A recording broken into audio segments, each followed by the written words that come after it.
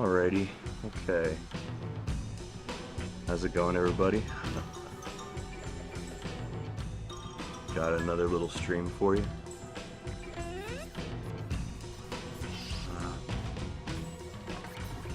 Check it out, there's all my system information of the laptop that I'm streaming from.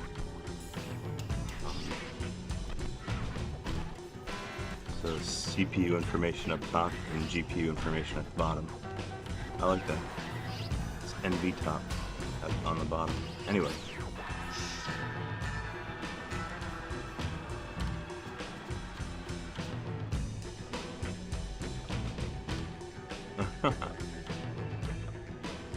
Ruslan, you're not here? Okay. Huh. You say so. I won't tell anybody.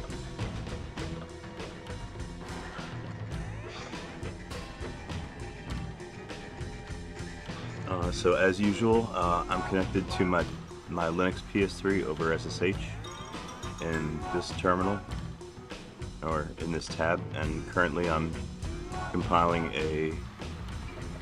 I'm building a set of RPM packages for a upgraded glibc. Trying to upgrade from glibc 2.33 to 2.34.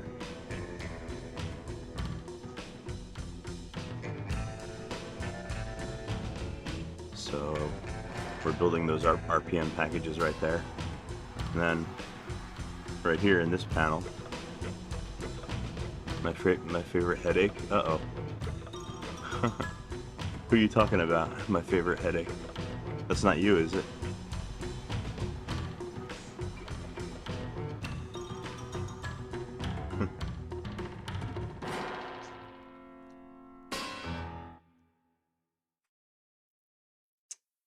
Oh yeah, this is I'm building a new kernel right here. I made some changes to my kernel configuration, so I'm rebuilding it.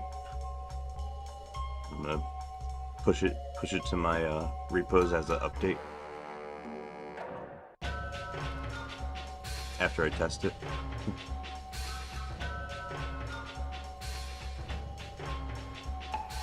Constantly asking questions. Oh no.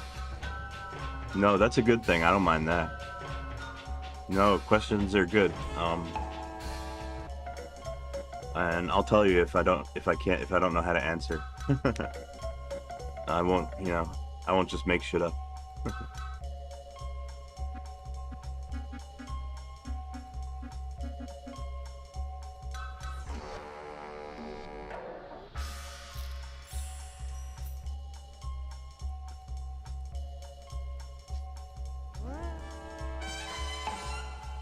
My CPU is hot. Was it? I didn't look. Let me double check. Well, it's doing a lot of things right now. It's a 16 core, or whatever, 16 thread. It's an Intel Core i7 CPU on this machine. This is actually probably the most, I'm pretty sure this is the most powerful machine in my house. It's got more oomph than my desktop computer, which I built. This is my laptop that I'm using. HP Victus.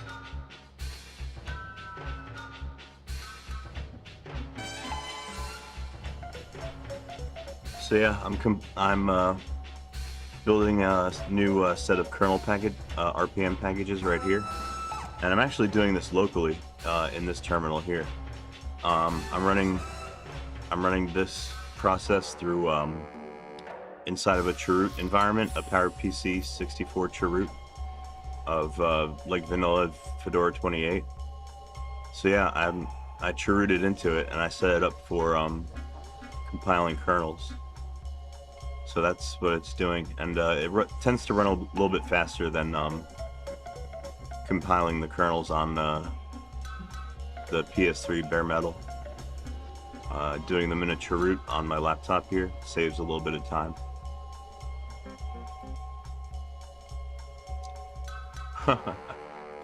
Why don't I do J16? Believe it or not, what you're looking at right here is J4. I wouldn't do J16. I wouldn't throw all my cores.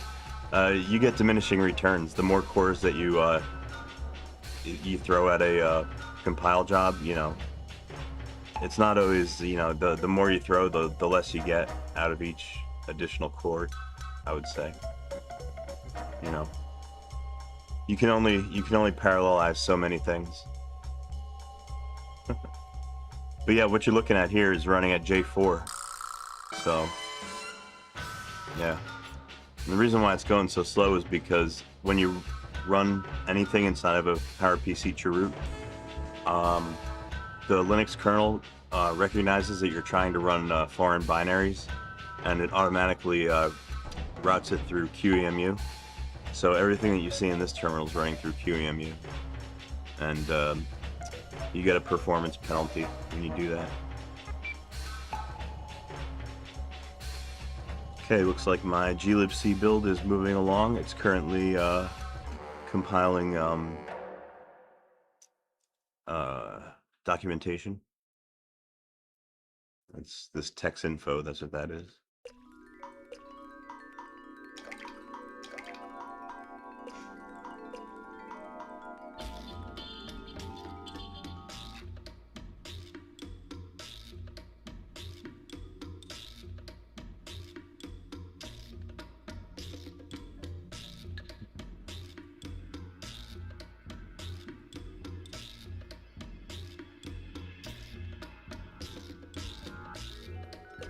If this fun fact, if this kernel does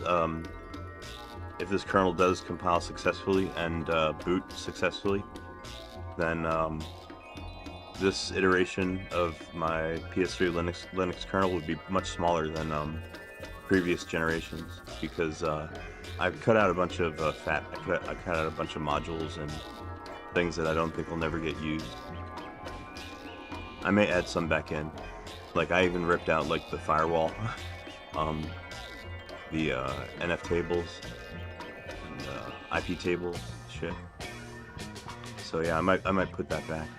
But yeah, for now, this is gonna be a pretty lean, pretty mean kernel.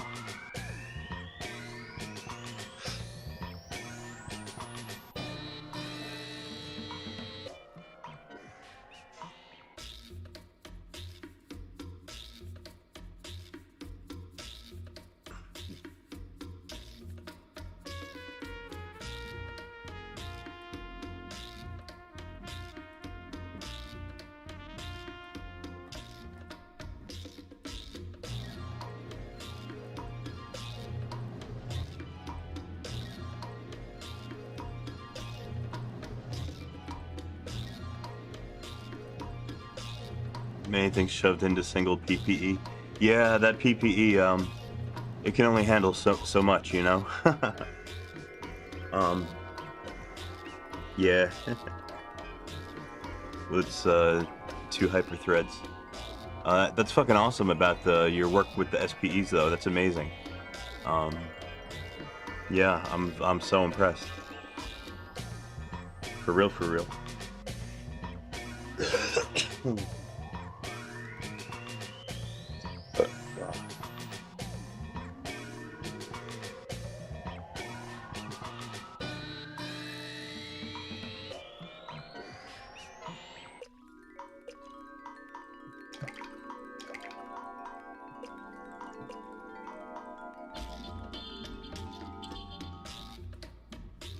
Okay, so check it out. We are now in our glibc build. We are compiling locales.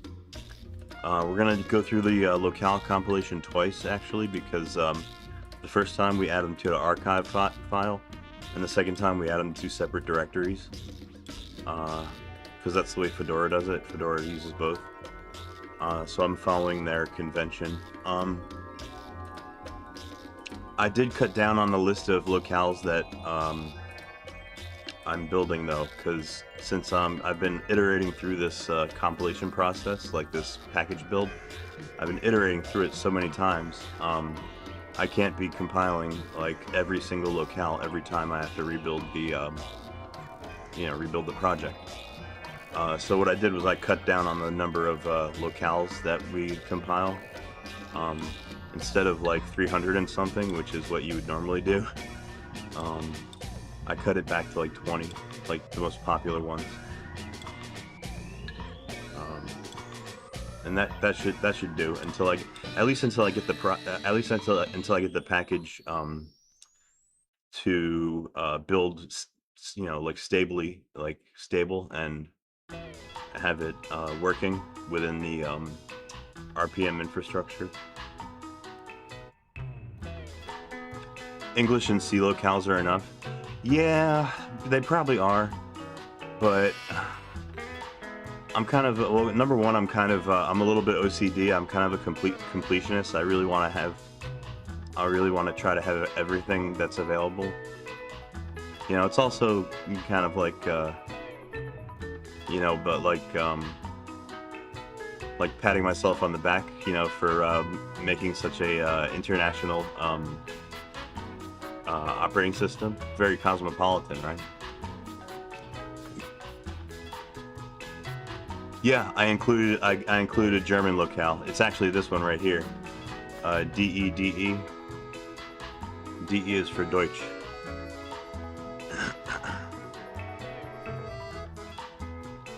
Yeah, I included let's see, German. This is British English.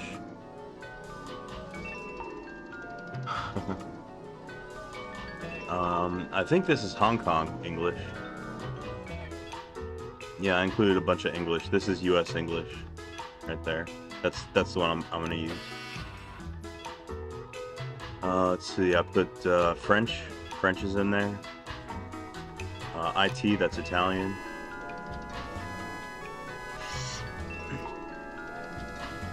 Fun fact, I took this list of locales of like this shortened list of locales that I'm just building for my shortened list. I took this list of locales from the Linux from Scratch project. I opened up one of those and I said, which ones do you suggest that we build so that it's a internationally useful operating system?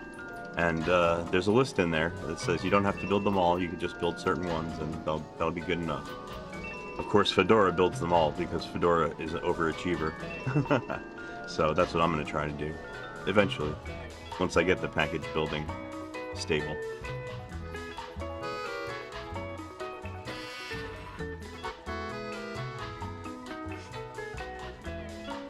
Hong Kong? I don't think they would well, they're like ethnically, I think they're Chinese, but I don't think they would generally consider themselves part of China. Of course, China would very much disagree. It's kind of a thing that's going on in the world. Bit of a situation.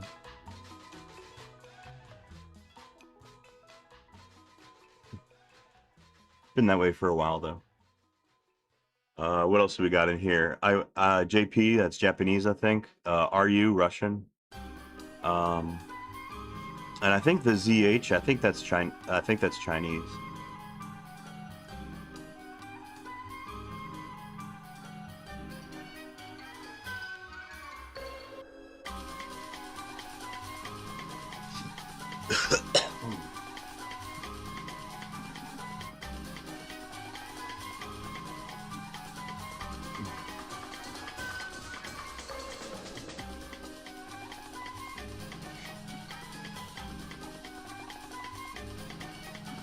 Oh, by the way, you guys, I've got big news about my distro.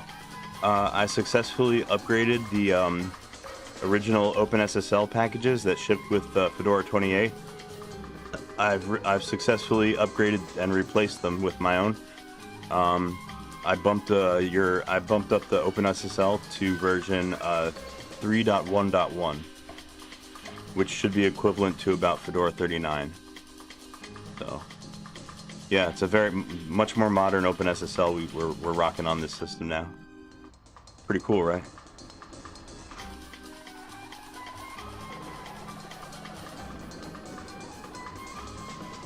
All right, so yeah, as you can see, we finished our first locales compilation. Now we're going to go through that same locale compilation again. you can see why I had to shorten the list of locales that we build, because if we built all 300 and something, we'd be here all day. Going through that list twice, oh my god, I don't even want to think about it. These locales take forever to build. So yeah, that's why I made my shortened list. Like I said, eventually after I get my spec file set the way that I want it, and I've got it installing properly, and I'm done iterating through build after build, I probably will build the full list of locales just to pad out my repo a little bit, make it look a little bit bigger.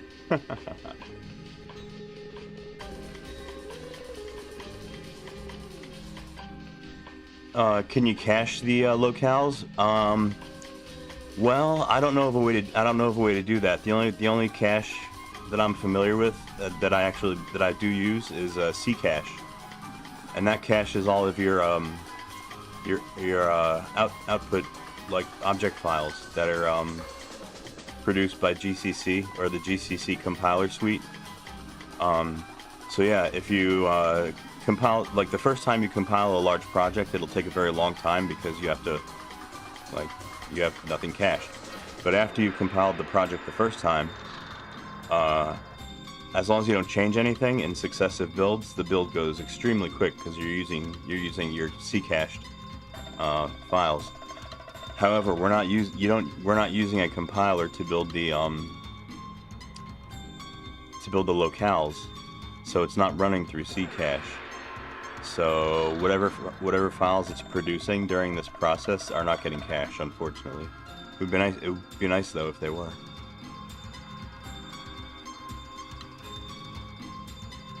Oh hell yeah! I would totally be running this on a QS21 if I could. IBM Blade server with the cell. I love those things. So fascinating.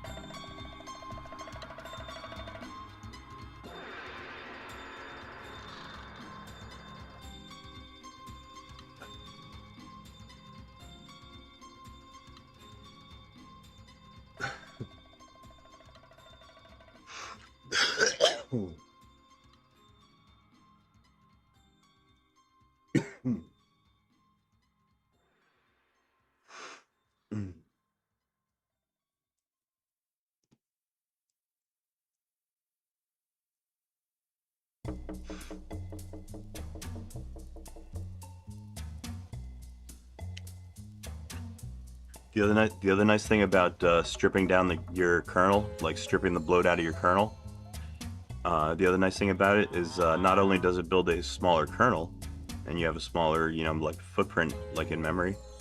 Not only that, but it also builds much quicker.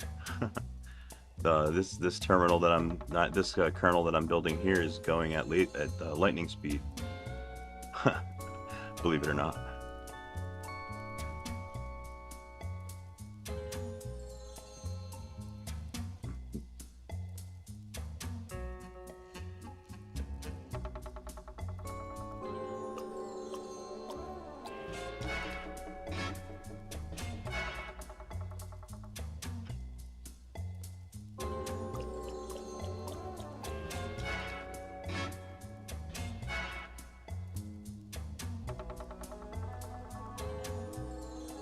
Yeah, check it out. I decided to build the NFS server. I decided to make it available for in the kernel, but to build it as a module. So because most people are never going to use are not going to use the NFS server on their PS3, but I do sometimes.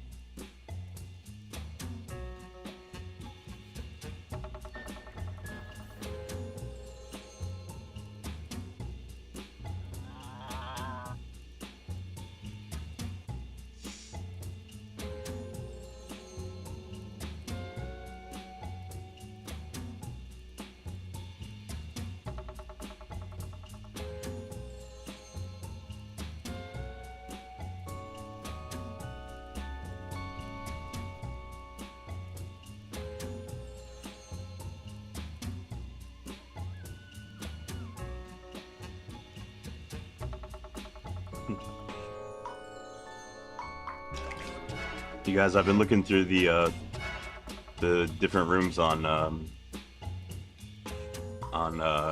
PS3 Linux server Discord. You guys post some funny shit.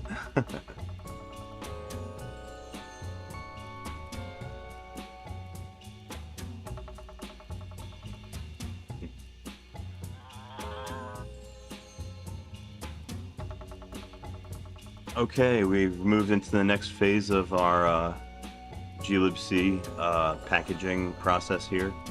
We're now extracting debugging symbols from all the binaries and libraries files. That's the thing that we do before we stripped all those symbols out to save space.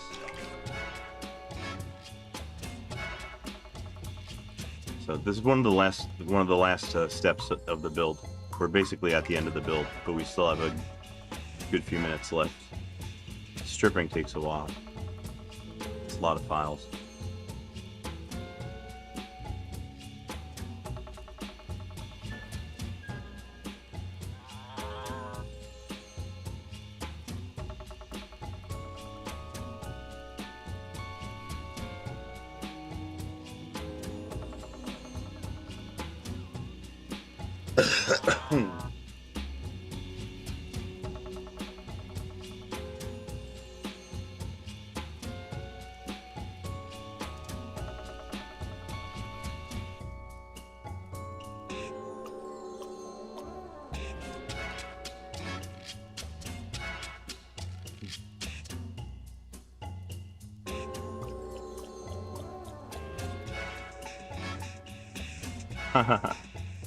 Hey, what's up, GGGGH? How's it going? Selby E forever? Yeah, that's what I say. I like your attitude. Yeah,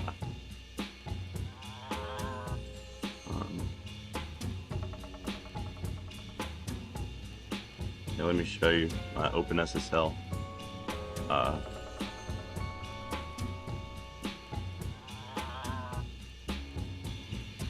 There a version? Yeah, there's a version command. Check it out.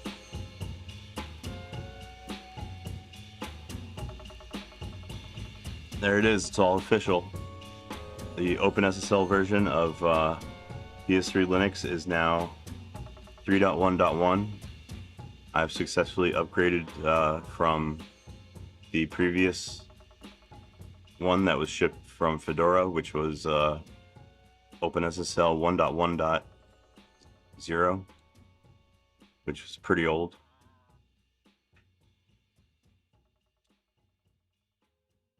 Yeah, this one, OpenSSL 3.1.1 is from 2023.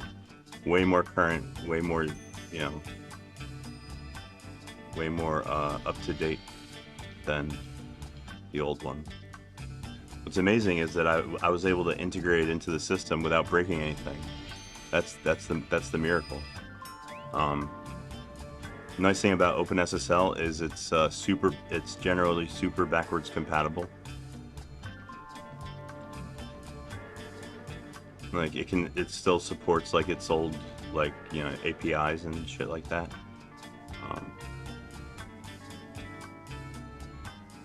Unfortunately, there are some packages that have like hard requirements for specific versions of the OpenSSL libraries, which became a problem because I had to replace those libraries with the new ones for OpenSSL 3.1.1. So the solution that I figured out was to create a separate package called a compatibility package that only supplies the outdated libraries that your current programs require, and it only supplies those files but nothing else, like no documentation, no executables, no man pages, no nothing. So yeah, it puts those libraries in the place where they need to be, and that way your current software that from the Fedora's repos that depend on those specific libraries can still use them. until you replace whatever those programs are with updated ones. So that's the story of OpenSSL.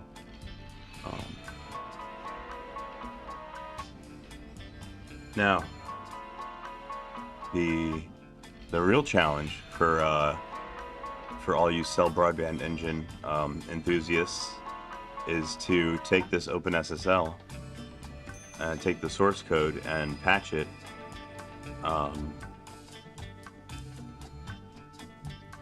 and port it for the SPEs, the SPE cores of the cell. That would be a fucking project. That's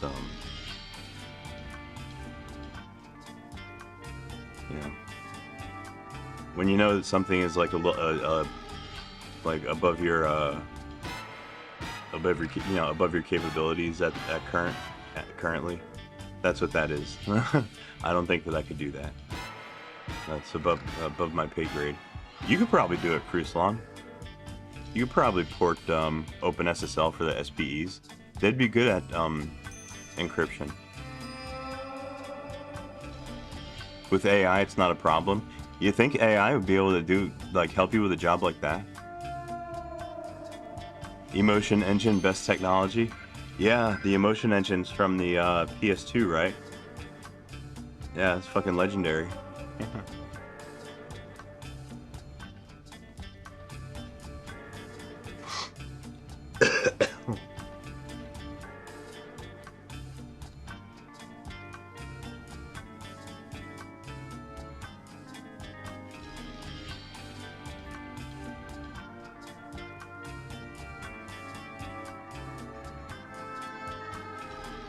Oh, and by the way, yes, I did optimize this OpenSSL build. I optimized it for the cell architecture, for the PPU, basically, as much as I could. You know, the compiler accepts the mCPU equals cell directive, and mtune equals cell. I set that, and I disabled a few assembly mnemonics with mno string and mno multiple. You're generally supposed to use those on the cell when you compile. And I think I optimized it with O3. Pew pew you. Oh hey, by the way, you want to see where I'm at, Cruiselon, so far on my PS3 web portal that I'm playing around with? Check this out. I don't know if I showed you this yet. If you go to my website, ps3linux.net, there's a secret port that you can connect to. It's top secret, don't tell anybody. But it's port 42069.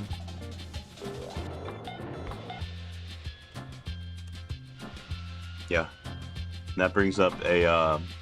I'm running this web page off my PS3. I'm running the Apache web server over there, and I decided to take my PS3's like runtime statistics and export them, and put them on the World Wide Web because deep down I'm just a huge exhibitionist, aren't I? Just a big exhibitionist.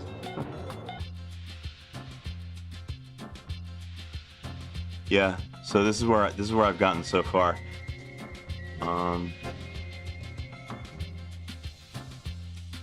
Yeah, that's right. Anyone that would be using Nmap to scan my IP address, they would find that open port. So I mean, that was kind of like my joke. I know that I can't keep it secret, like for real. It's not really a secret. It's I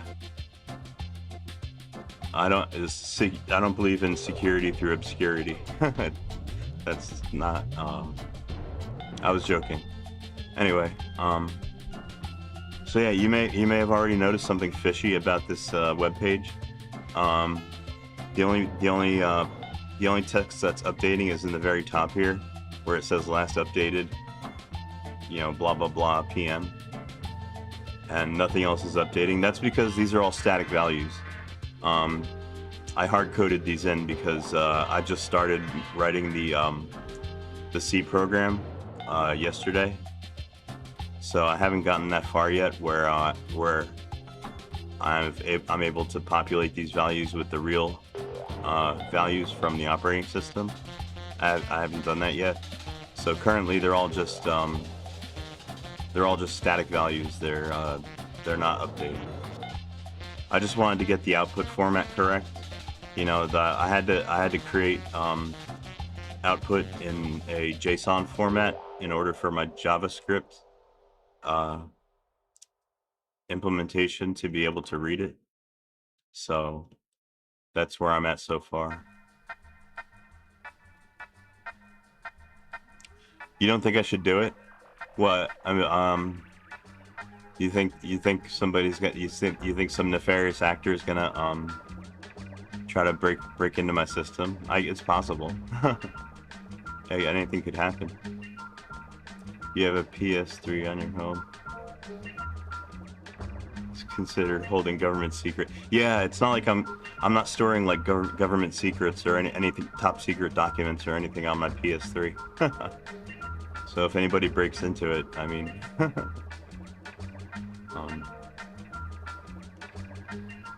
it's just a little a little development lab that I use.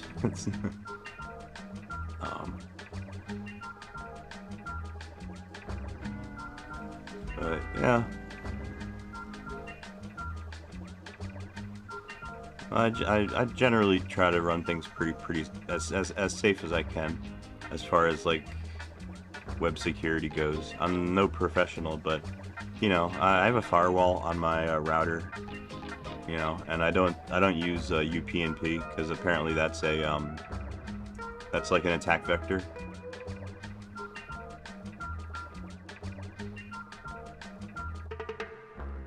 You want to see the CGI program that outputs these values, or that returns these values to the website? I'll show you I wrote it in C. I'm probably the only webmaster in the world that that will allow you to write C programs for a web backend. Mostly administrators don't like you to use C because the memory is so unsafe. They'd rather you use like Java or something. But we like C here in PS3 Linux land. That's what I say. Let me show it to you.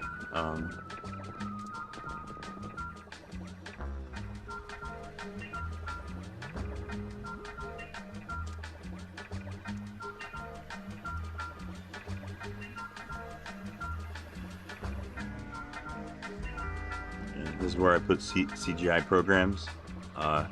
Stats.cgi, that was my first, kind of like my first experimentation with doing this.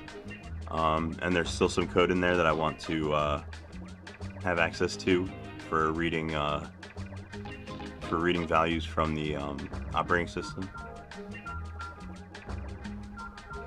WebASM. WebASM was invented before than you. I don't know too much about WebAssembly.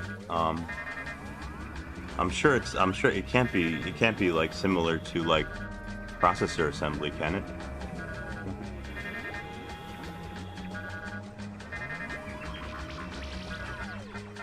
Hey, what's going on, H8D? Good to see you. Yeah, allow user input commands. No, I can't like I can't go that far, but eventually I might turn it into something like if I really want to get into like the web development part of it, and learn how to learn. I might use this site as kind of like a chance to learn how to do a password uh, authentication setup. That'd be very good for me to learn. I could make this site password protected.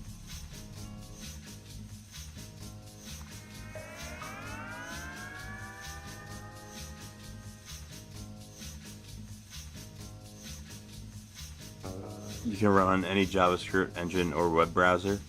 Well, the JavaScript that I'm using is very basic. You know, it's nothing. It's nothing fancy. I'm sure it's well supported.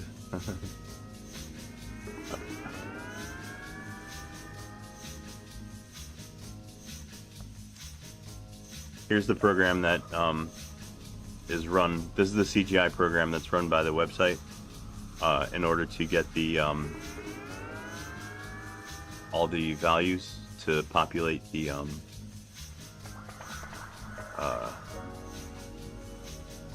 you know, all these elements here. So yeah, like I said, everything is just hard coded. I haven't done any kind of work yet to try to actually pull these values from the operating system. Maybe I'll do that today. That'd be a fun project to do on stream, right?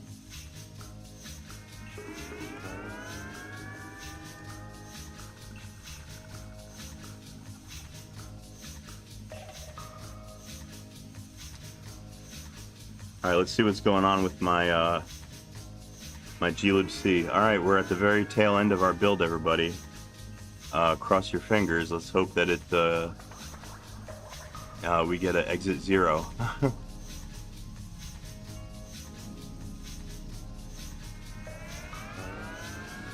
Make sure give you root access. It would be kind of fun to manage a multi-user system. That is kind of attractive to me. That idea.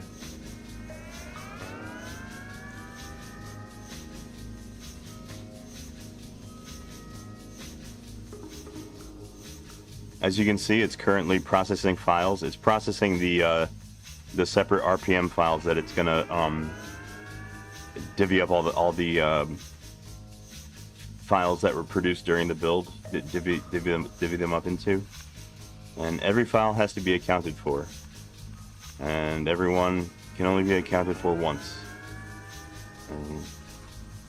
or else the whole thing fucking fails.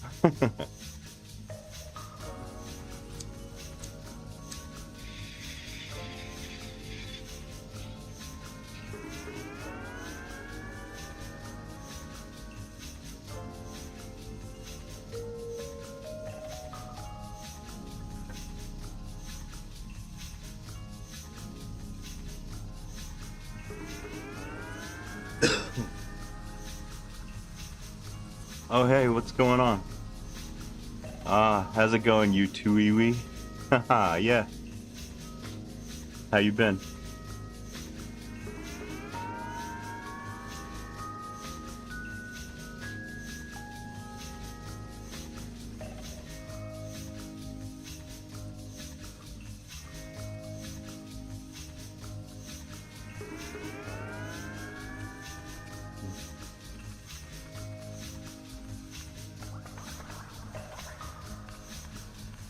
Normal and kind of bored. Well, you're in the right place. We're try to do our best to chase the boredom blues away.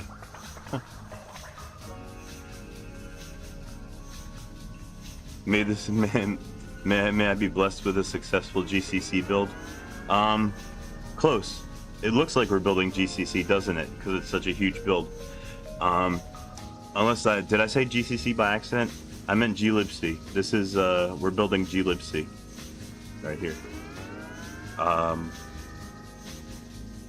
package that's very closely intertwined with GCC. Fun fact, actually. Check it out. We're finally writing our files. Look it. We're on the last step of the build, and you don't get this far unless it's actually going to finish, because it's already done all of its checks. It's already made sure that all the files are divvied into separate RPMs, and yeah, our build is about to complete. That means we can test out this we can try installing these glibc packages as upgrades on top of the ones that are already installed. And I give it like a 50-50 chance of working. We'll see what happens.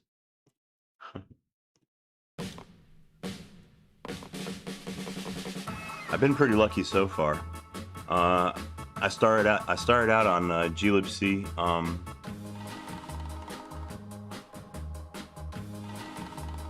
You have Arrow? Arrow? What's that? Is that a theme?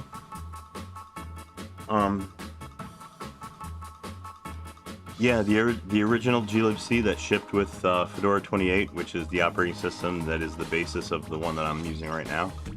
Originally shipped with glibc 2.27, and I've been upgrading it release by release. I went 2.28, 2.29, 2.30. I'm now trying to upgrade to 2.34, so it's been a bit of a journey. I've been building a lot of glibcs these past few days. It's not a package that you want to like kind of like jump up too far of a I mean, it's such an integrated part of your Linux system, your glibc libraries. They're like every program uses them. I would say that glibc is just as important as the kernel. Without glibc, there's no operating system. Oh, Arrow is a style surrounding glass, realism, skeuomorphism. Oh, now you're just making shit up. I'm kidding. Yeah, I don't really know what that is.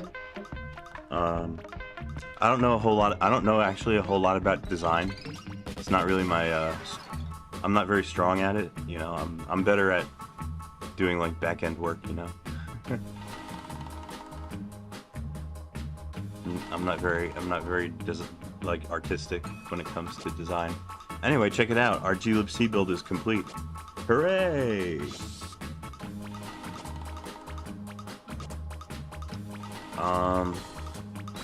Okay, so all of our glibc RPMs that we built are going to be under this directory here, RPMs. We're going to be under ppc64. There they are.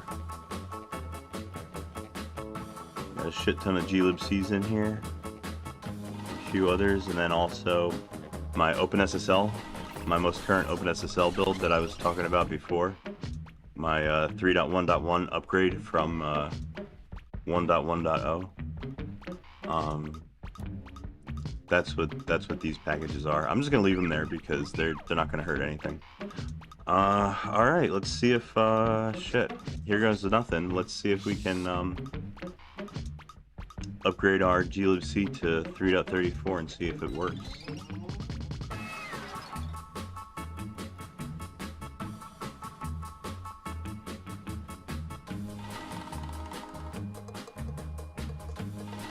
Skeuomorphism, like realistic icons. Oh, real life UI type of shit. Oh, okay.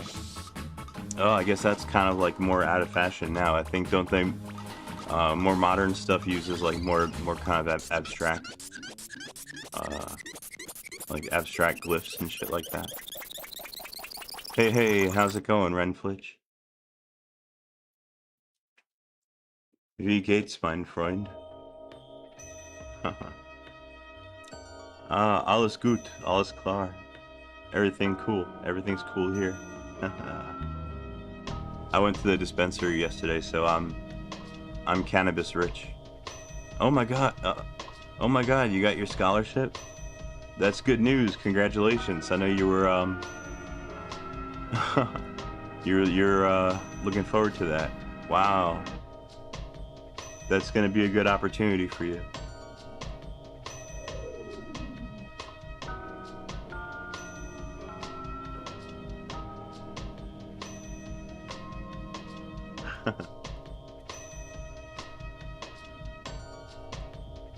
I'm sure you will make the best out of your time there. You sound like a pretty sound like you got a good head on your shoulders, to be honest. Uh-oh. Oh yeah, is it late where you're at? Okay. All right, man. Well, thanks for stopping by. Yeah, and yeah, good job on your scholarship, man. Okay, November, cool. Wow.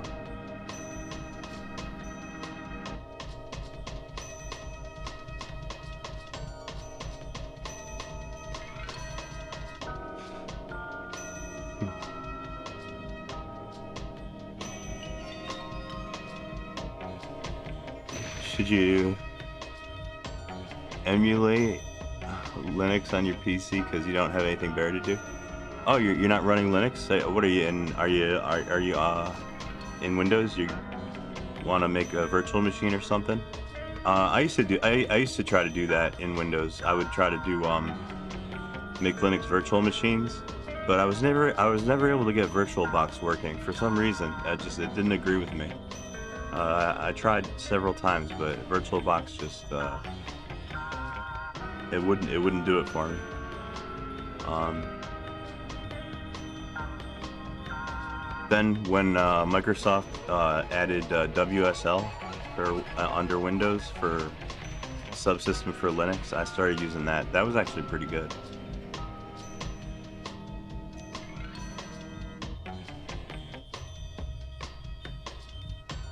Try out QEMU.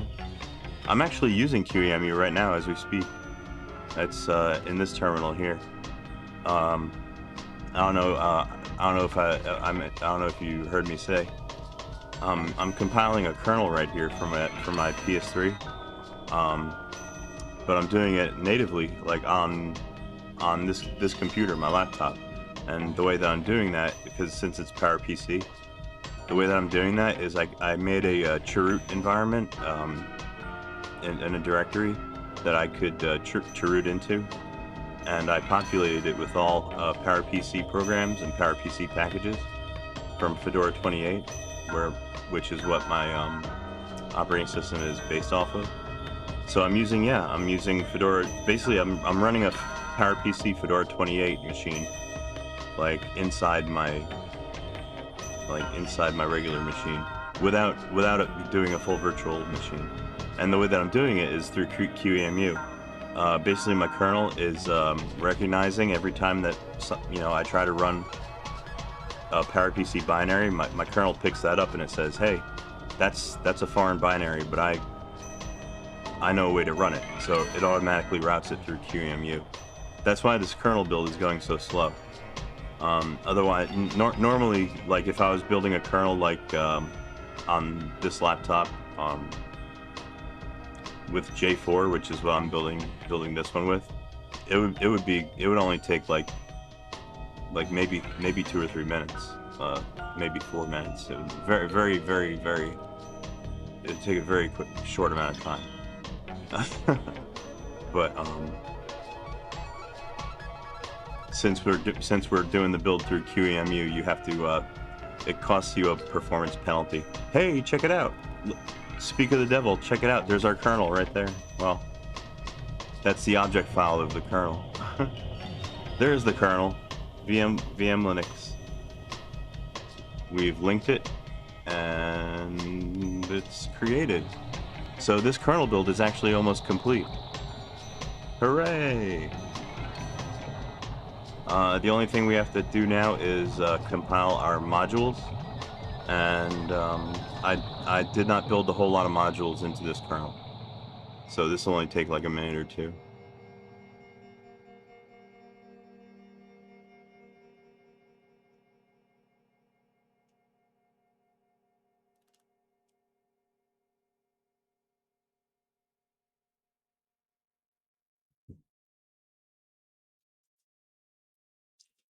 Oh shit.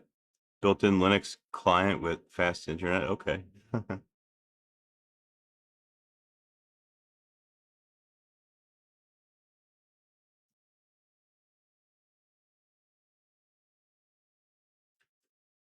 Shit. Well, since this kernel's almost done building, I wonder if I should just wait and test out the kernel first.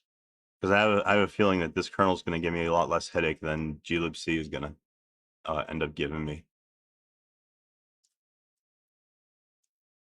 Your account suspended? How the? You mean on GitHub? How the fuck did you? How the hell did that happen? I didn't even know you could do that.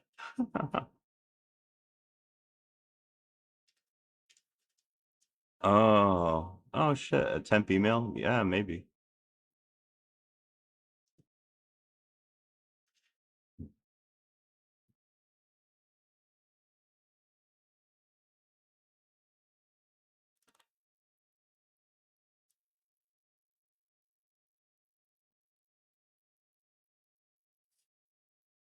Yeah, that would make sense actually.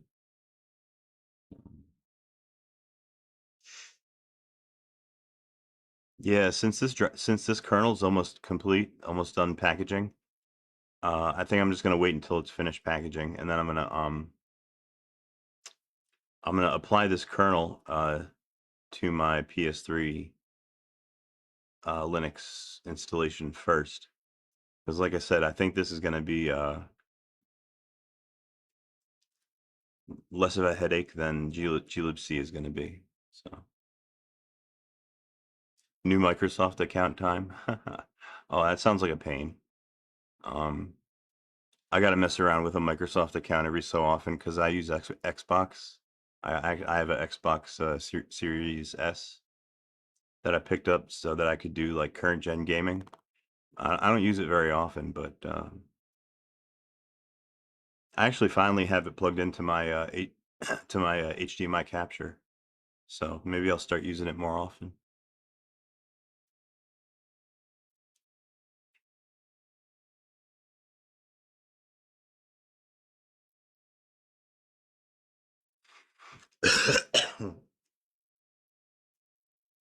All right, it's running HDR INST. That's header installation. It's installing the headers, the Linux kernel header files.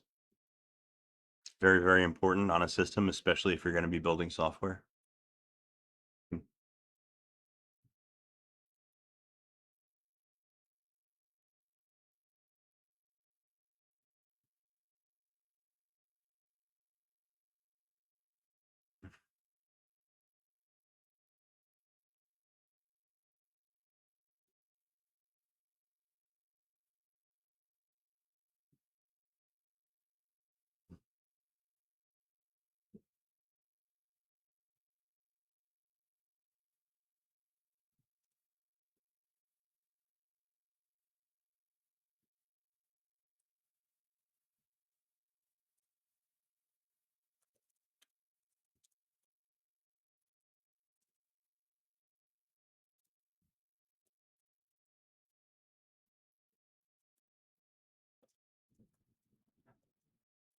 Yeah, let me do this before I forget.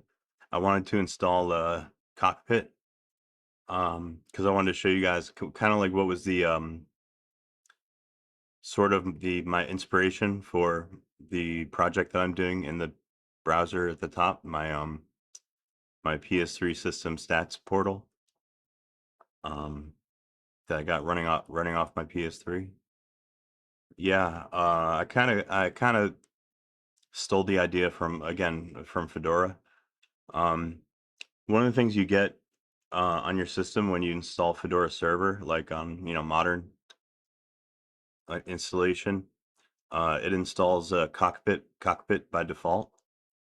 And Cockpit is like a web portal that allows you to access your Fedora server through a web page. At a special port. I think it's 9090. Um, and it gives you like pretty deep access to your system. Lets you do a lot of things. Gives you a terminal, obviously. It shows you like your CPU statistics and shit, everything. You can access your system logs. You can access your system D services. You can turn them off, turn them on. So it gives you a lot of access to your system. Well, it comes standard on Fedora servers installations. So I'm installing it. It's available in Fedora 28, so I can install it on the PS3. So that's what I'm installing. Um, it is going to add a couple of system D services though that I think I'm going to want to disable uh, before I reboot.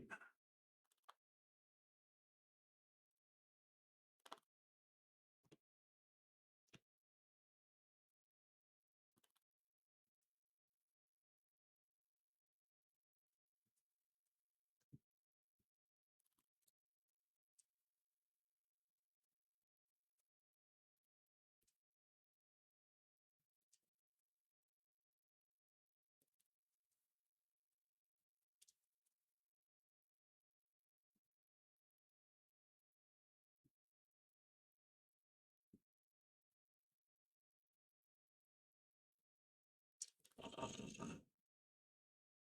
see, network service. I want to keep cronny, keep HTTPD. I do not need iSCSI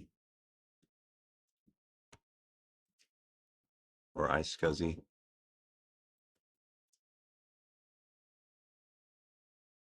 You made a new GitHub, okay?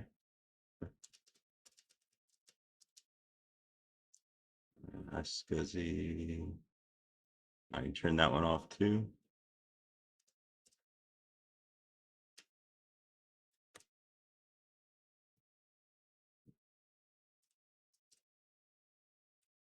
What else we got here? I'm gonna keep NFS client, RemoteFS, rsyslog, SSHD. Okay. All right. That's all. That's all I had to disable. I have no use for iSCSI.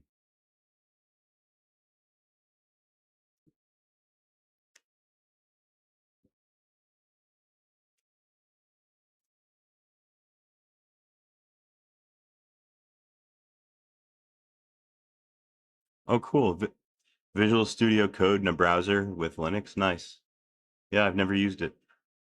Um, I've used Visual Studio Code before, like not on like a long-term basis, but it seems nice. I wonder if I have it installed on my current installation. I can't remember. Nope.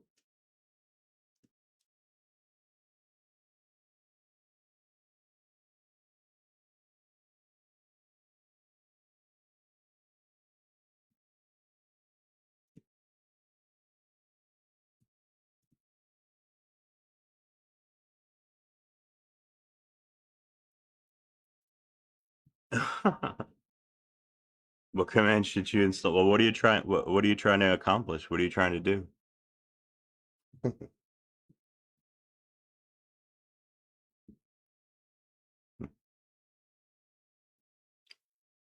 What kind of package manager does it use? Is it using APT or RPM, DNF?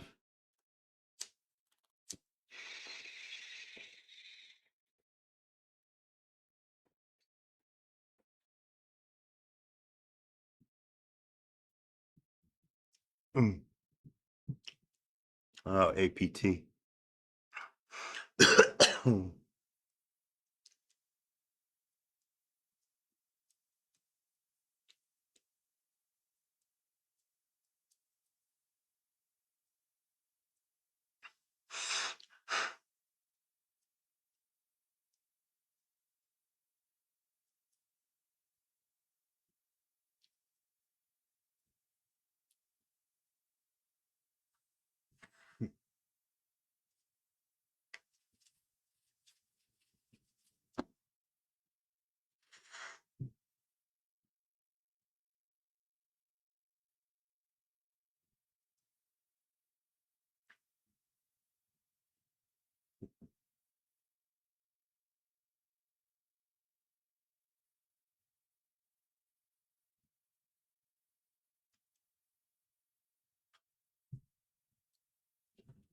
Oh, Jesus fucking Christ.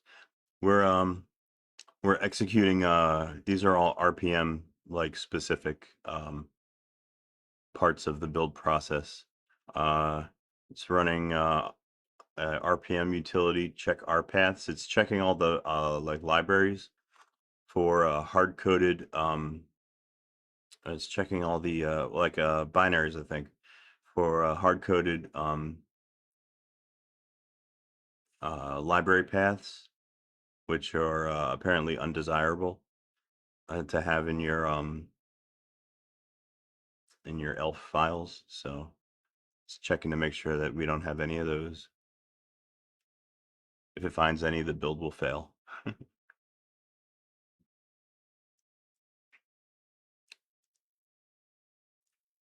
Oh yeah, definitely. If you're working with like a fresh Linux system, yeah, first thing you want to do is install Vim. That's the most important. I've always been a Vim enthusiast. Uh,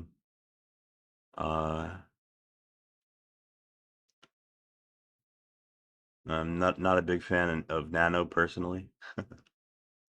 Well, no, that's not it. Nano's not bad. It's just I don't like trying to switch in between Nano and Vim. I'm so used to Vim. I use Vim key bindings, and Nano doesn't recognize.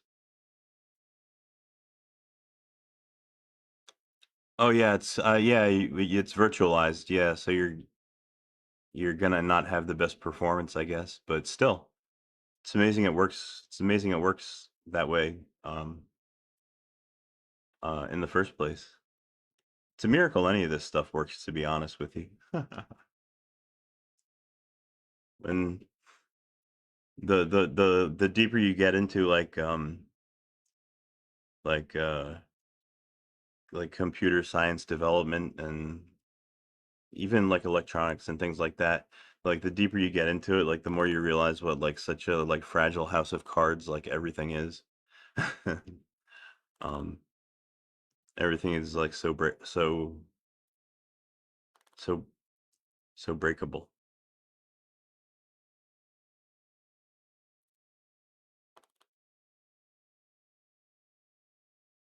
Don't mind me. I think I may be rambling. I think this weed's got kind of a been having a kind of good effect on me. Makes me a little bit more talkative. Makes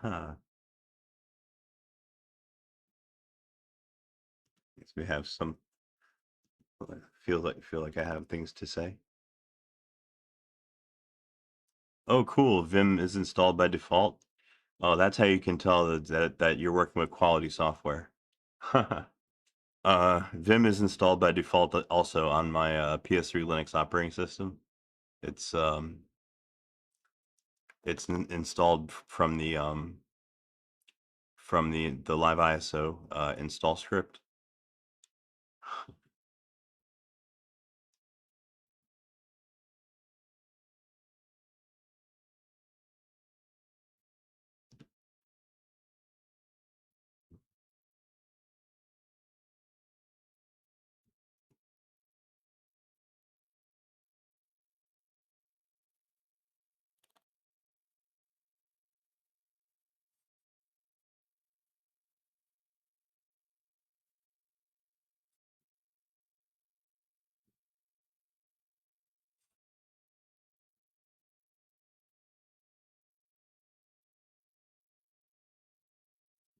Oh, U2 UE. Believe it or not, I kind of get that effect also sometimes on my PS3. Like like for example, like obviously I compile a lot of software on my PS3. That's what I'm doing right now, or that's what I was doing when I was building glibc before. So yeah, I do a lot of compiling on there, which is super processor intensive. So yeah, like if I'm compiling like in one terminal on the PS3 and then I relog into the PS3 in a second terminal, yeah, that second terminal will run kind of choppy. I've noticed, and I think I may actually be able to mitigate that a little bit with the current kernel that I just built, because I turned on a feature um that I think will help with the like the jitteriness that I've been seeing. Um, automatic process group scheduling um, by CPU groups.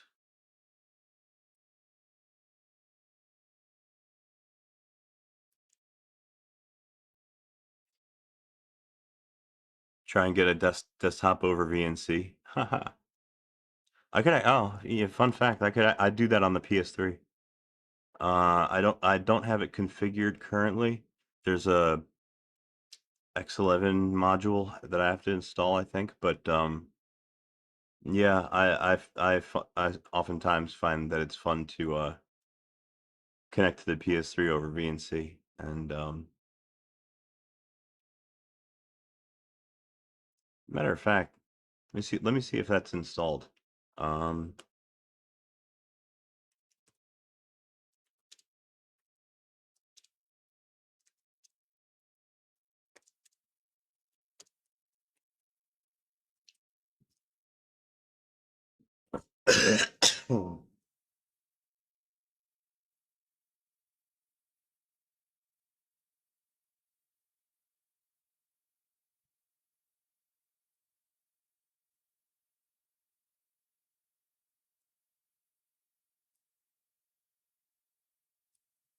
funny. Now that you mention that U2 UE, now I want to kind of set that up and have it running on my own PS3. Um, yeah, I have to install this package.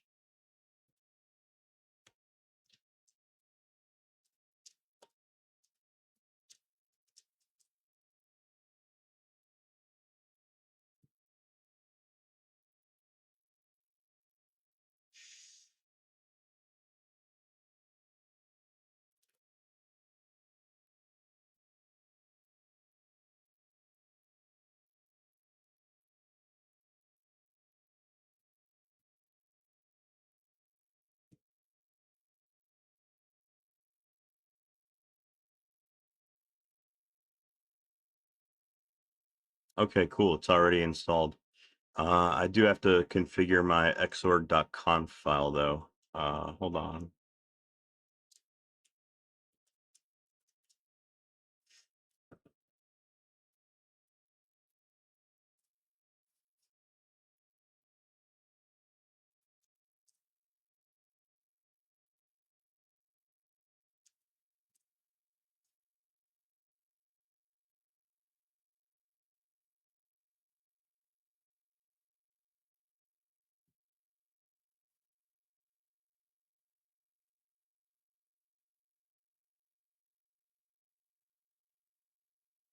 Here we are.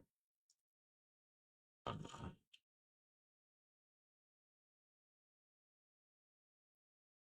Load VNC. I gotta add this to my xorg.conf file.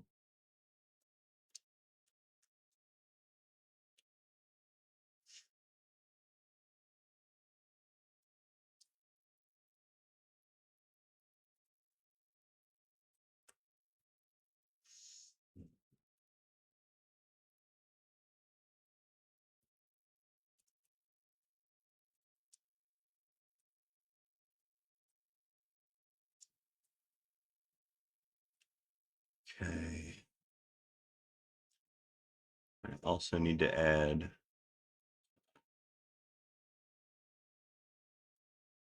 I need to add some extra crap.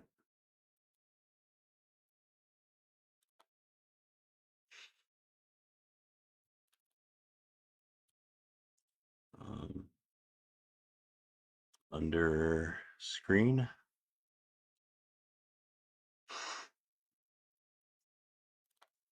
Screen 0, card 0.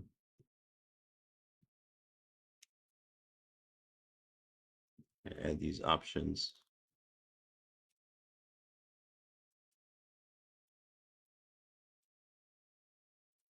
Where's screen? Here we are.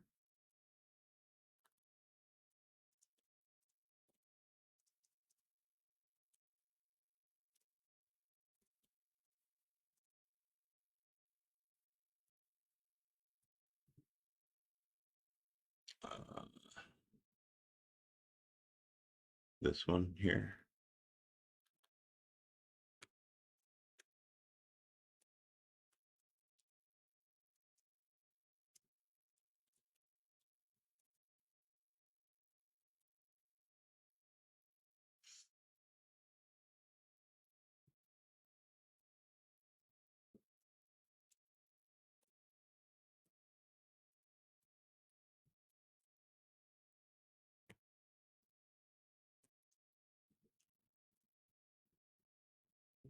All right, let me do something. I gotta set VNC password.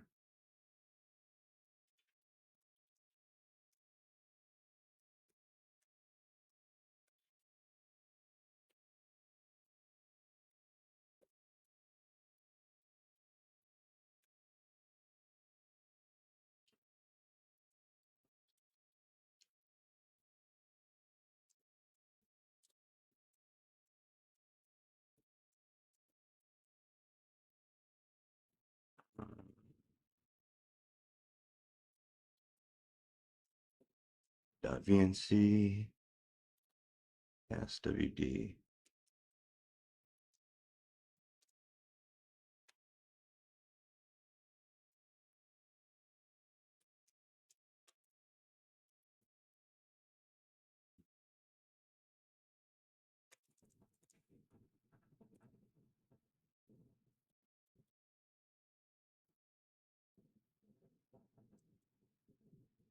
Okay, it's all set up. Now next time I run xorg, next time I run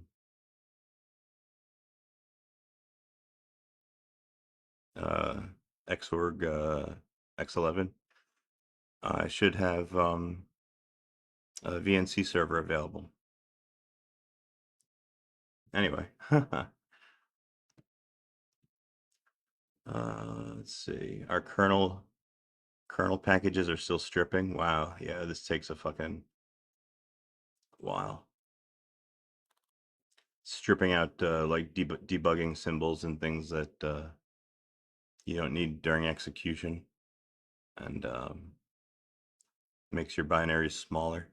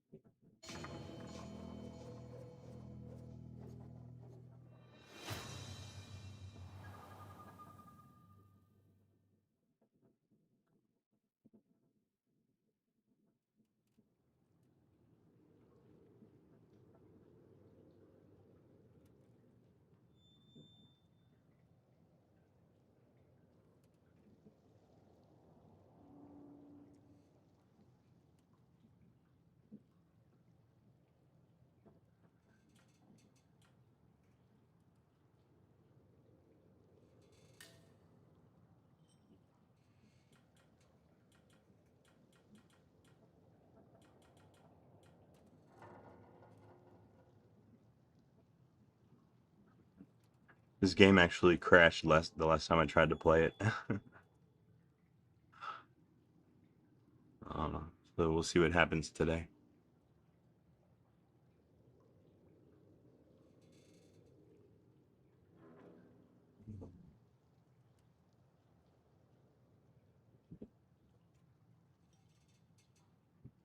Hmm.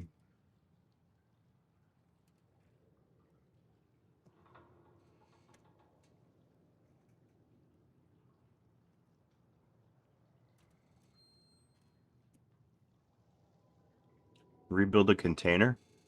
Shit, that's cool. I don't know anything about containers. I never really worked with one. Um,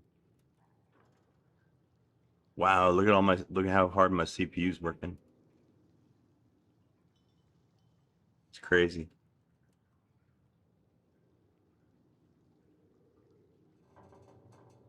You too? Well, there's no better time to learn.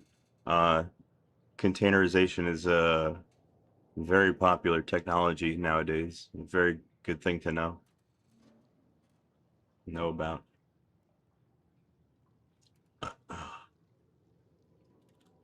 Mm.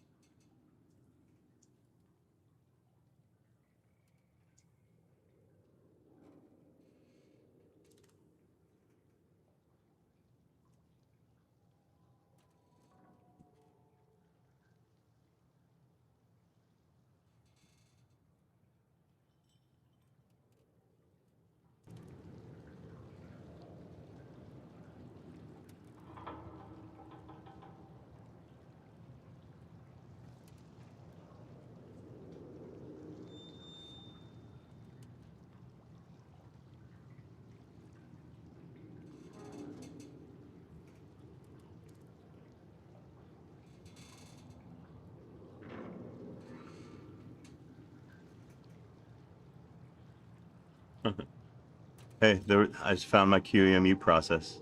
Did you see it? There it is, right there. Oh, missed it. Where'd it go?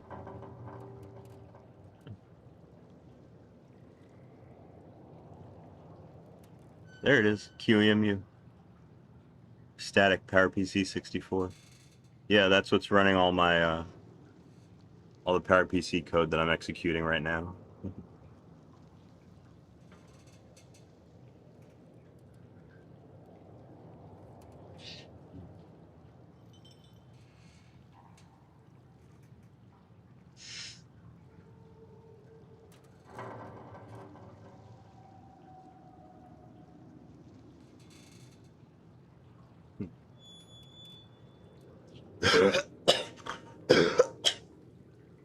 Oh my goodness gracious.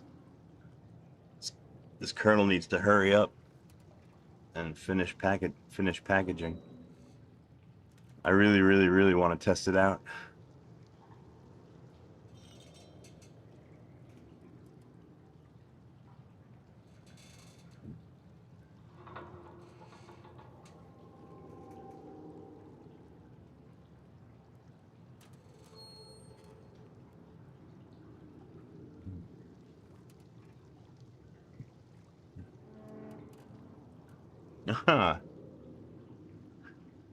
Hey now, watch what you're doing. We'll watch what you do with that bratwurst.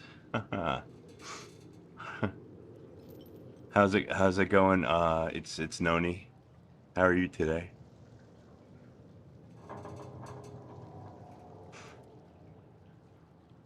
Check it out. We're on the t tail end of packaging a brand new kernel for my PS3 Linux, and I'm gonna as soon as it's finished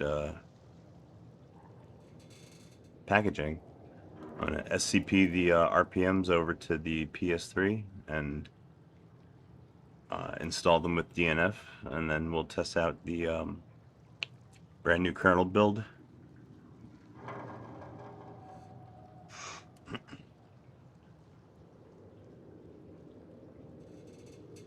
Code space broke. Oh no.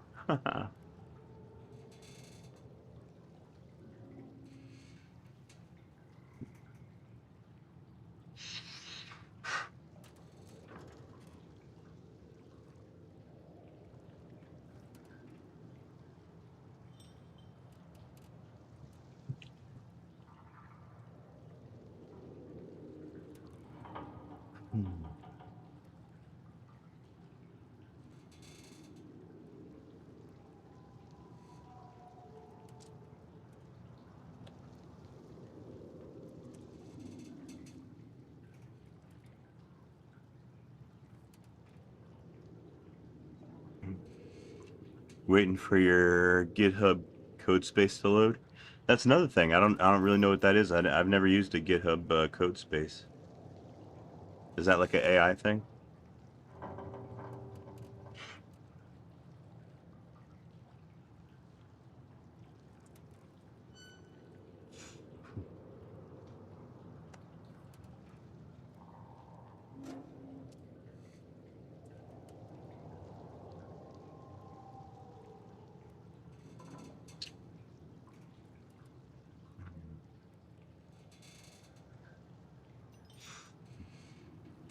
Oh, that's what that is. Okay, Visual Studio with Linux terminal.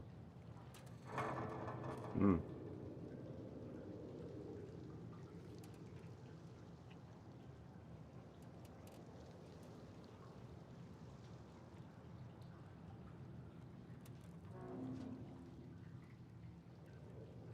Well, you know what they say. If you've got a Linux terminal, the world is your oyster, right? If you got a Linux terminal, you could do anything. Sometimes it feels like, sometimes it feels that way, right?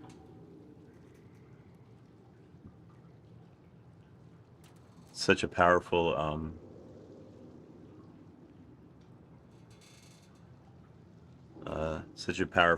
tool.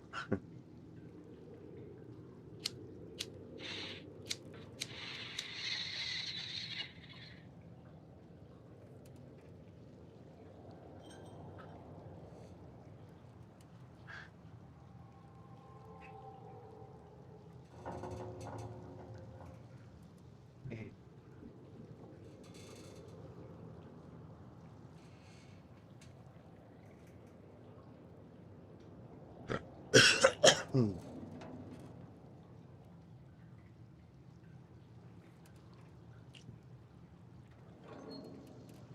Hmm.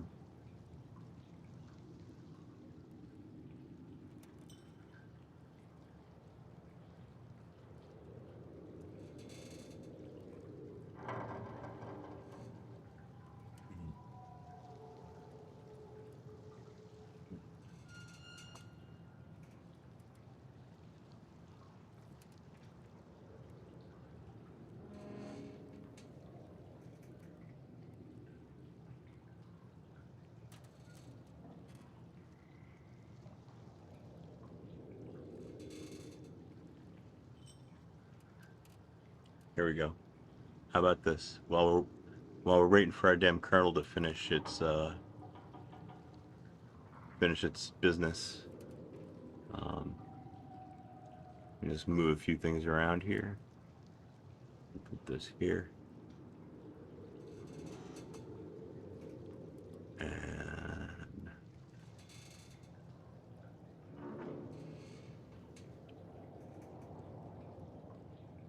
okay.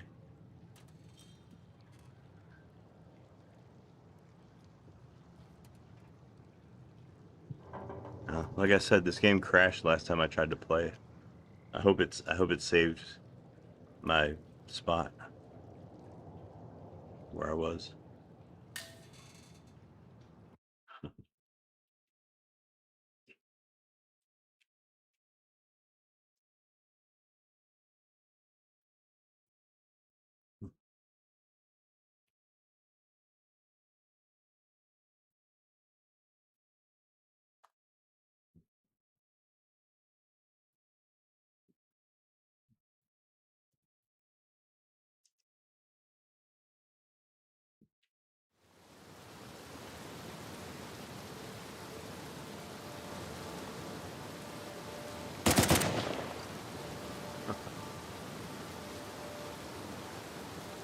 Ooh, look how pretty. It's raining.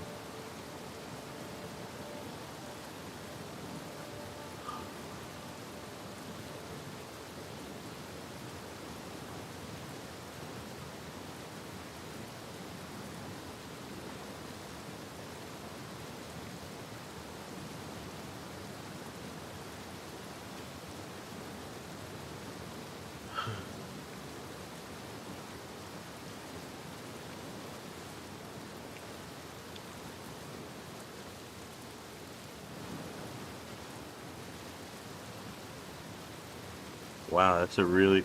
I'm using a different like controller than normal. I've got a like a aftermarket Xbox controller plugged in via USB, and wow, is it responsive? This right stick. I think that's a little bit too responsive. I wonder if I can change that.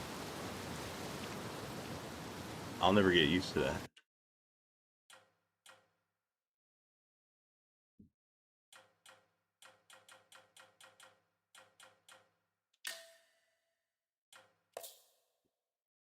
Is there like a sensitivity I can change? Oh, here we go.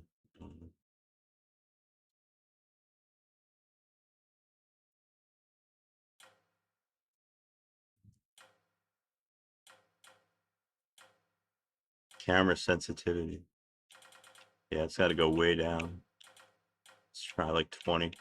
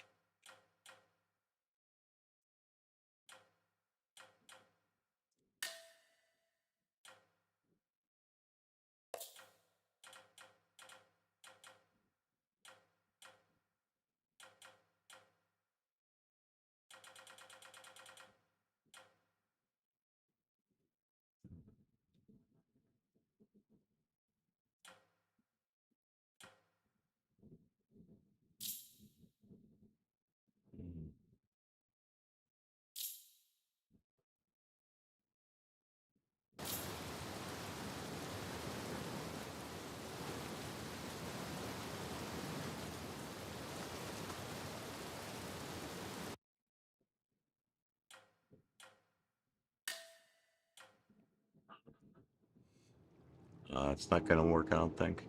I'll never get used to that.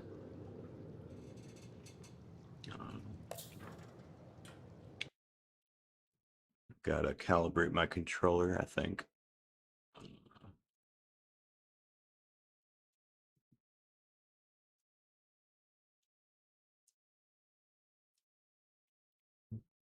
Oh, here, I could change my right joystick sensitivity. Nice. That's what I gotta do.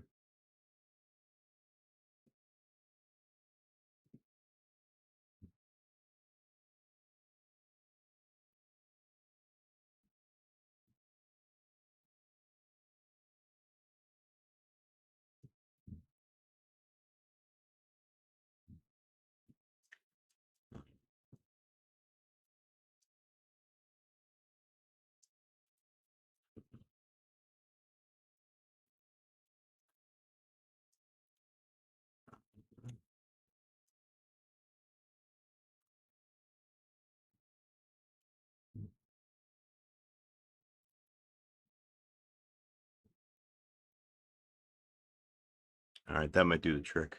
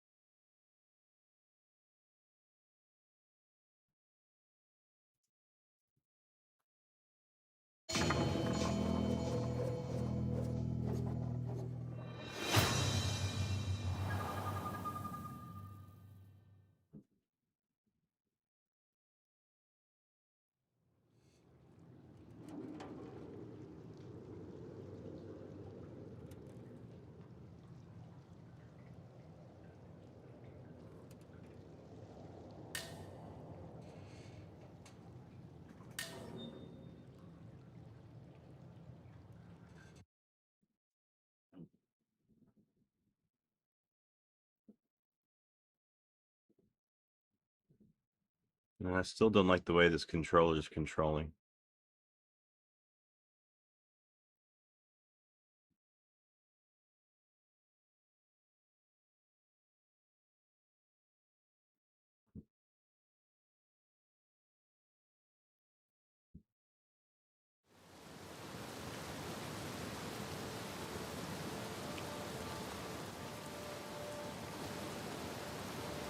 At least my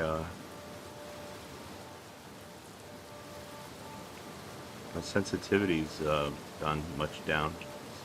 I gotta adjust it further, but that's good.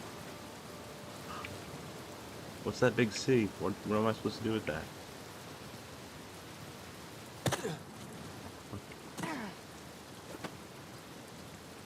Oh yeah. Oh yeah. This That's is not good. morbid.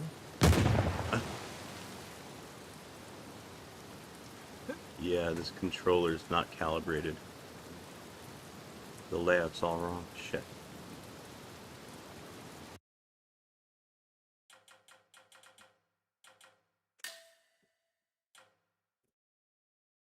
That'll never work.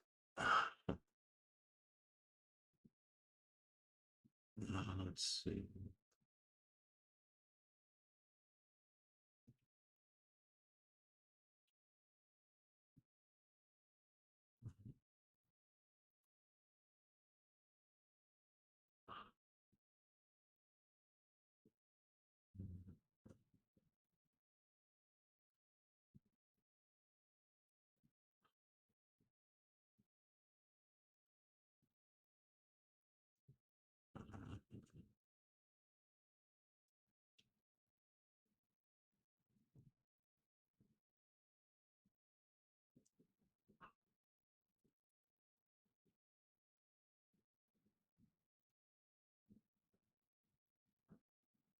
Hmm.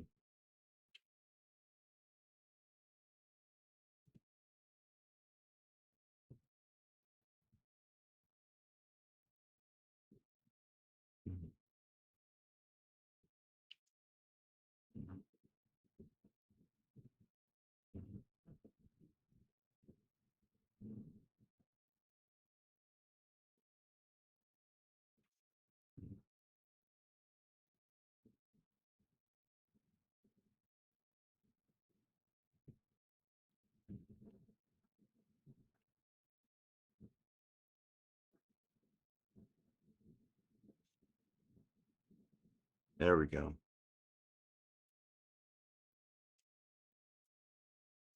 All right. Let's try this one more time.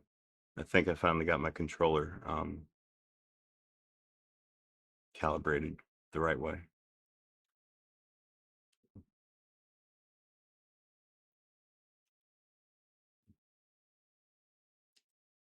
All right. Maybe third time's the charm.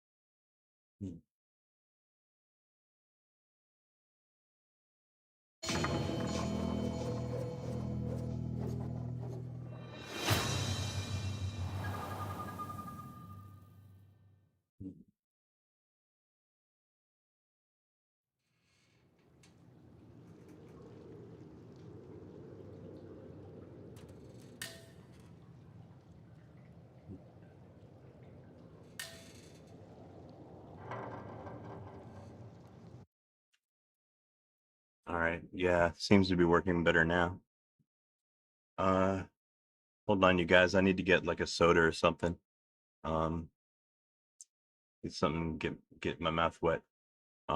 Give me a minute. I'll be right back.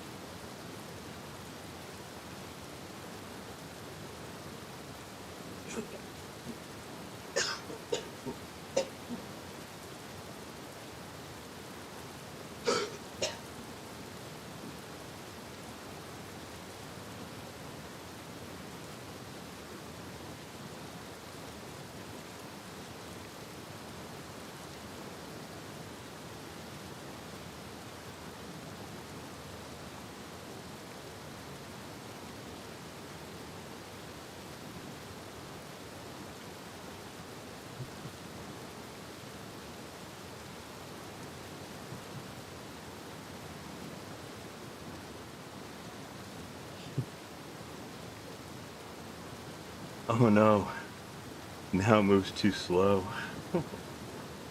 That's gonna be a problem too. Fuck. Oh, crap. How many people did you bring here, Nadine? She does have an entire army. Oh wait, You think they found the treasure? Well, let's hope not. For Sam's I think I sake. can fix that. Yeah.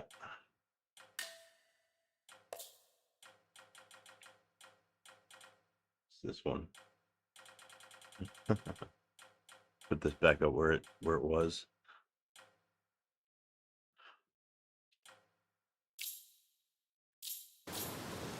Yeah, that's right. That's how it's supposed to be. Lovely. Look, we're finally writing our kernel RPMs.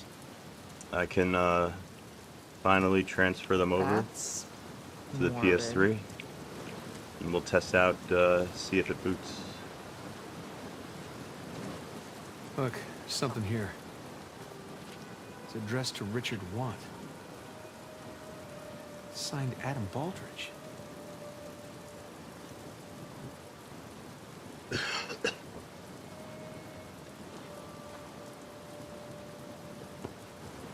They were both founders? Yeah, looks like they were turning on each other, but why? Greed, paranoia, money. Yeah, well, more money, more problems.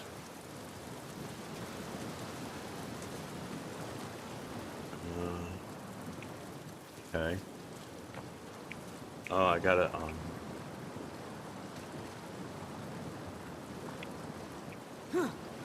Oop.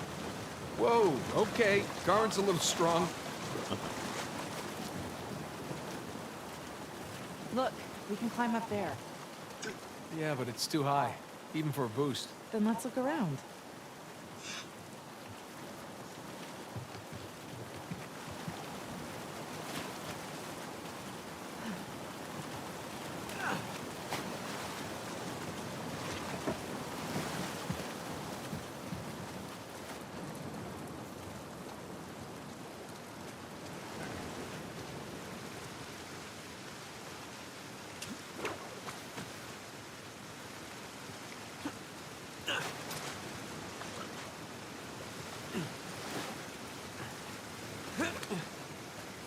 There we go. Huh.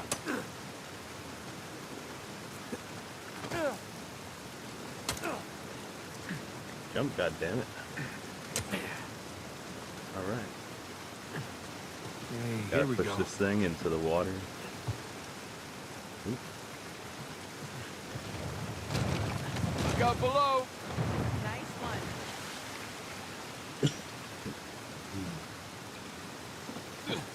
Ooh.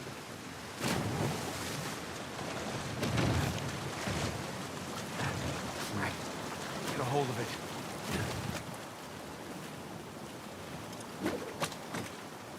Come. Come to Papa. Come on. Keep pulling.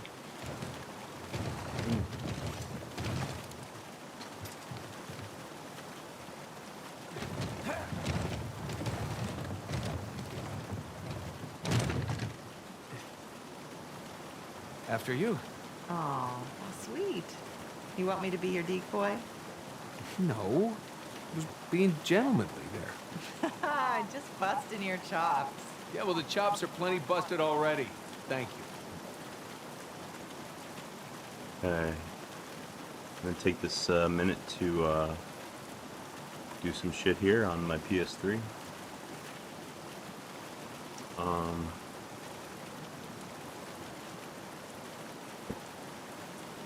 What am I gonna do?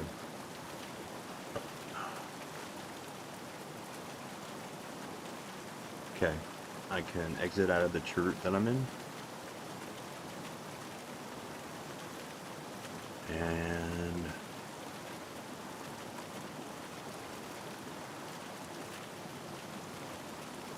switch users to root. Now I'm going to use these SCP commands to transfer the kernels over to my Linux PS3.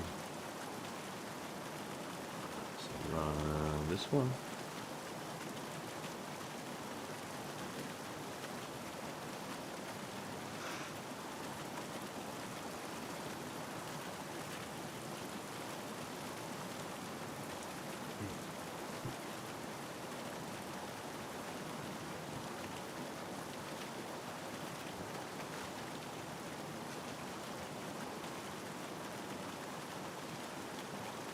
And this one.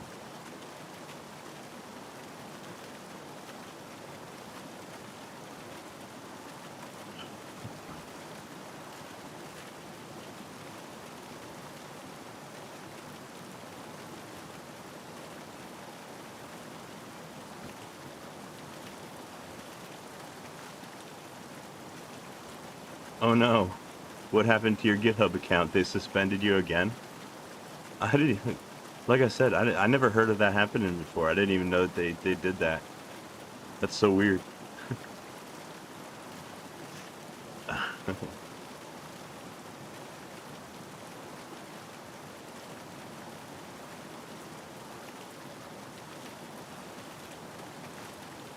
Let's see.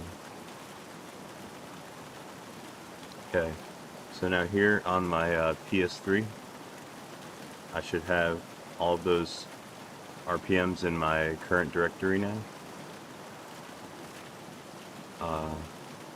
Okay, I've actually got two versions of the kernel here. The one that I'm going to install now and the previous one that I installed earlier today. Let me go ahead and delete the ones that I'm not going to be using. Actually, yeah, I'm going to delete one. Well, maybe not just yet. Alright, I'm going to install the kernel RPMs that we just built. I'm going to install them from the local directory.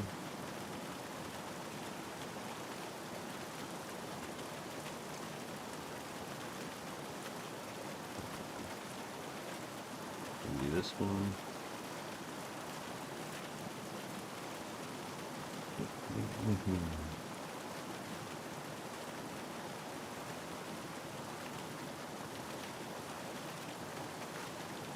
This one.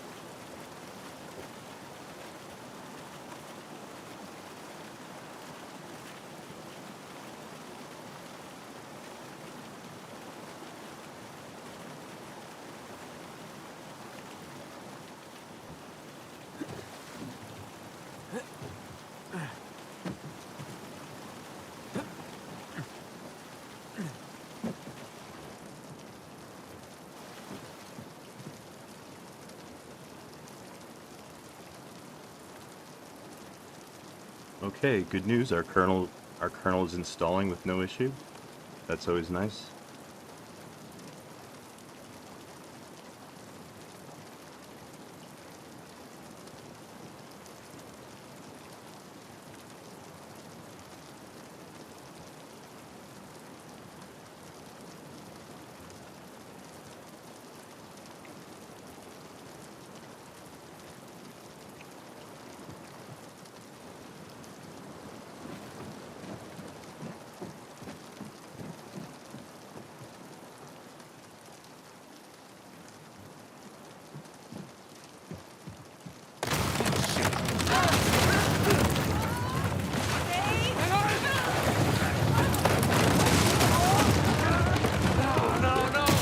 Damn it.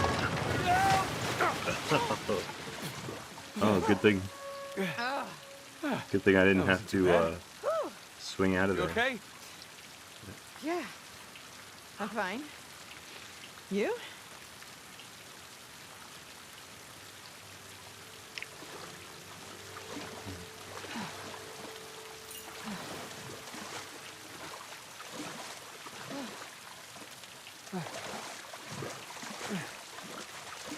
What am I trying to go against the current here? I guess I can't go that way. Oh, I'm in the bushes.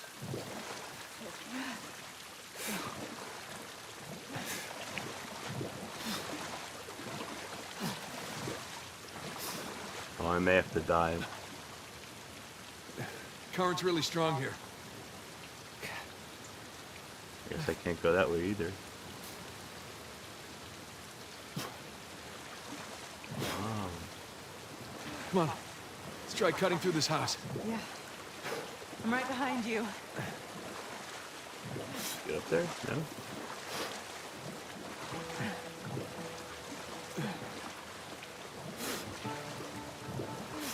Uh-huh.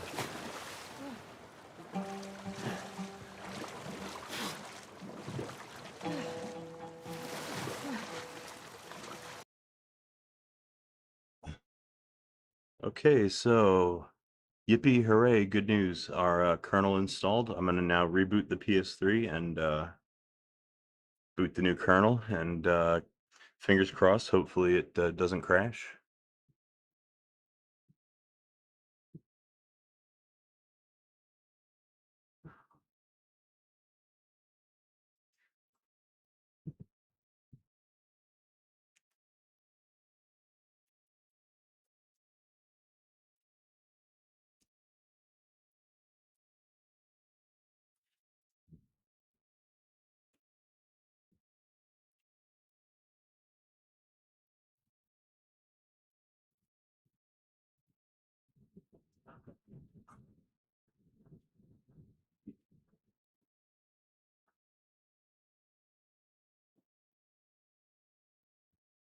Uh, As luck would have it, I've actually got this PS3 plugged into my HDMI capture, so I can actually show you guys the reboot procedure, so you can watch it succeed or fail.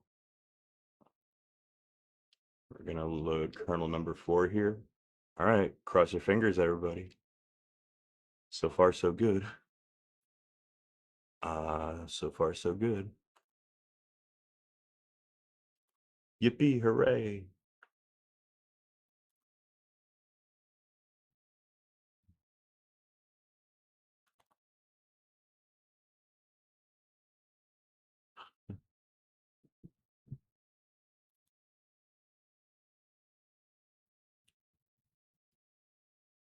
All right, we're running on our brand new kernel. Brand new iteration of our 6.6.151 kernel.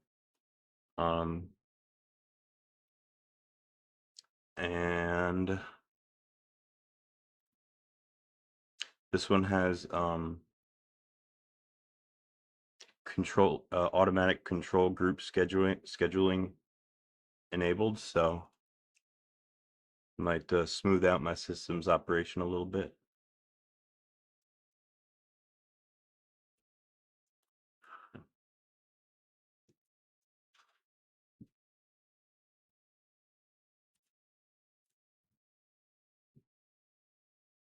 Um,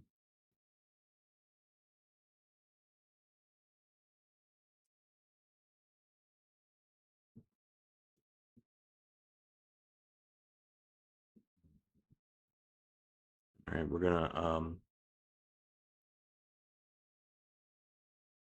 log back into the PS3 over SSH.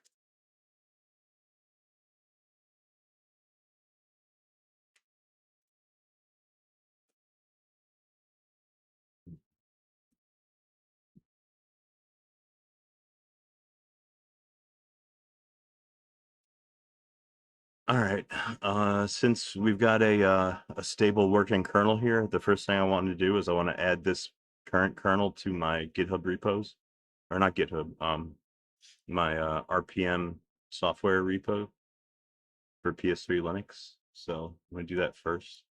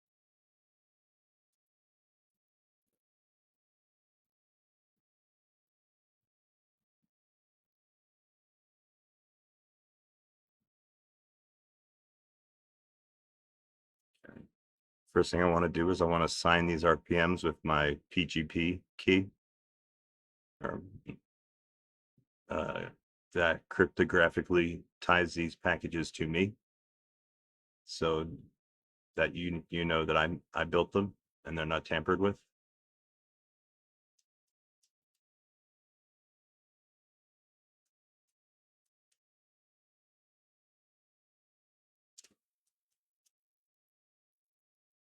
Mm.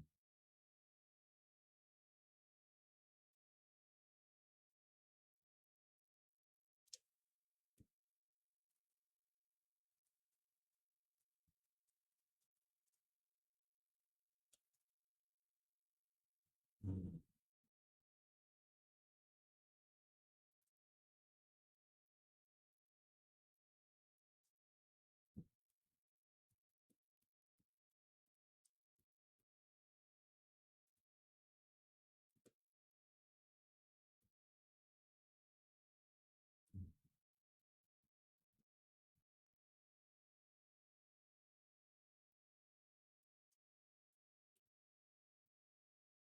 Mm.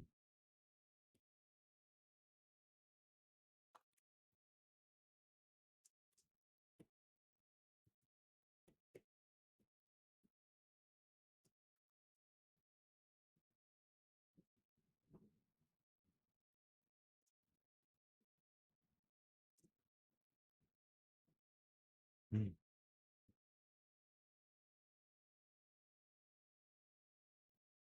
Mm.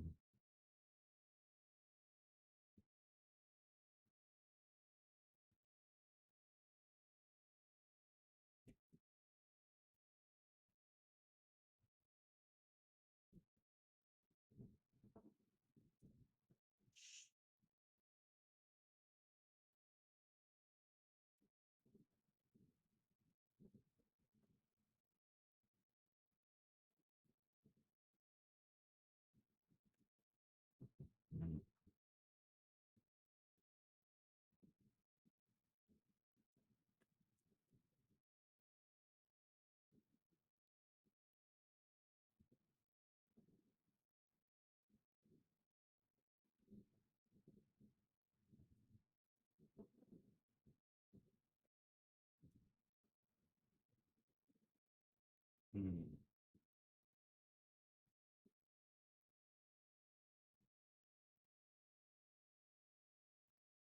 Okay, I've now moved my latest and greatest kernel RPMs onto my RPM software repo for PS3 Linux. I'm now serving, well, I'm almost serving that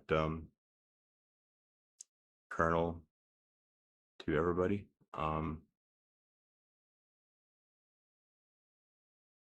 Actually, let me go ahead and make that a thing. Um,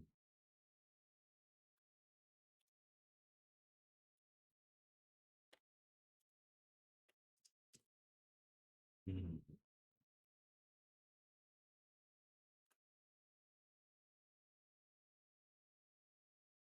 oh,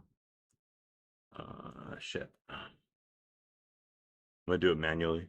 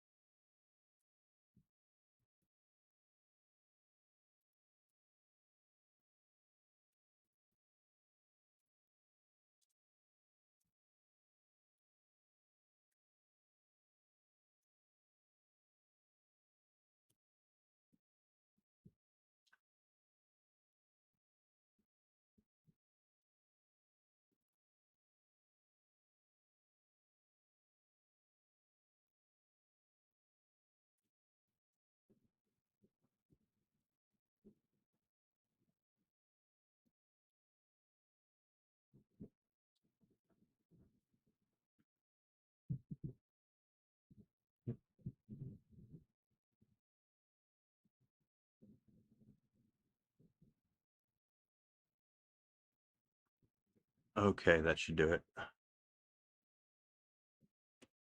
Um, I can actually delete all these files right now. The important ones are on my repo.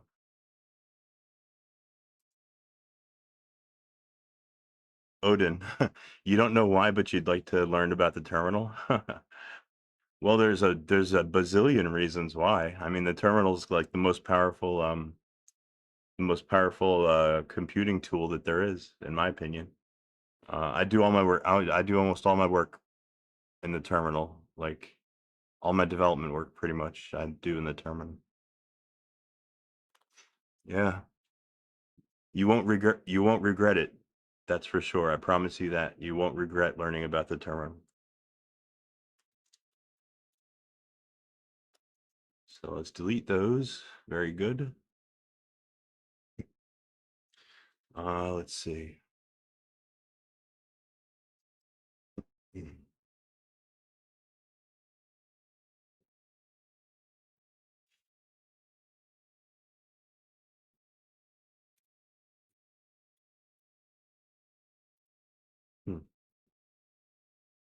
MCPS3 RPM build.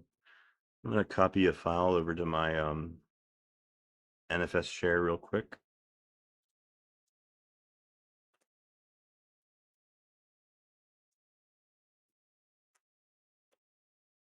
Hmm.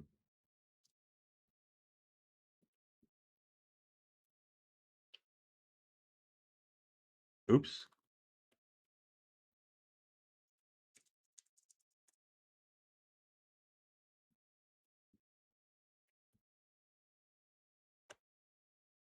There we go. All right. Got a glibc build that I want to test out. I want to try to install it using uh, DNF. Like I said earlier, I give it about a 50-50 chance of working. Let's see.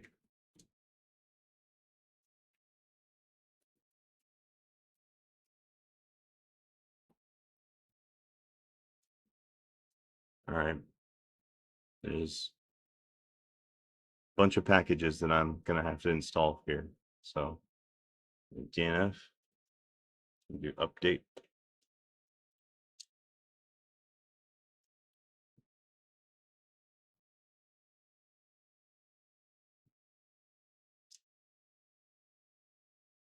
That one. I want all lang packs. Guess I'll take bench tests.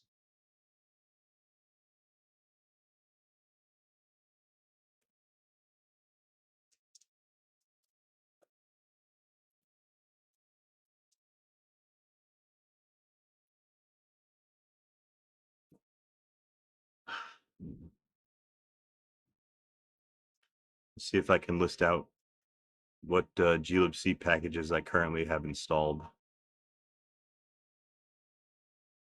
Oh, it looks like all of them. Okay. Well, good. Except for locale source from PS3 Linux repo. I wonder if I can uninstall that.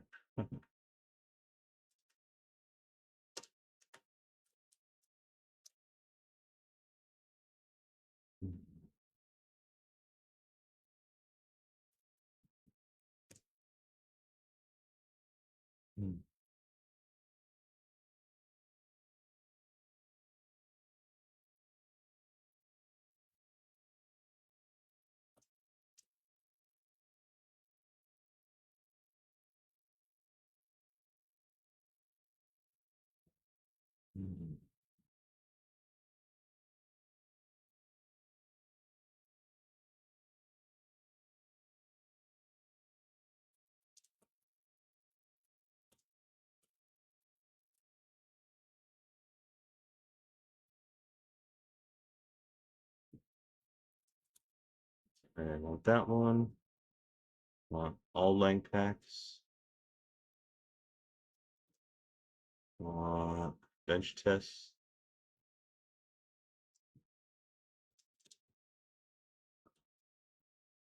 Do not want debug info. Common.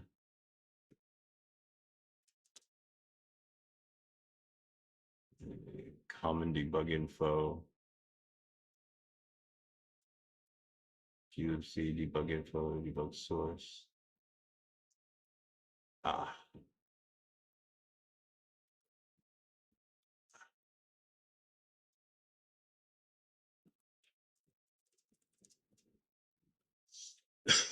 Ooh. All lang packs, bench tests, common. Common debug info.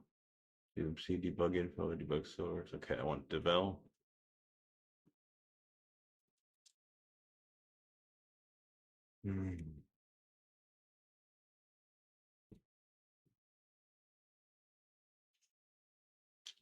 Headers.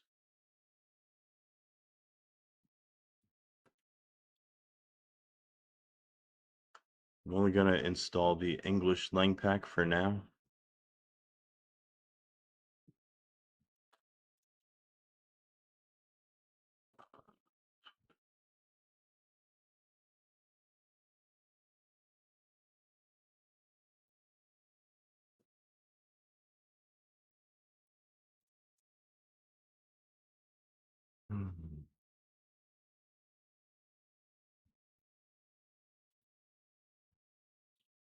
Okay, NSS devel.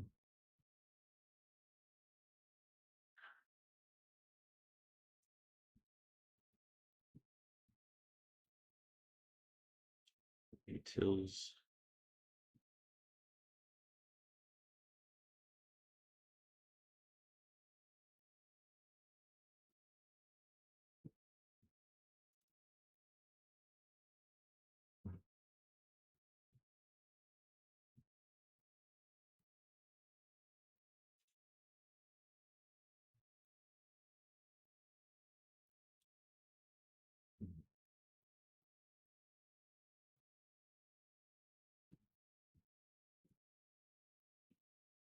All right.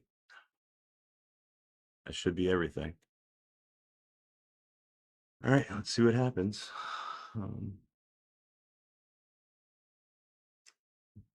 Be sweet if this just updates and doesn't break the system and leaves everything hunky dory.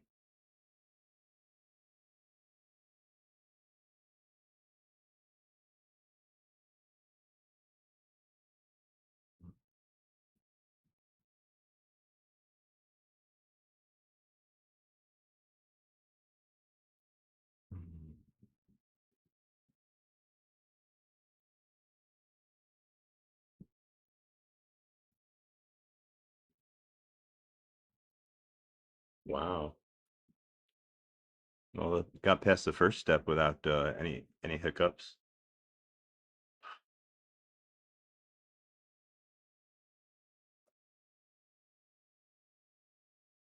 I'm just gonna run a transaction check. Hopefully it passes.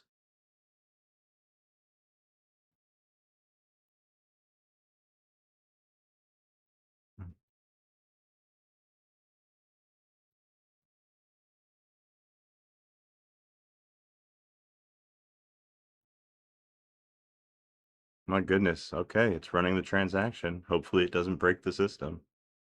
glibc is one of those packages that if you don't update it perfectly correctly, it could break your system.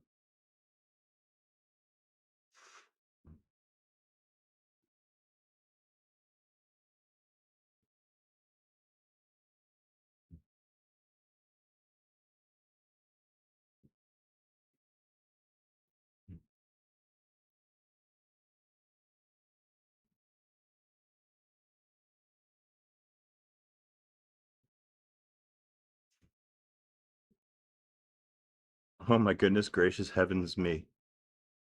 Well, we just did a glibc upgrade and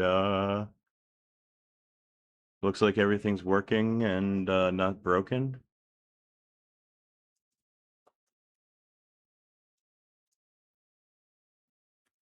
I can run commands and they work. Oh my god. I can't believe it. That's pretty major. All right, we're up. Our system's up to glibc 2.34. I'm gonna go ahead and push that onto my website. I'm actually gonna reboot the PS3 first, just because I want to watch the boot process. I want to make sure nothing fails. Um, all right, yeah, let's just check out the boot.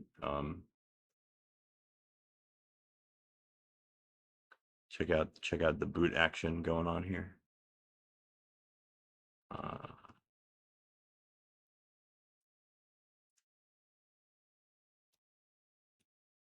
yeah.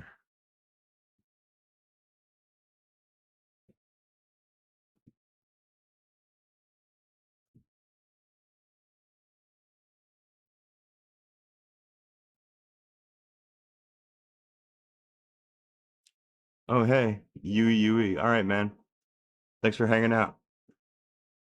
See you next time.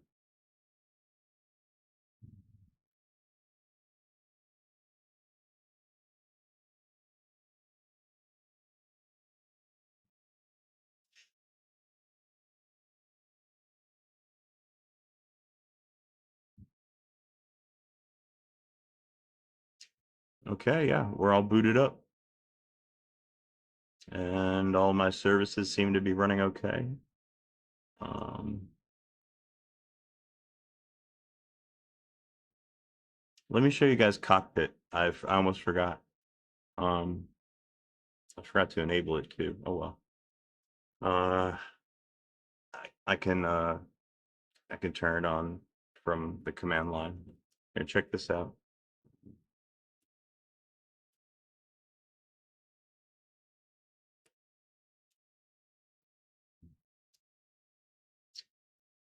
I'm gonna log back into my PS3 over SSH. There we are.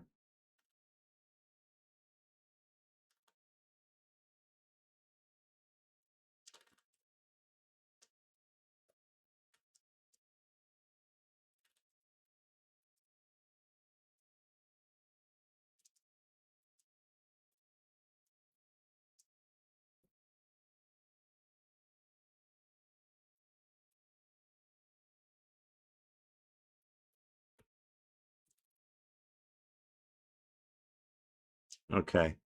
I'm now running Cockpit on my PS3. If you're wondering what that is, Cockpit is it installs by default with Fedora servers, like modern Fedora servers. So yeah, I installed it on here on my PS3, and um, it's a web console. It's like a web portal. It gives you like web access to your server, and there's like a bunch of actions that you could do from the web portal.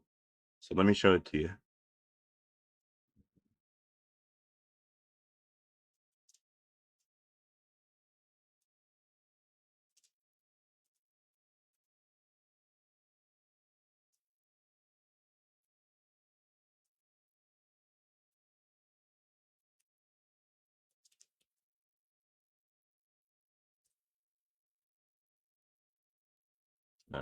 Yeah.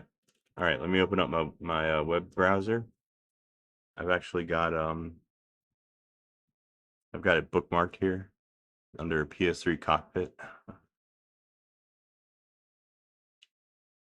And it's what inspired me with the idea to start working on this more simpler version of my own web portal for my PS3. Uh, Here's the address. I think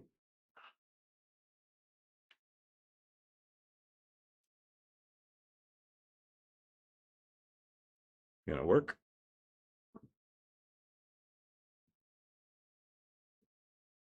Okay. Yeah. Well, your Cockpit doesn't have a certificate. Uh, it would have to use like your own certificate. Like it doesn't have one issued to it. So yeah, when you log into Cockpit, your web browser is gonna warn you that this might be a shady site. It's just because it has a bad certificate or it's self-signed or something. Anyway, you just go ahead and access it anyway. And you get this screen here. This is your login screen. You can log in with your own username and password.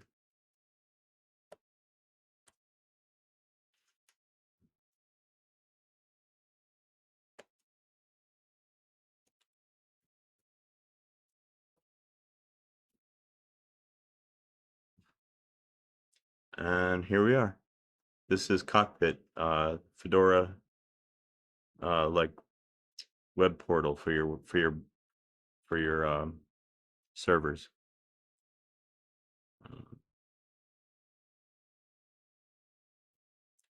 Here it's showing your system activity. Here, let me close this. Yeah, this is all your like CPU cores and memory swap, disk I/O, network traffic. Shit, it's currently checking for updates, so we're just gonna let it finish doing that.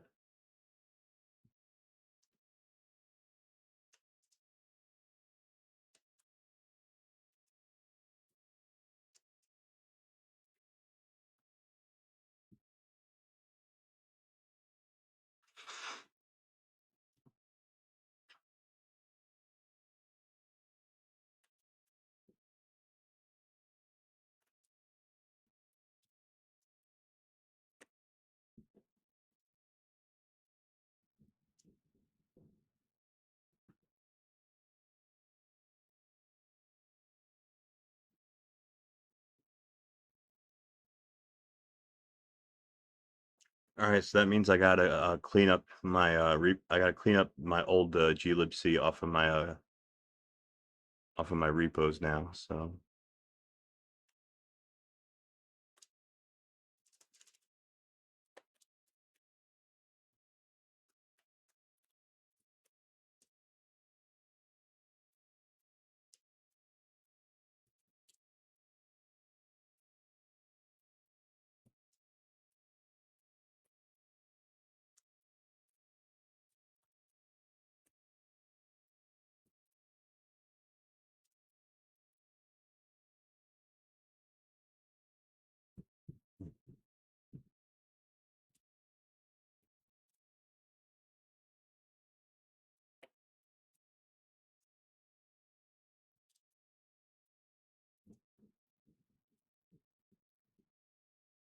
okay, rid of glibc, libnsl.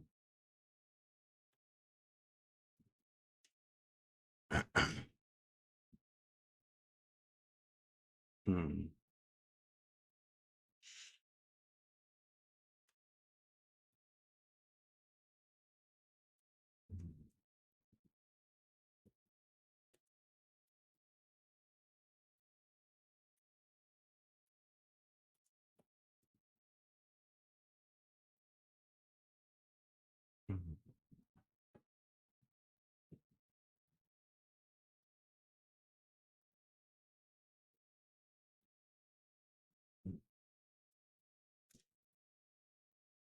Okay, got rid of them.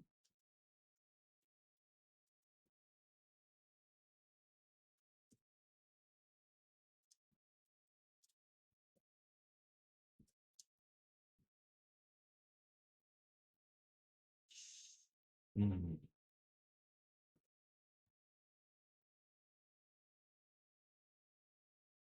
Hmm.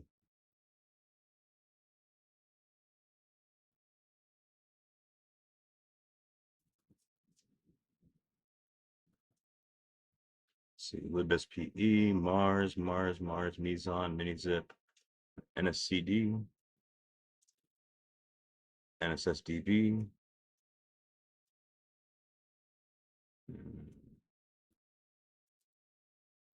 NSS Hesiod.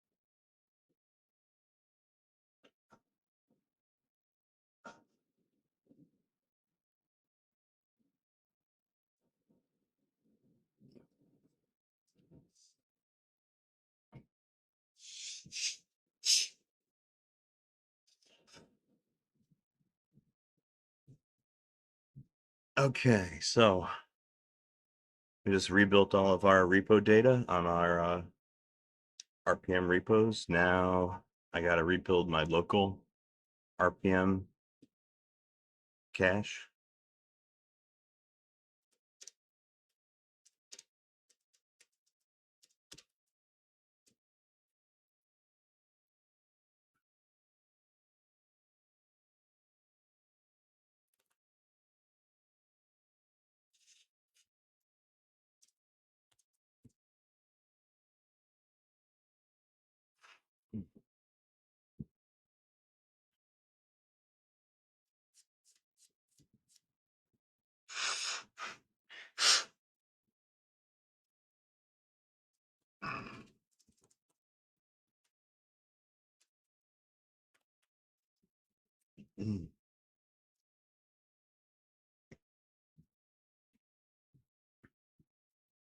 Okay, that's going to rebuild its cache.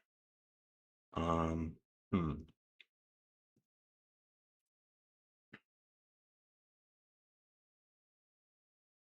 Let's switch to my other terminal here. Um,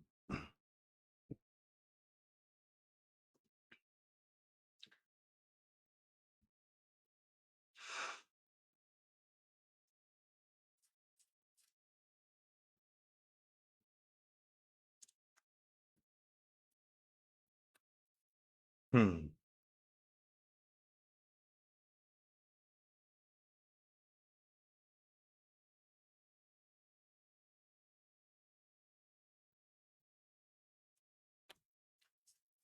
Now, I'm gonna have to update the kernel on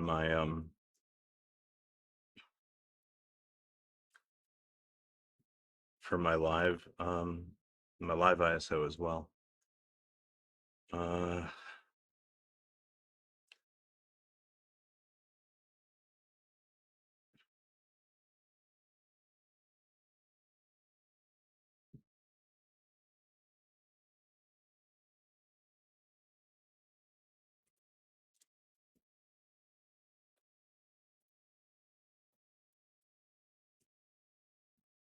hmm.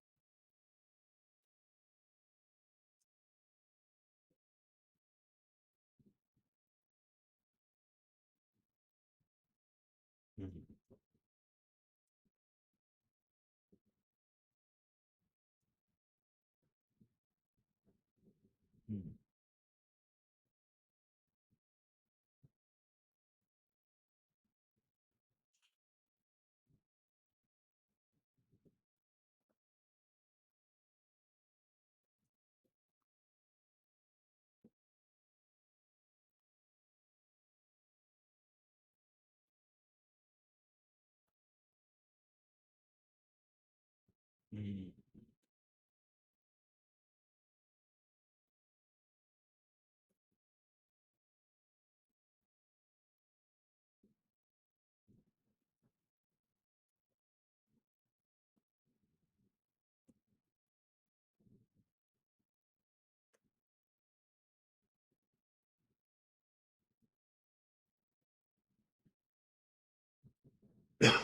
Hmm.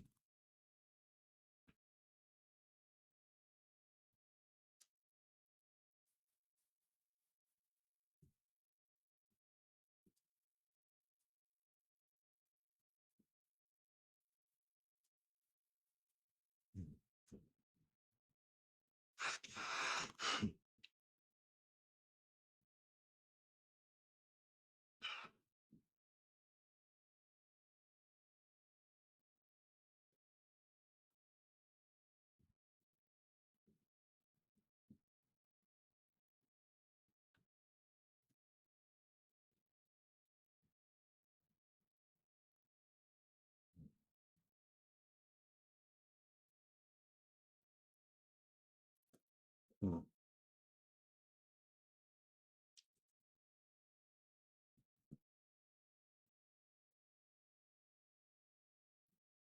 Mm.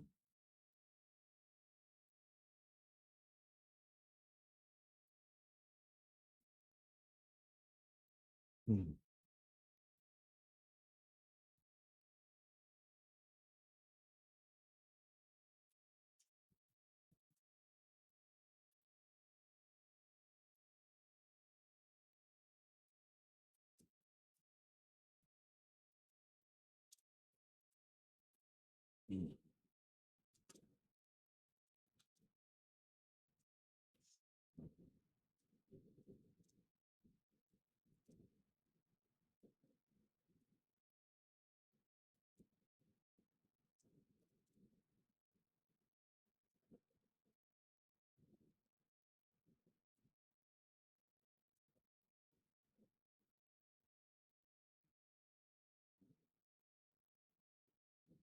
Mm.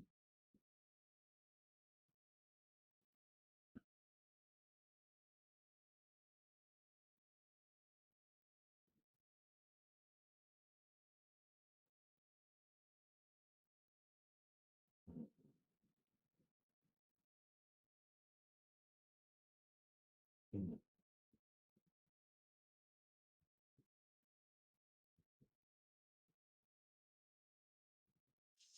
Mm.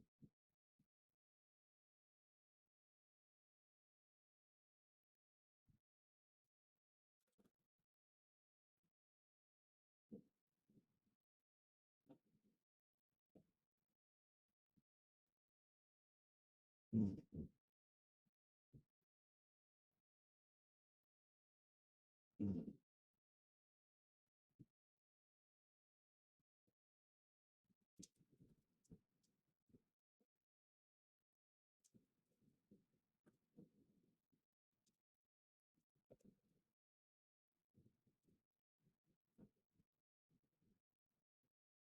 Mm. Mm.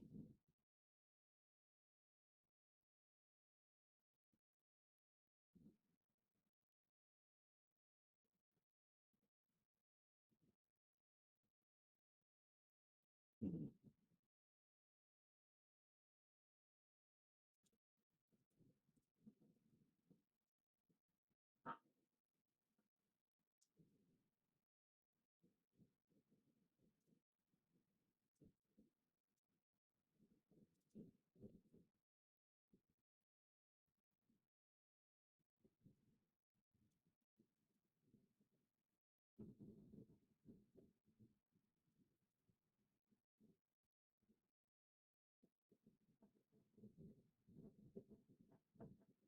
Mm.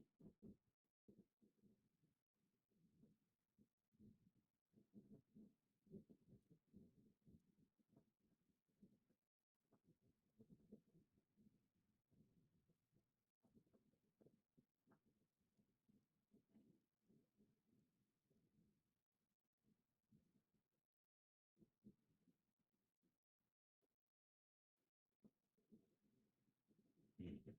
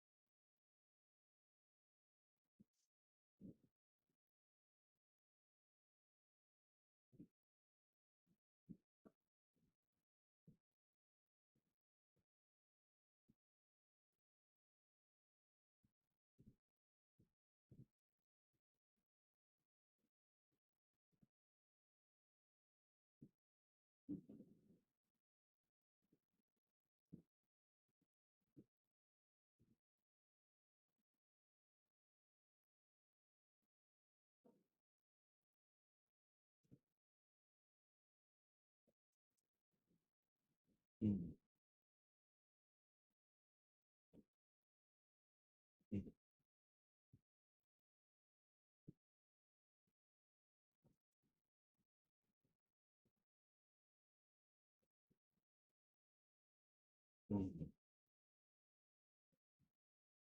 right, there's our target. um, Looking to match Fedora 39 packages right now because of the kernel we're running. So Fedora 39 shipped with glibc 2.38, so that's how far I want to try to upgrade it, at least for now. So we're going from 34 to 35 at the moment. I'm building trying to build glibc 2.35 to upgrade from the 2.34 that we just finished building and installing. So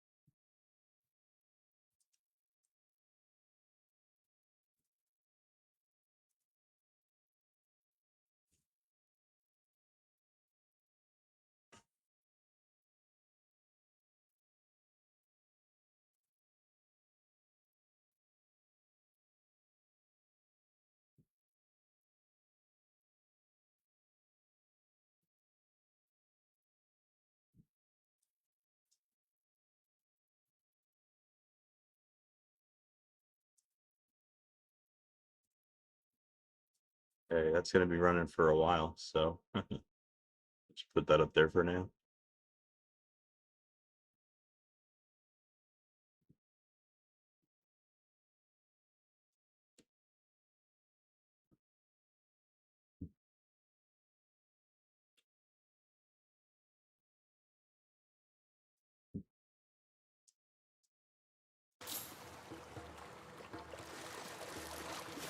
Oh,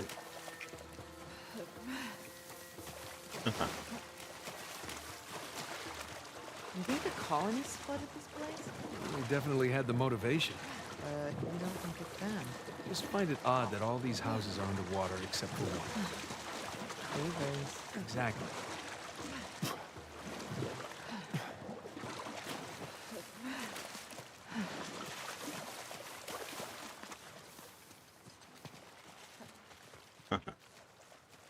This game is so pretty.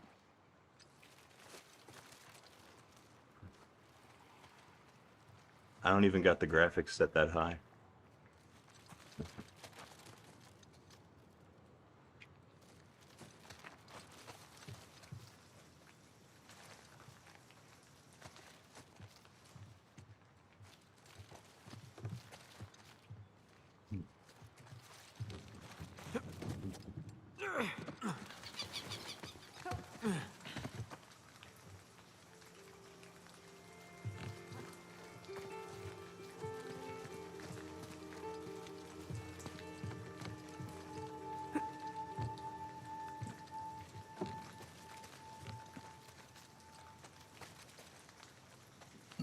Look at this.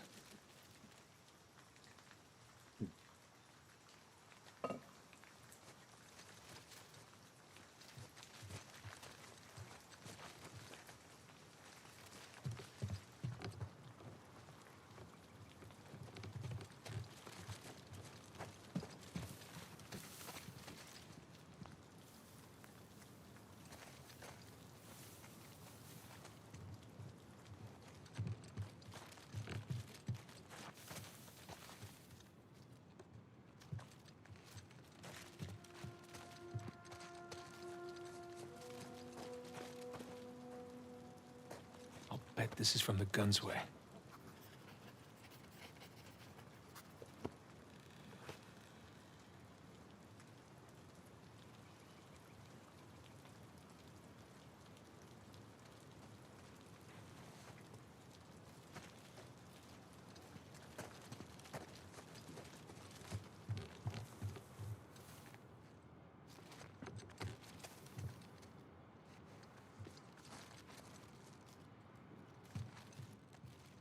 Oh, what's this?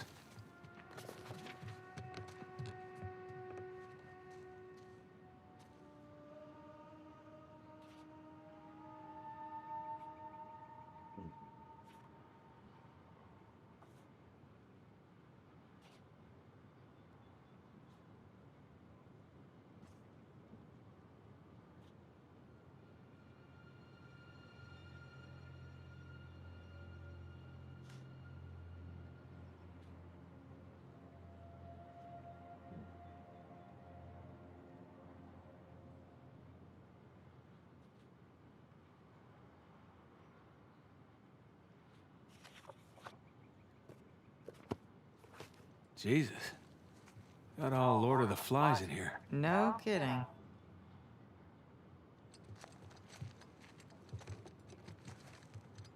It's beautiful.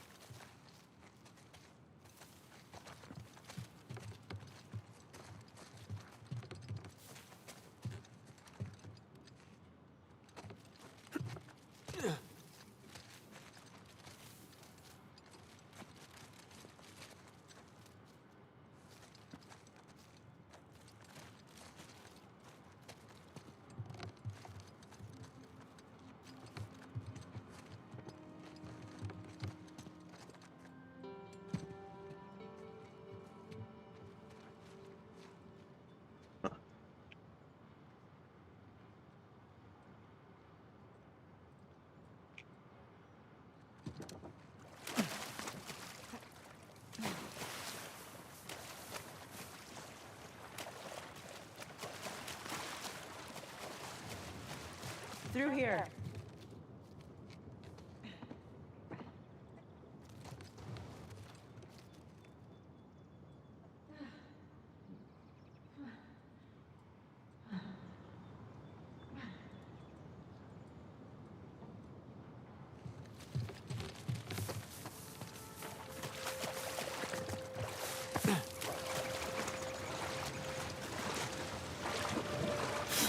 Getting there. Yeah, let's just hope we're not too late.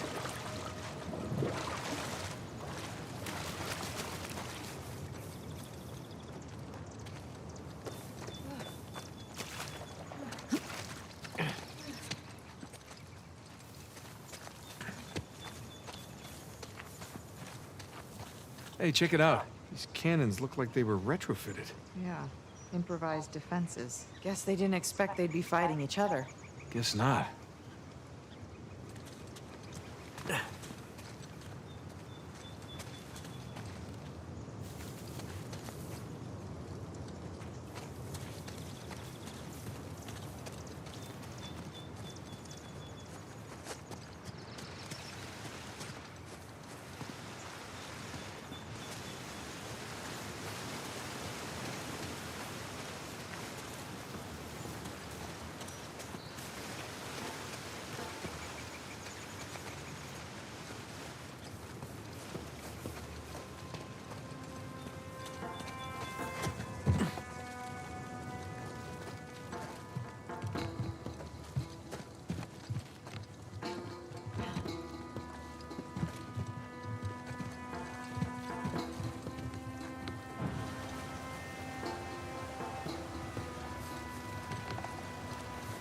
Time for another swim, I guess.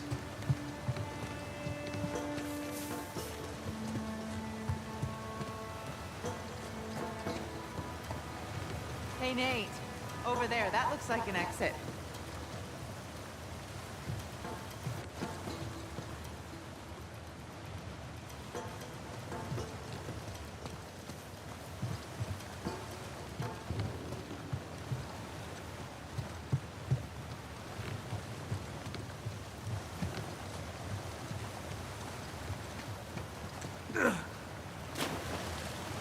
Whoa, whoa!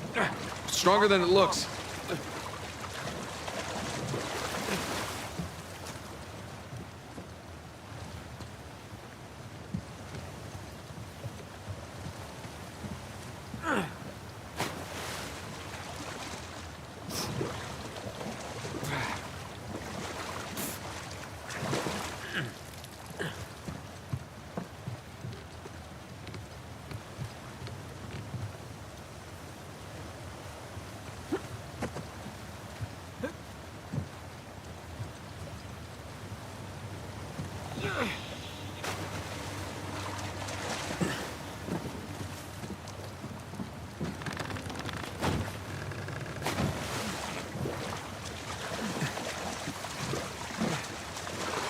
Hold up.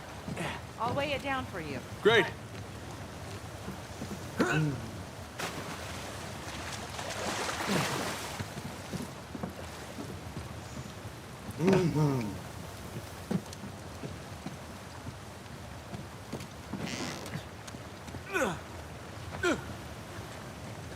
Okay, You're welcome. thank you. You make a great counterweight. I mean, Okay, I'll choose to take that as a compliment.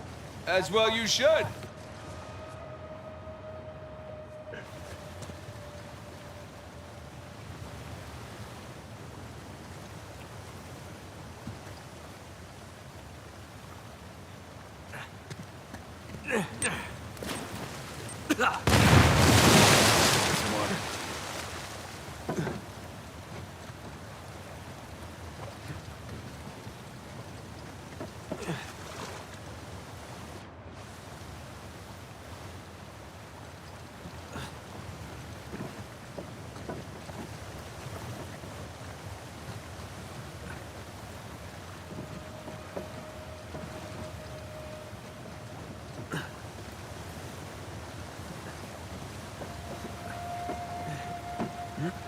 I made it.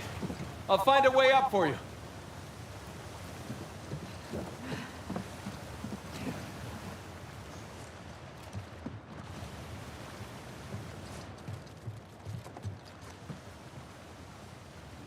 This should work. All right, stand clear! Here you go. Okay, great.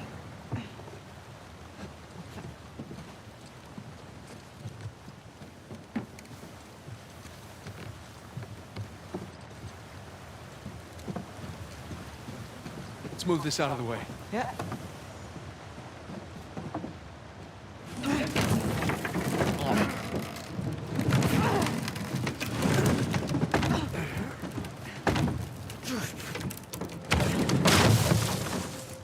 Okay.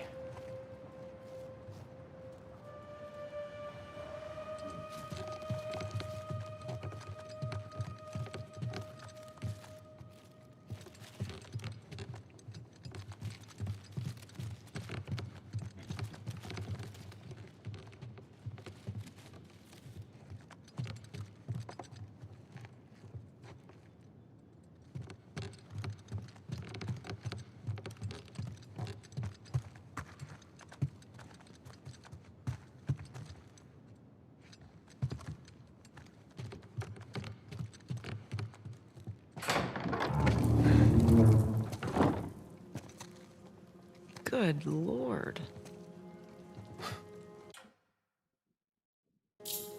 Looks like we found the party. Looks like we're a little late.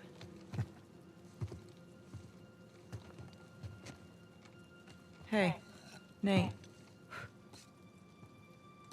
Check it out. It's another sigil.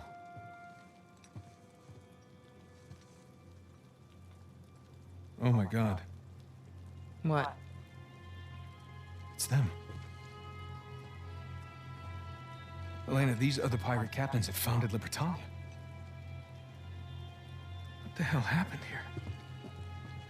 Well, I'm no forensics expert, but I would say bad drinks. Apparently. So what was this? Some kind of wealthy pirate suicide cult? Yeah, not likely. Not these guys.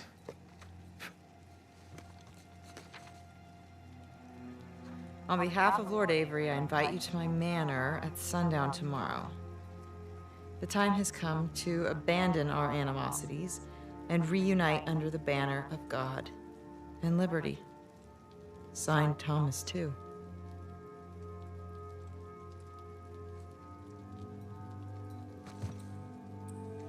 What do you bet? Thomas 2, Henry Avery. Looks like our hosts didn't stick around to clean up their mess. Well, that wasn't very gracious of them. Okay, so these guys sparked a full-scale revolt when they claimed the treasure for themselves. Now, they took care of the colonists, but then they had to deal with each other. And I'm guessing things got pretty messy. So, Avery and 2 invite them up here to, what was it? Abandon our animosities. Abandon the animosities. Avery makes a grand toast. For God and liberty! Arg, ahoy, mateys, all that. and they all take a swig. Except these two. And just like that, all the treasure of Libertalia becomes the sole possession of two men.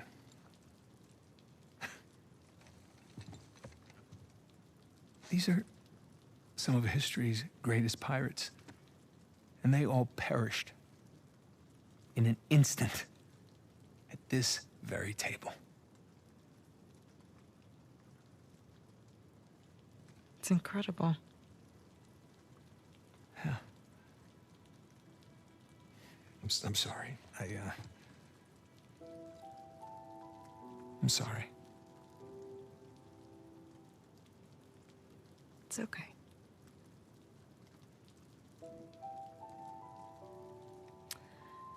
So, since our missing hosts aren't here at Two's Manor, We should head over to Avery's. yeah. Let's go.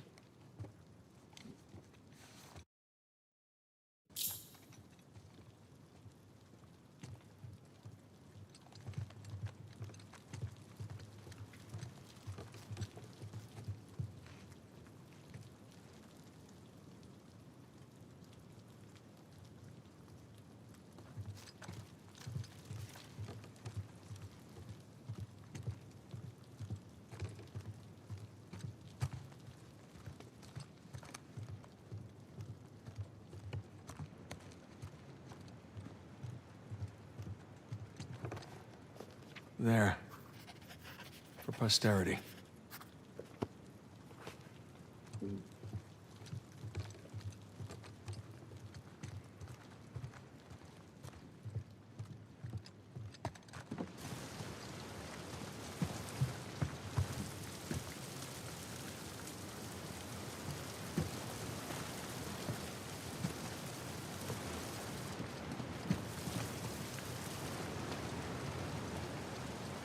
What's this? May God forgive me.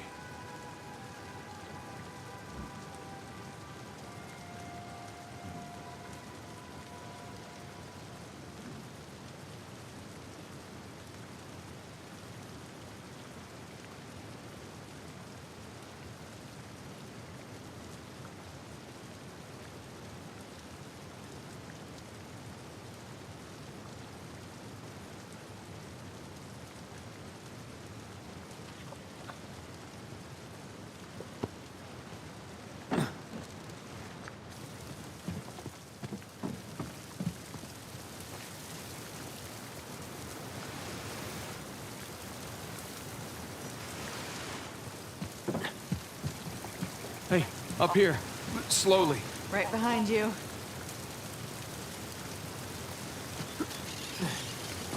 Be careful.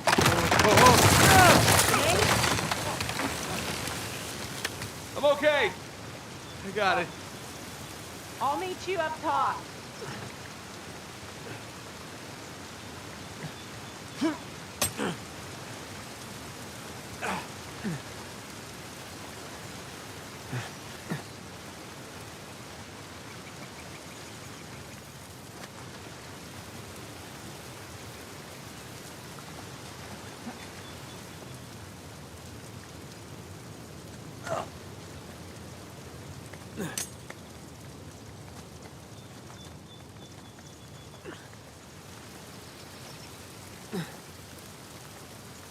Hey.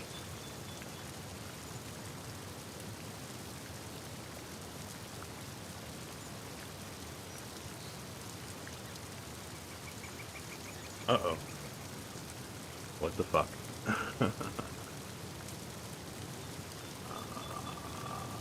Shit.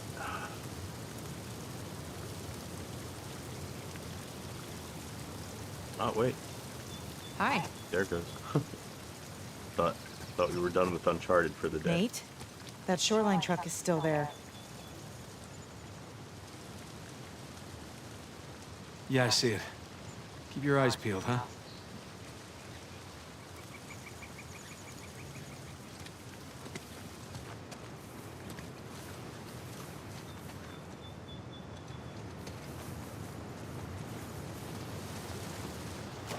And we are officially inside Henry Avery's house. Shit.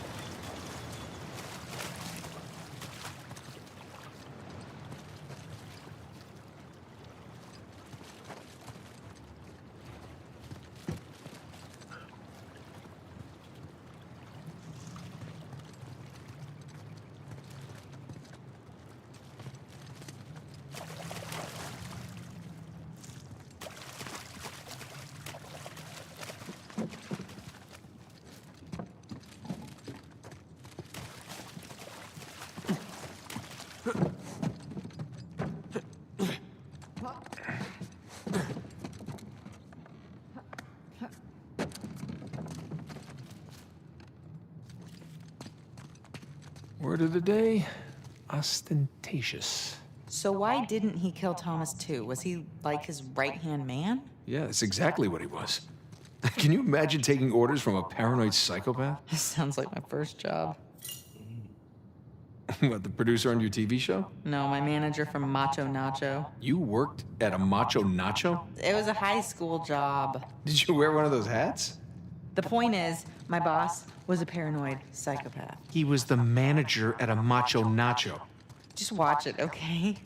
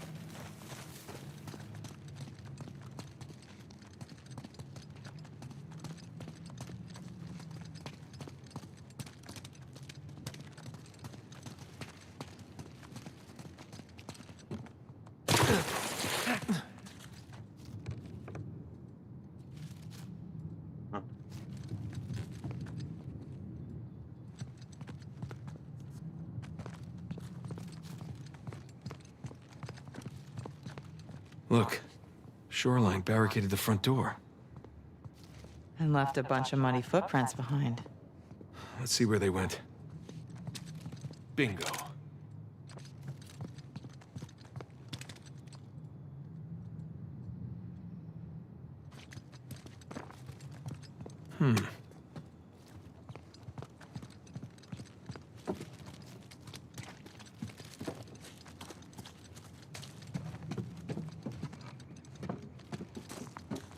So, where are all the Shoreline guys?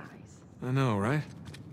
I expected to see someone by now. Yeah, it's like they all up and vanished. You don't suppose they're pirate ghosts? Don't even joke about that.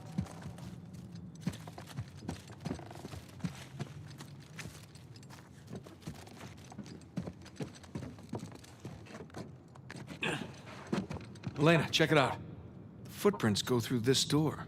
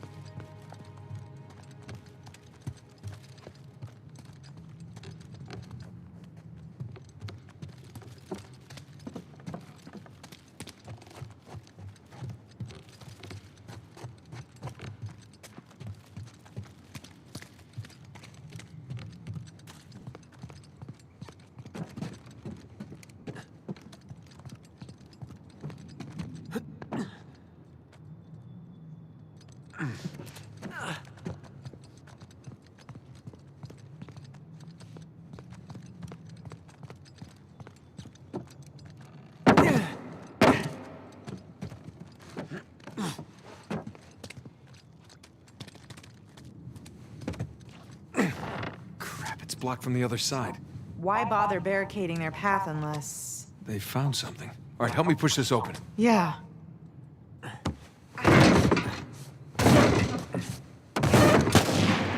Oh, shit!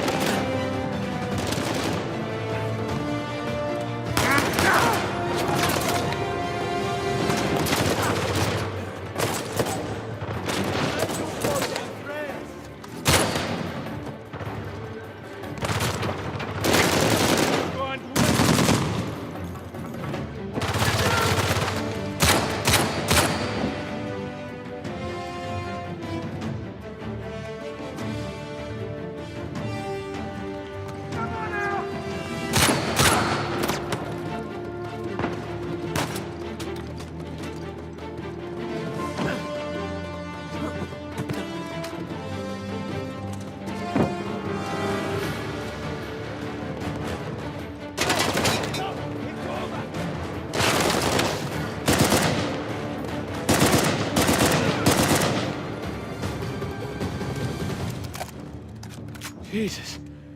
You all right? Yeah. They were just waiting to ambush us. Yeah. All right, let's get that door open. Hey, what's up, GG? See what Ken they didn't want Kuragi us to with find. Cell. Yeah, I love Ken Kuragi. He's my hero.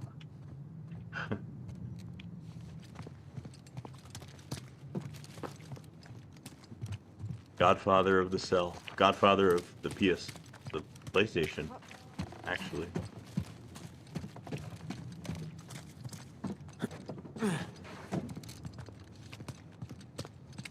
I'm gonna walk around and pick up some bullets because I'm probably almost out.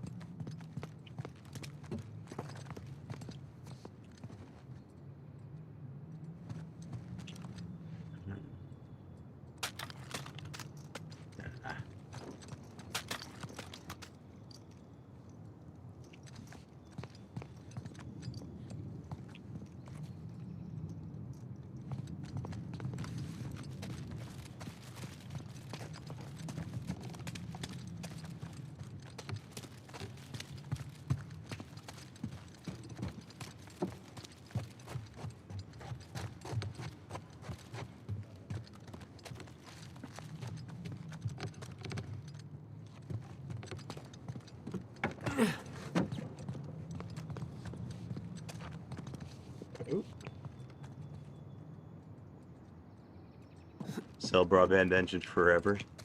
Well, for as long as I can keep it alive. As long as I'm around. Yeah.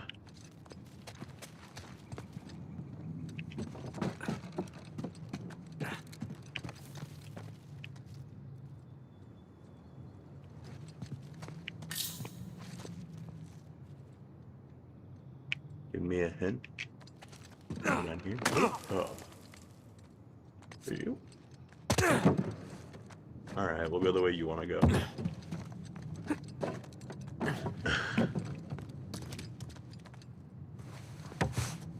Okay, here we go. You ready?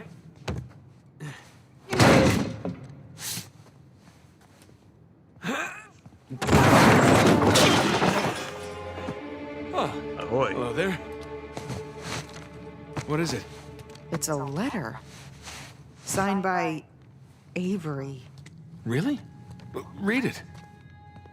My loyal subjects, as the sun sets on our glorious paradise, we must endeavor to preserve its riches. The traitorous, too, knows our secrets, so we must act quickly, destroy the dam, cleanse New Devon. Here we go. Uh-huh. And move my treasure through the passage to my ship. Two and Avery turned on each other. Are you really surprised? I guess not.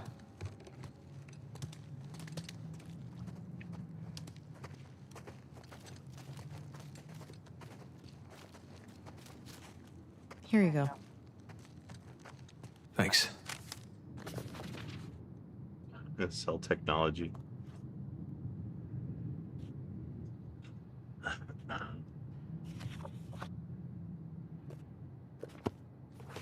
Let's go find that passage.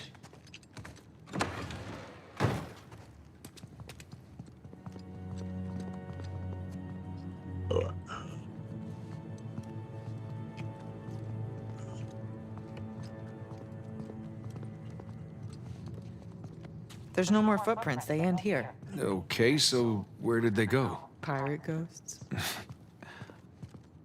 Let's look around. This is amazing. What? What have you got there? It's a copy of the British proclamation to apprehend Avery. Seems like he was proud of being the most wanted man in the world.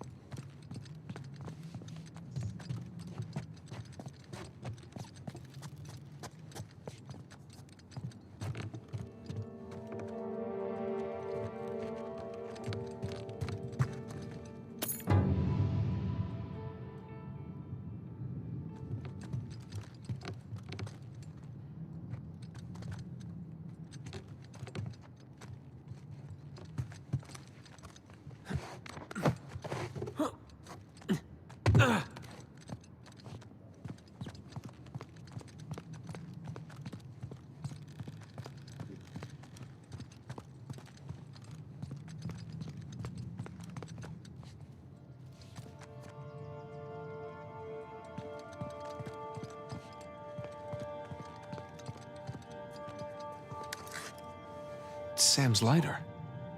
Did he drop it? Yeah, on purpose. Whatever it is we're looking for has to be somewhere around here. There's gotta be another way out of this room. Maybe that passage Avery mentioned in the letter. But where's the switch?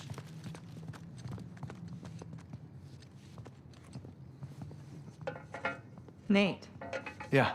Did you find something? I think so.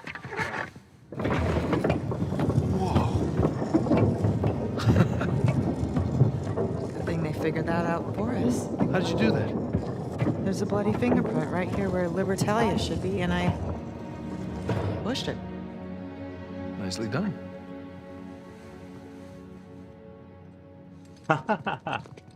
Yeah, GTA 6 on PS3. That'd be something. No, GTA 6 is gonna be way too huge, way too much memory, way too many textures.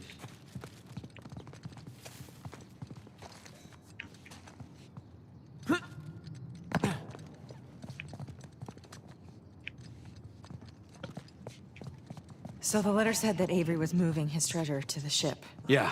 Do you think the treasure's still on the island? I think it doesn't matter anymore.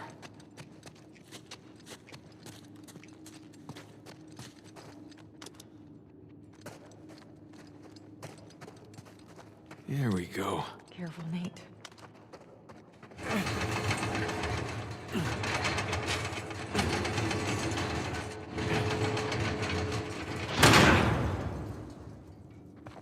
Hey, watch your head. Yeah. Oh, looks like Avery built himself a panic cave. Yeah, I wonder where this goes.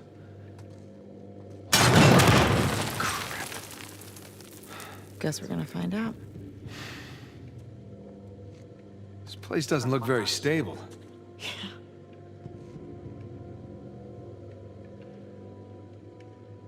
Okay, we're on to a new chapter. Beautiful. You guys give me a second.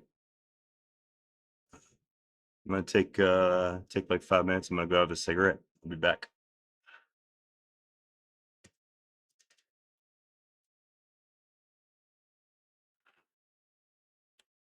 All right.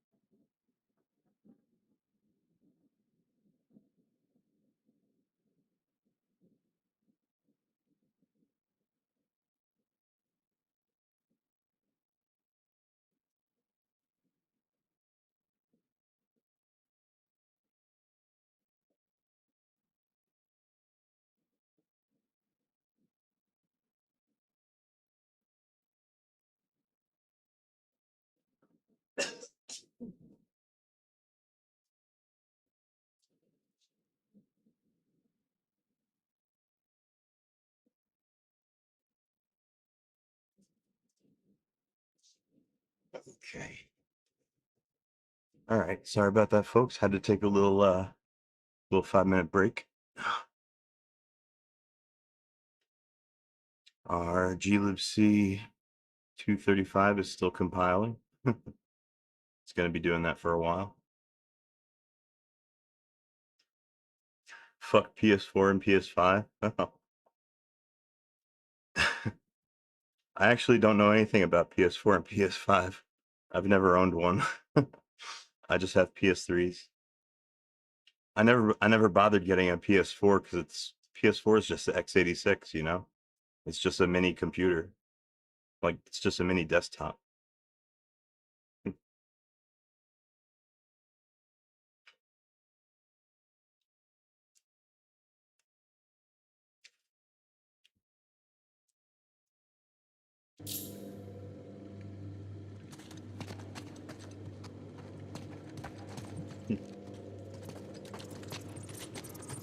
Look, there's rats.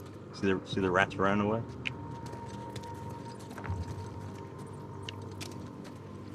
Cave-in.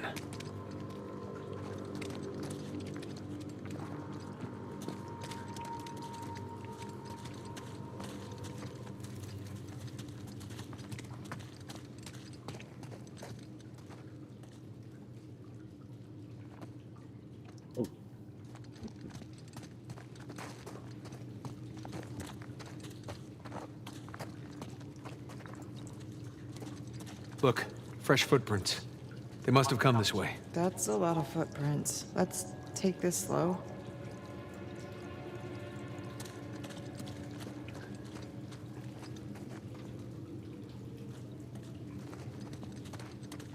Crap. Okay.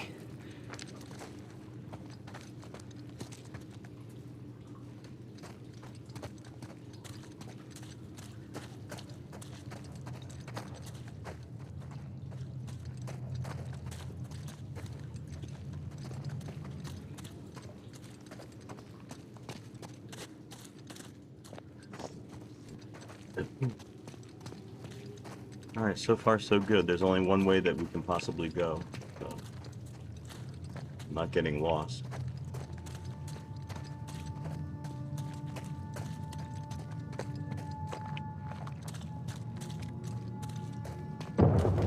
What the hell was that? My money's on Nadine's men.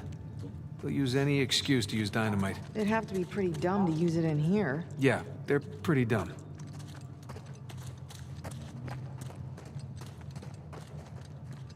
Uh-oh. You bring any spare batteries? Yeah, but they're at the bottom of the ocean. I won't ask. I won't tell.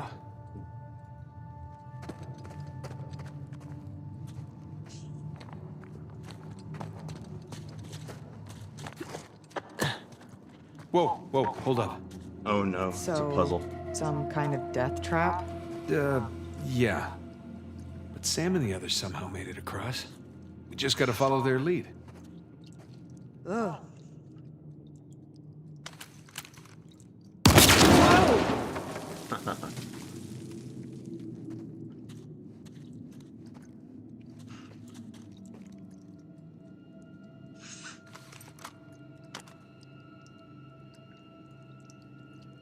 Cell technology is the best. Well, it was something, all right. It was unique, that's for sure.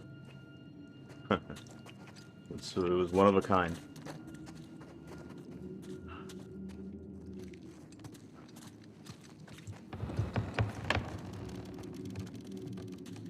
Oh, good. I don't have to solve this puzzle. I Wouldn't just have to be follow the so footprints. bad if it didn't creak so much. Just don't go where the footsteps aren't. What? I'm just a little preoccupied with not blowing up right now. And unclench. Whew.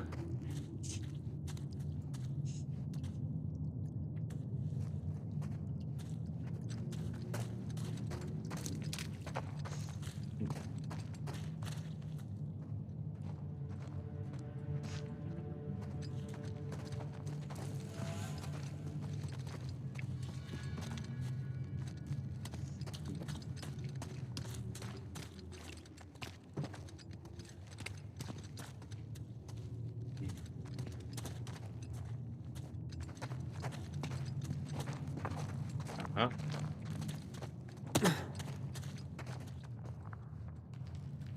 Lena, look. Footprints stop here. They must have made it through and it collapsed behind them. Hey, just gonna move this out of the way here. Yeah.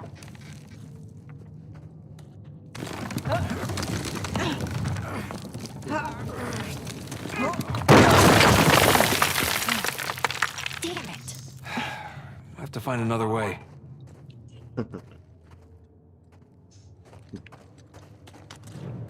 Oh no. Just hold on a little longer. Crap. Come on! Damn it. Hey, you still have Sam's lighter? Yes. Good idea.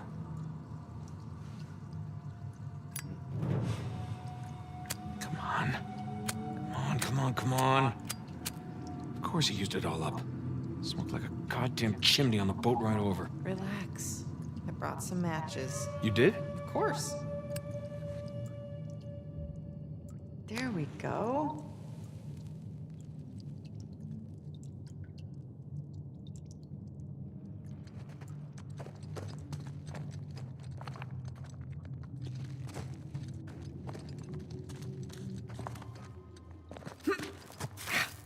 Oh, sorry. Just one sec. Yeah, can't see nothing down Hello? here. Over here. Over where? Ow! Ow, that's my head. Over here. Where are you? There you are.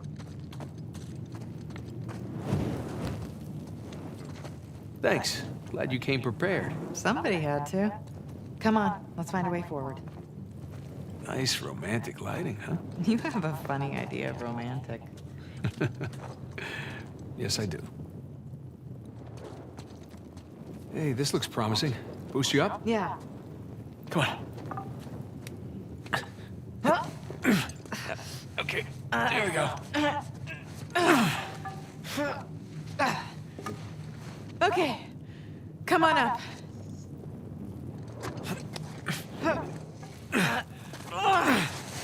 Okay, thanks.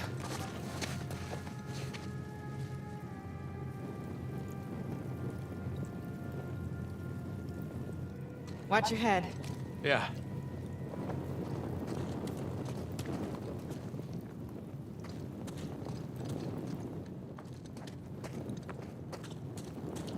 Going in circles.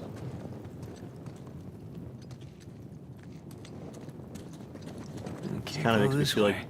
feel like the Goonies. All these caves.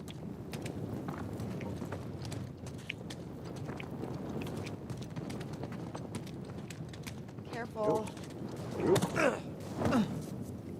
Whoa. What the hell is this? This is creepy.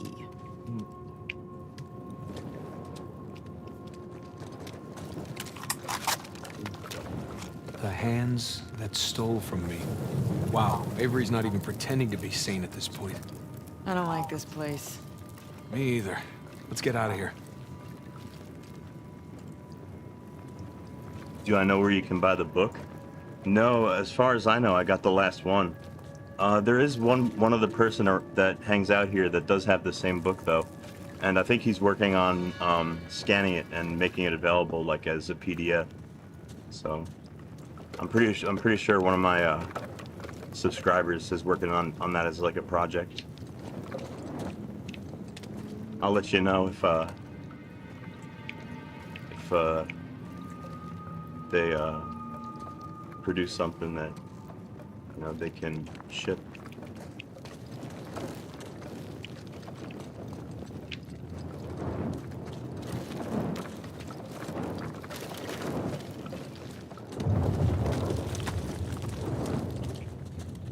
Hey, look.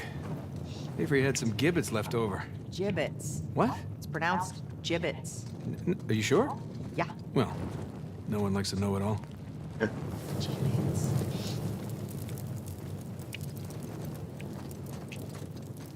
Alright, now I'm gonna be running into some explosions pretty soon if I remember right.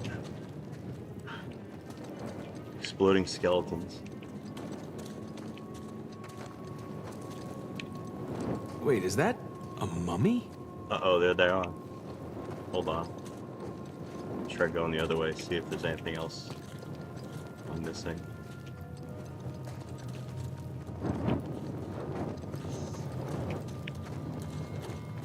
Nope, can't go this way.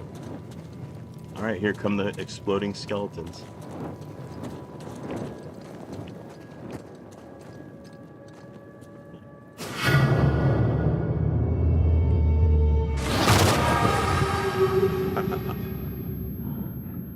You okay? I think so. What was that? Trap. Avery really didn't want any trespassers down here. All right, watch your step. Me. You're the one that stepped on it.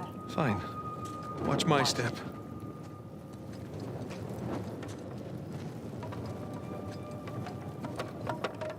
Oh god, there's more of them. Alright, here we go. Oh, hell. Get out of there. God damn it. Are you okay? So far, so good. How much Maybe I I'll paid? just stay a little Yeah, ways. believe it or not, I only paid like $70-something for it. Like normal normal textbook prices. And then the one that was left after I bought the one that I got was going for like over $100. But I guess somebody bought it. Back. Yeah.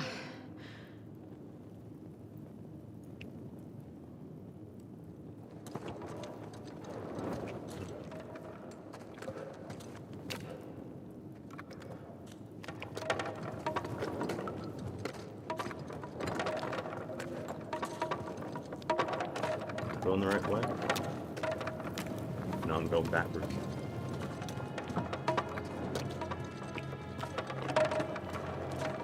It's so easy to get lost down here. Crap. Whoa. God, there's You okay? so many of those things. Yeah. Well, now we know what caused the explosion we heard earlier.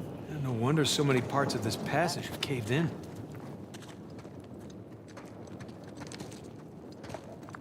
Hey, Nate. I found a shortcut. How do you know it's a shortcut? I'm trying to be optimistic here. All right.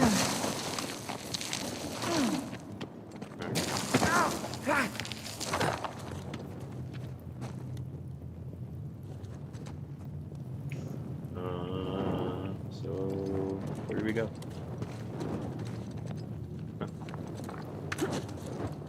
Here? Maybe. Jesus. Yep. Avery's decorated this chamber, too.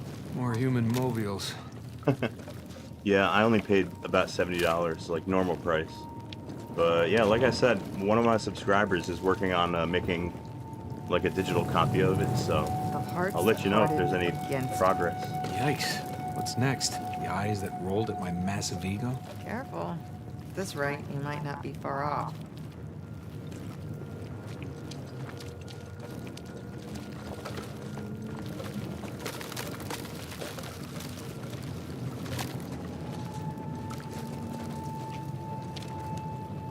Shit. More mummies that go boom. Maybe I can go the other way.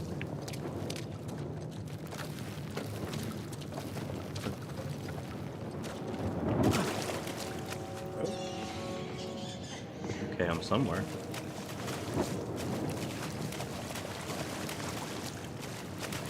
Great. Now Don't explode, okay? Just careful.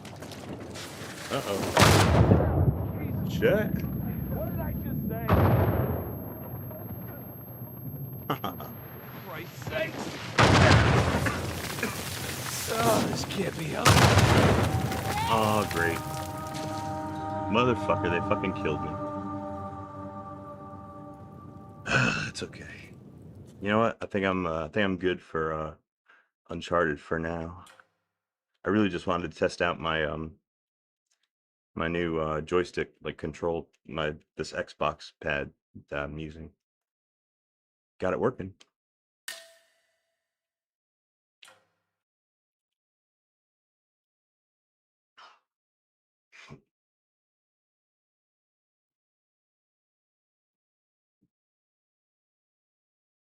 Hmm.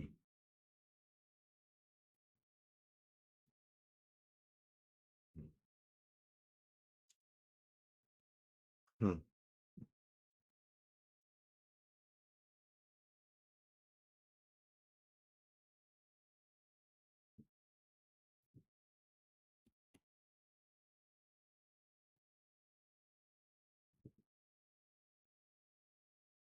Hmm.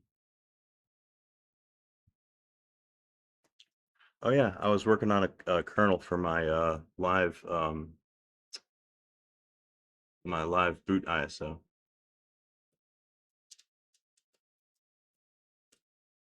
Hmm.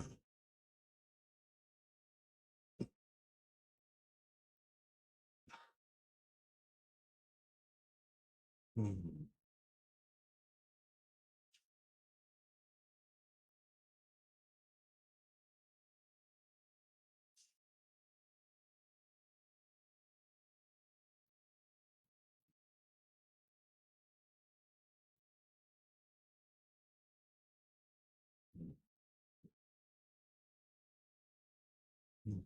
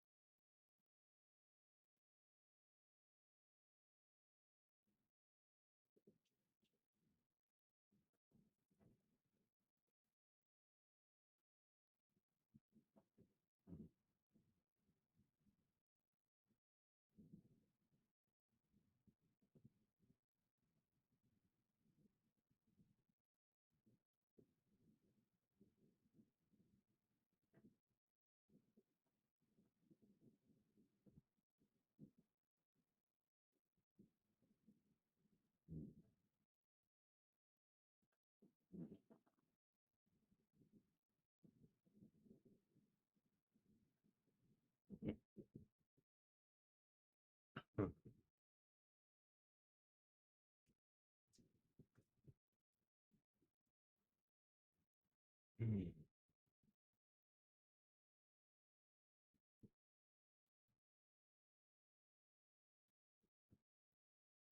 Mm. Say device drivers, block devices, compressed RAM block devices. Mm.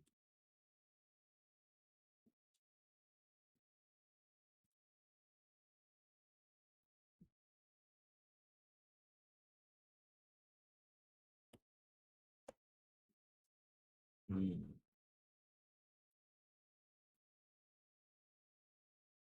Mm.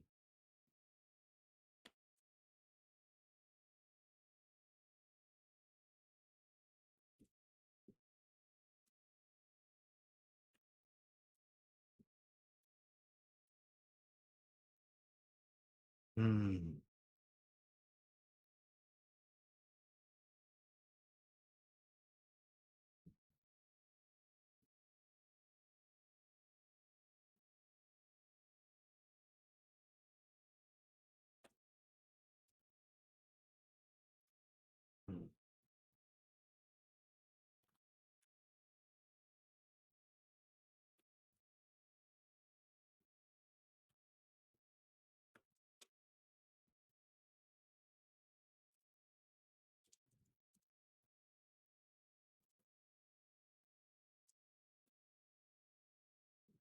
Mm.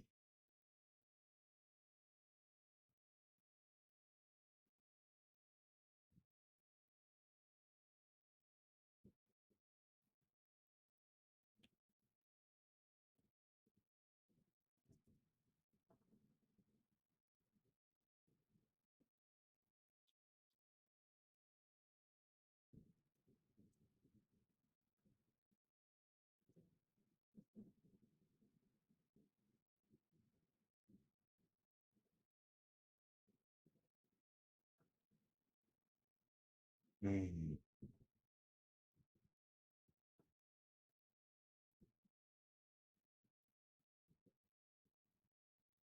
Mm.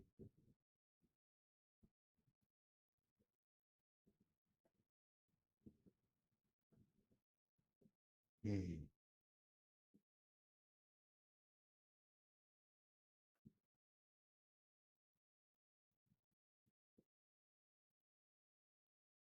Mm.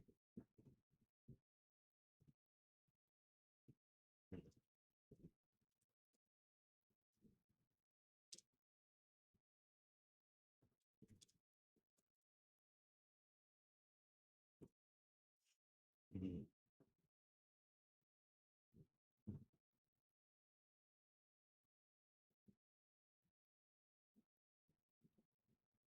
Mm.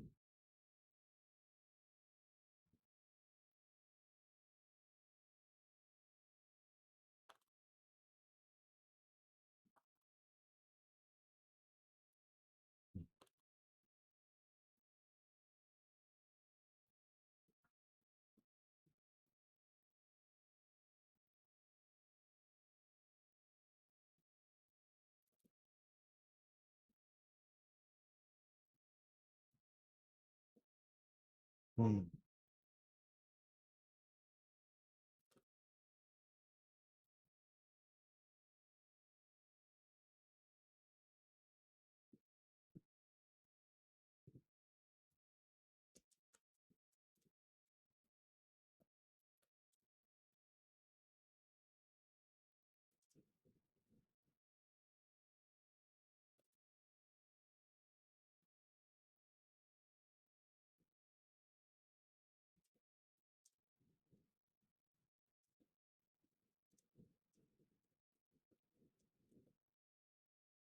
Mm.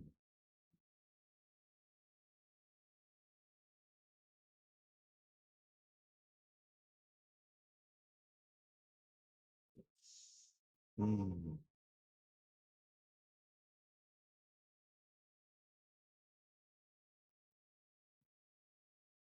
Mm.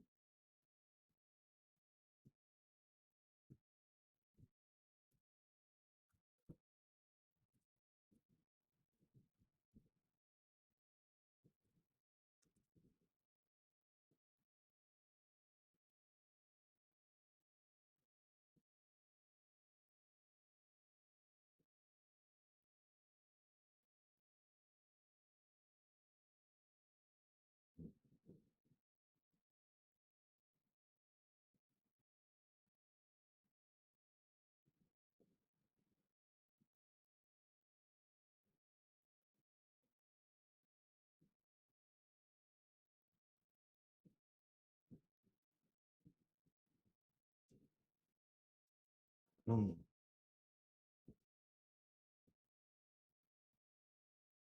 mm,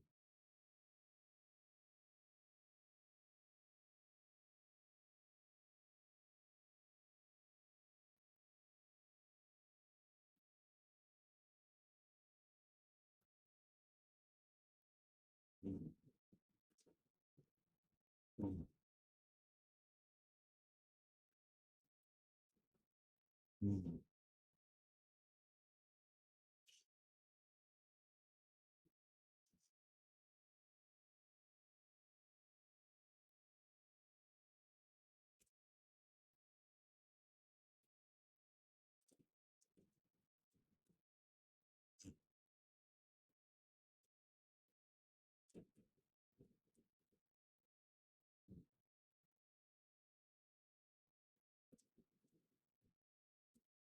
mm, mm,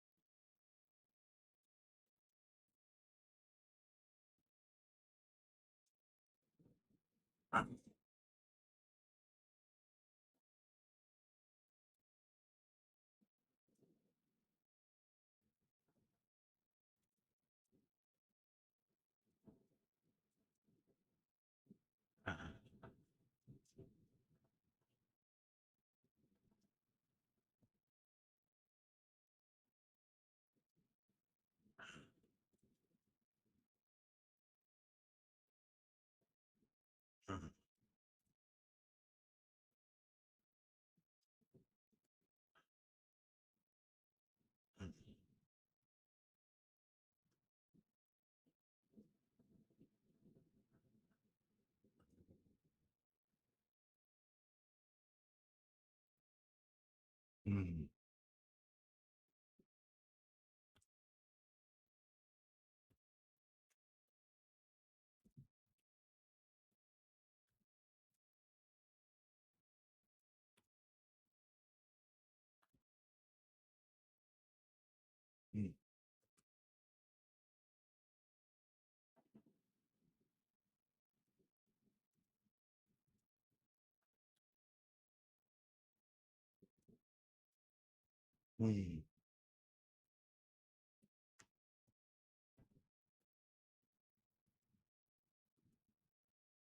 mm.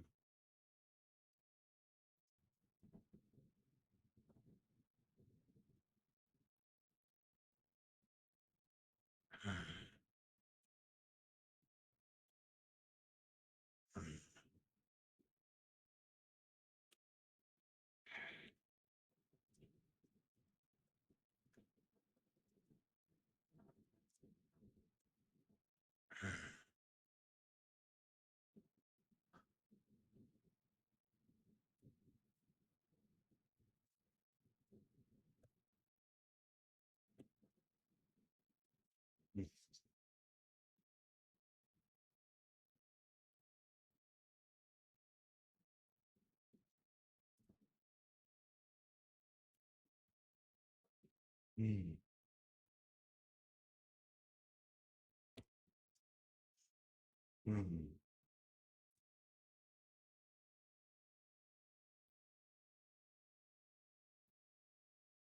mm, mm,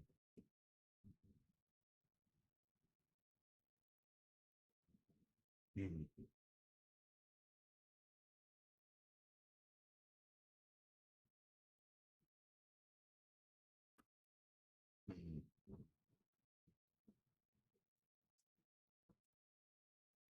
mm.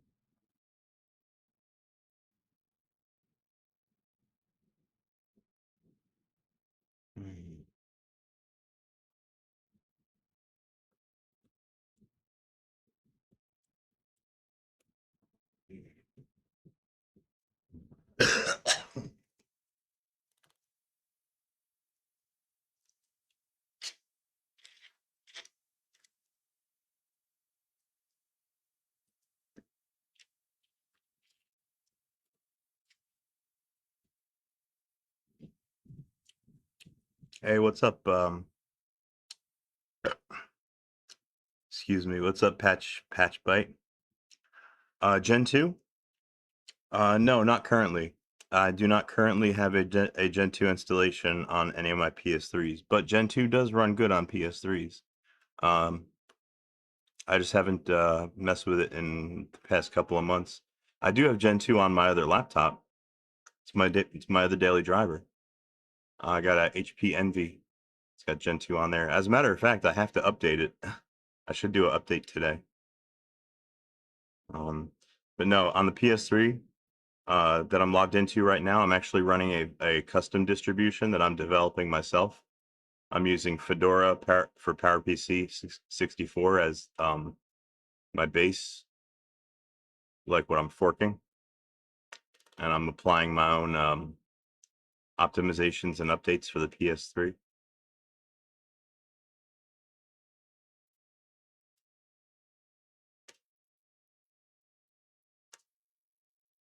Hmm.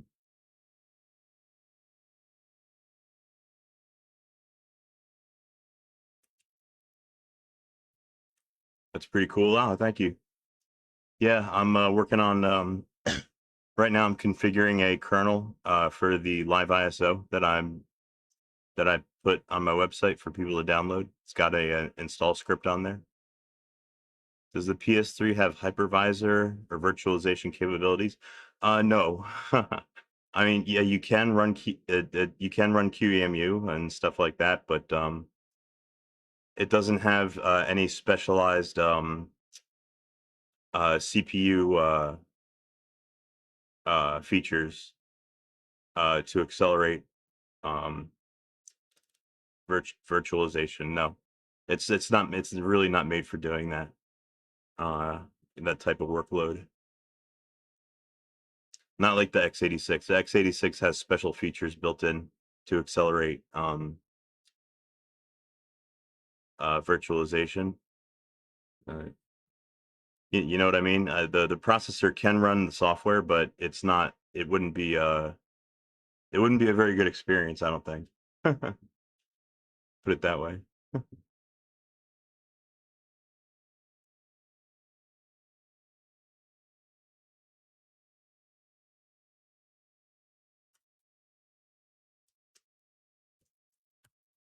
Okay.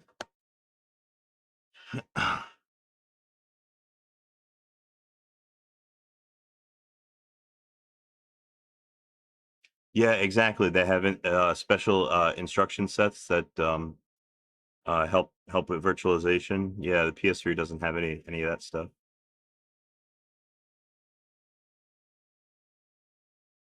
They cared less about DRM and security.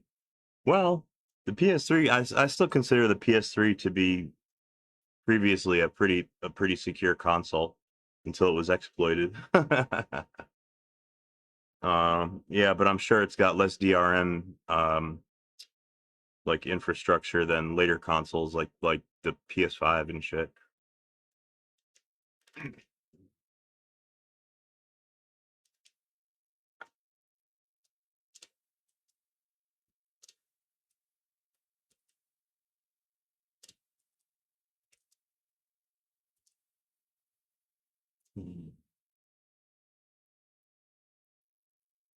Have I ever tried T2 SDE? Yes. Um, yes, I have. I've installed it a couple times on my own PlayStation 3. I got a downgraded PS3 that runs other OS natively, runs Linux natively. Um, and I just use that PS3 for Linux. And then my other PS3 is my gaming PS3 that's got EvilNet custom firmware on there. But yeah, I've installed T2 before. I find T2 to be kind of a confusing distribution. I think it needs more documentation. It took me forever to figure out how to use like how to invoke the package manager on that thing. It's a tough operating system to use, or maybe I'm just doing everything wrong. Maybe I'm just an idiot, but I think T2 could use some updated documentation.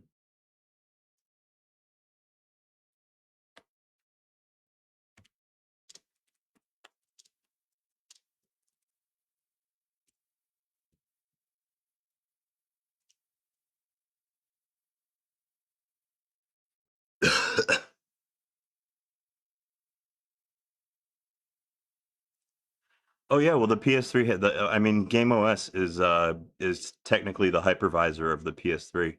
Yeah, the Sony's operating system, that's the hypervisor on that console. And yeah, so if you wanted to do virtualization like in Linux, it would kind of be like virtualization within a virtual environment. Because most of the a lot of the system resources that you use in Linux on the PlayStation 3 are virtualized by the hypervisor. Like your hard disk access, you don't have direct access to the hard drive. It's only through the hypervisor.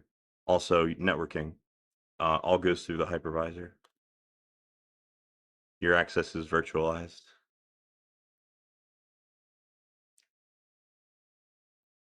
You do have direct access to the USB ports though. Let's see.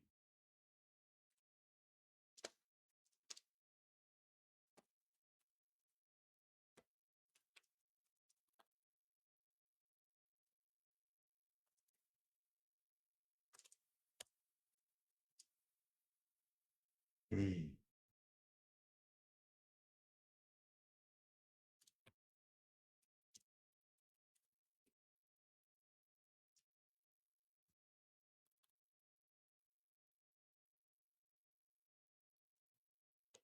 Hmm. You're going to use T2 SDE for embedded? Yeah, that's pretty much what it's made for. The documentation is really wacky.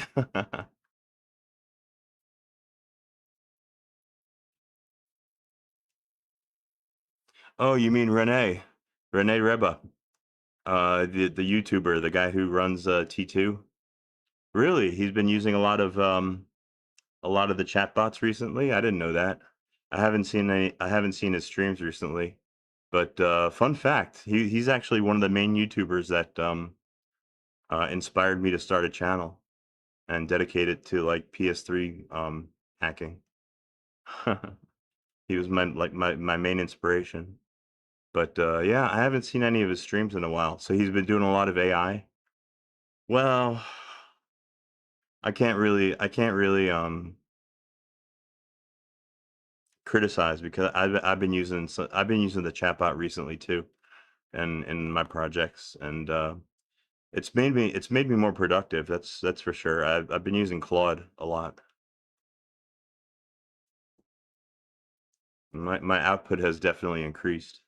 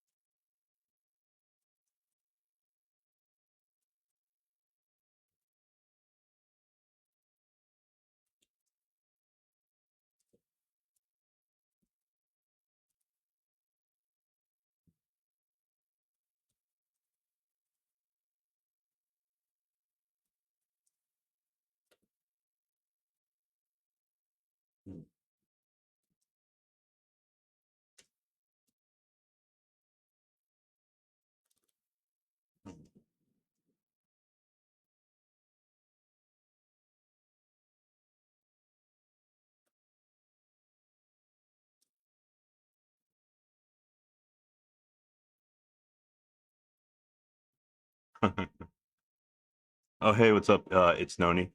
You feel the same way? Re- Renee Reba was also inspiration for you. Yeah, yeah. He really seemed to know his shit. He and plus, you know, he works on the he does kernel patches and stuff, which is pretty hard to do.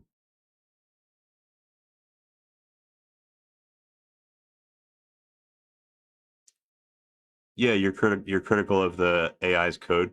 Well, yeah, you definitely. I mean, you can't just you can't. I mean, I hope that people aren't just copy and pasting chatbot code into their projects without knowing how it works or what it does. You have to audit what the chatbot regurgitates at you. You can't just don't just trust it blindly 100%. Like you have to second guess it. You have to double check. Oh no, Linus Torvalds is also pro AI now. You know what? That's not the first place I've heard about that. I think I saw a YouTube video about that recently. Something about Linus and AI code.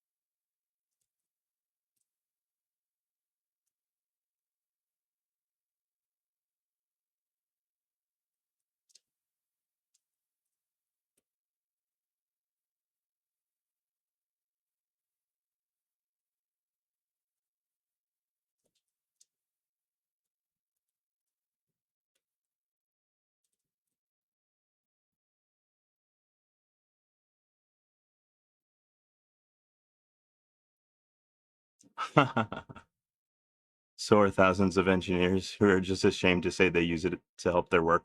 Well, I'm not like ashamed about it. I mean, it's a tool. I'm not ashamed to use a wrench. You know, I'm not ashamed to use an air compressor. Chatbot's just it's just a fancy toaster. You know, you got to know how to use it the right way.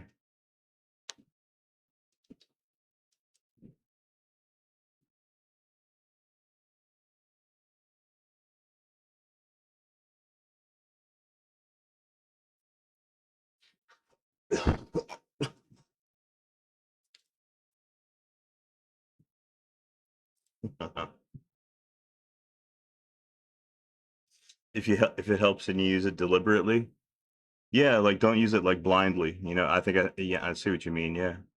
Uh, yeah, there's things that it's good at, like like spitting out like code and like giving you like a framework to work with or like a template to work with or something, or like an outline. It can help get you started on what you're trying to do, and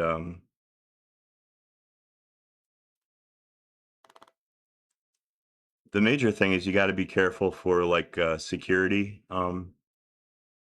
security mistakes that the chatbot can make.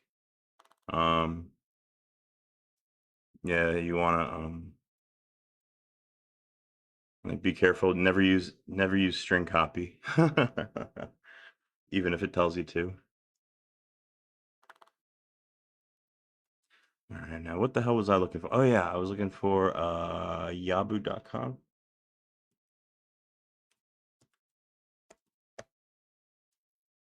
Hmm.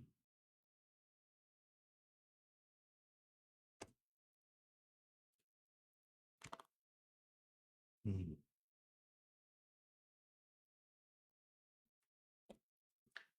All right, I think I can get rid of these audit and SC Linux um, directives because I don't build those into my kernel anyway.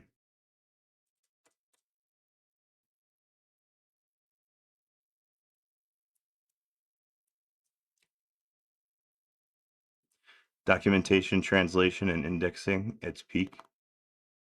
Oh, I never used it for translation. Anything else is questionable. Yeah, that's probably a good policy, good way to look at it. Better safe than sorry. Um,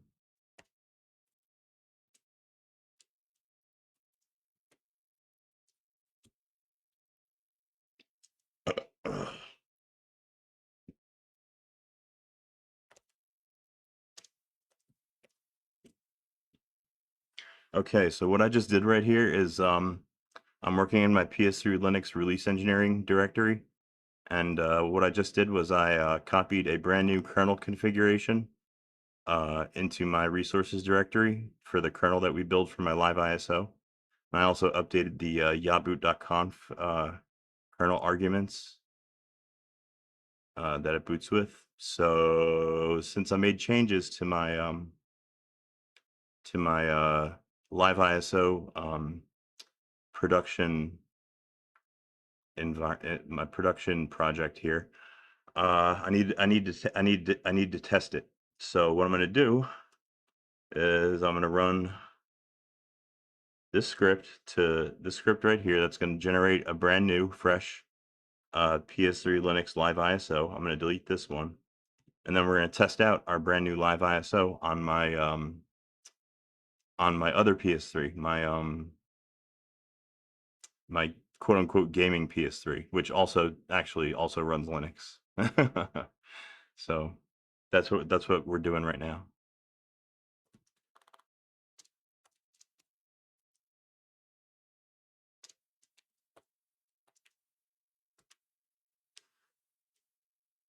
And I think that's all that I'm going to delete.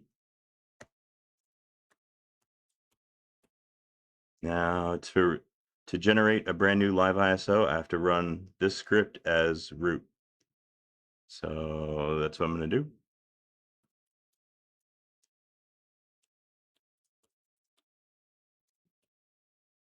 Did you guys ever see my script that generates a PS3 Linux live ISO that boots on the PS3? Because that's what I'm about to run right now. Here we go.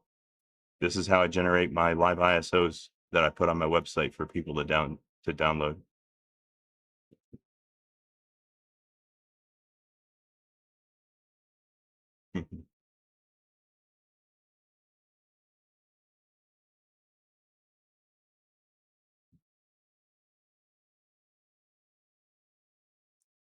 H8D, you're very pro. Well, I don't know if I'm pro or con, like for or against AI. It's like I said, it's just a wrench to me. Um, you know, I would be like being pro or against wrenches, but I have noticed that my productivity since I started like utilizing the chatbot has gotten better. So I've had good results.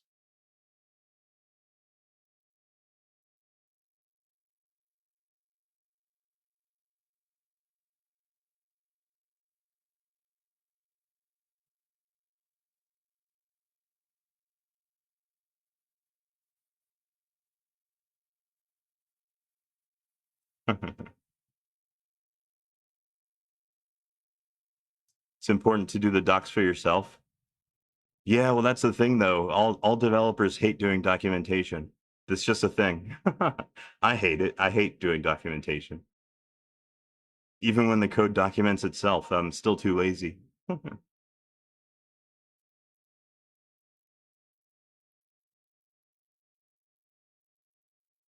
So what my script is doing now is it's downloading a Linux 6.6.151 archive, and it's going to build it inside of a chroot environment. It's actually going to cross-compile this kernel from an x86 chroot environment.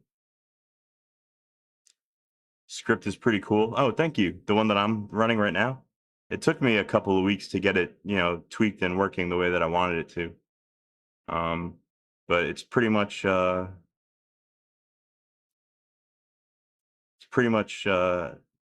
a more or less finished state currently. I'm still making adjustments and improvements, but it's more basically stable now.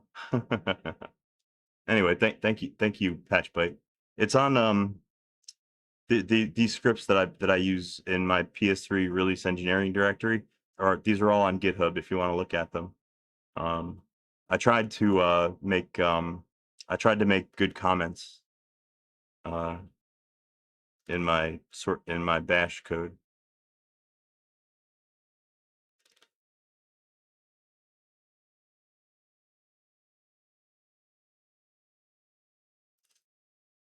Yeah, H8D. That's kind of like what I do. Like I'm pretty rusty on my C programming. Like it's been like a good couple of years since the last time I've taken like a formal C course.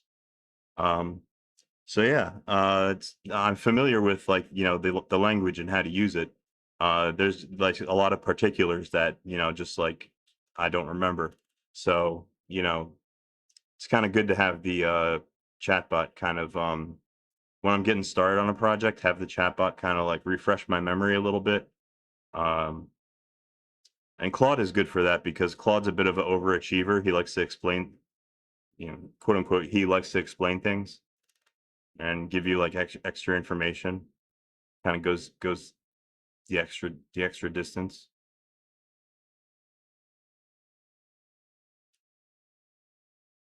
If your idea is slop, it will stay slop.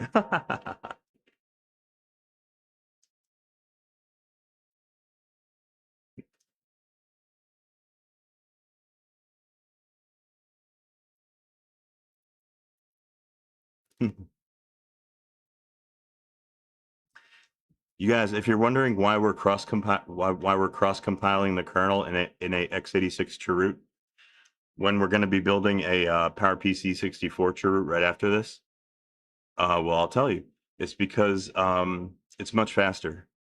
Compiling a kernel inside a PowerPC 64 chroot running through QEMU, you pay a heavy penalty, heavy performance penalty, and your kernel compiles extremely slow. If I was going to do this in a PowerPC environment, like QEMU environment. So instead, I just quickly make a x86 chroot out of Fedora 28 packages and enter that chroot and then run the cross compiler that runs natively on x86 and compiles for PowerPC. And that's what you're seeing here. And it runs a lot faster than it would run if I just did this directly in a PowerPC chroot. So it's for saving time.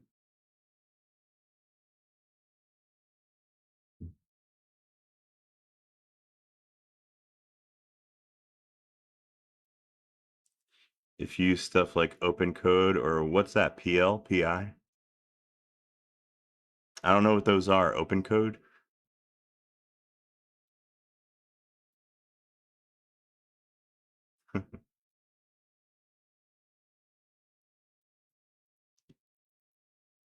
Oh shit, I almost forgot. I downloaded NetSurf because I need a web browser for the PS3. I meant to start building that.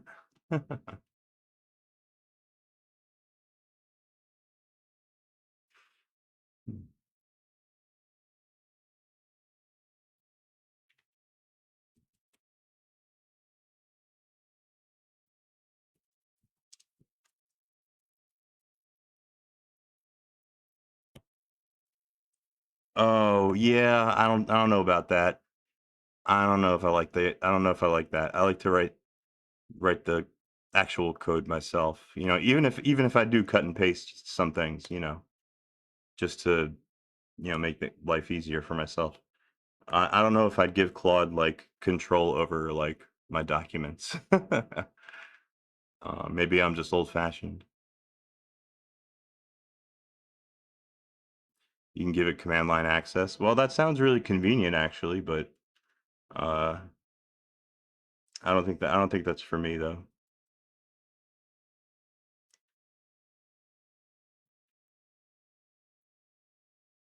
Okay. All right, this README is almost useless. It's got no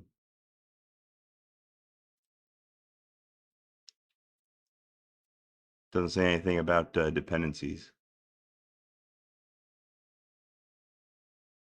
Oh wait, yeah, here we go.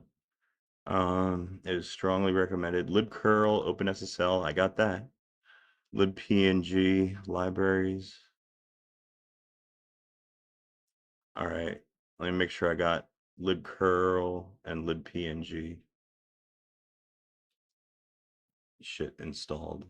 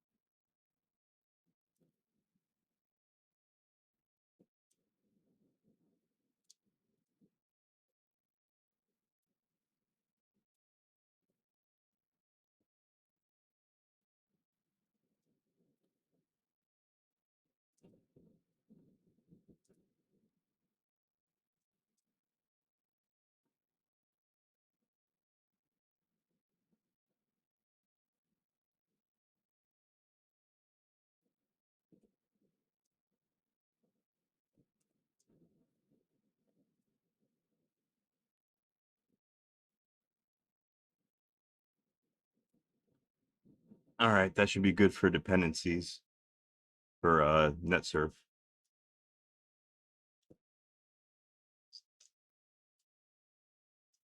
Mm.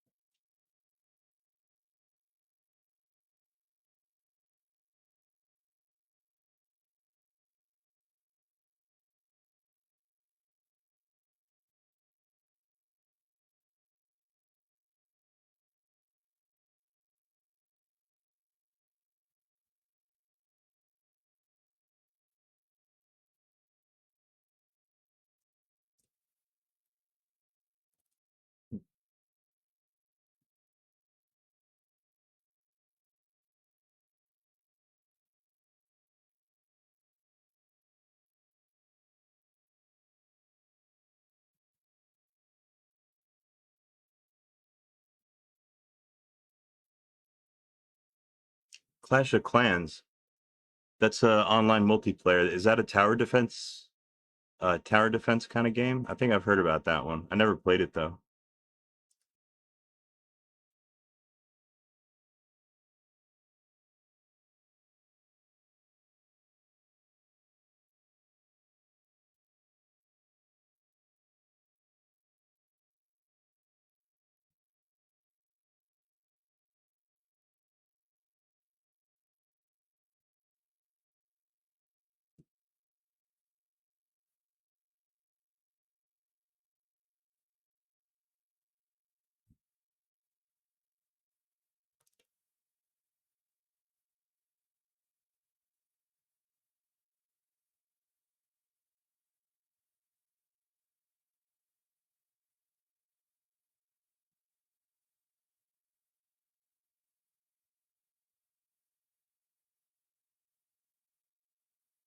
Game where you build a base, attack other people.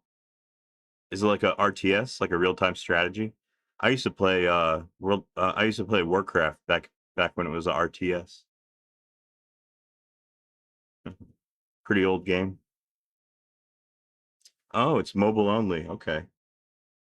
I never play too much mobile games. Um, oh no, not an RTS. I used to like RTSs. I used to like Warcraft, Command and Conquer. Like when I was in middle school, I used to play Command and Conquer against my friends. This is back in the days when you had modems and you'd be playing like a long game and like if your mom picked up the phone in the kitchen, it would fuck up your game. you, you get disconnected.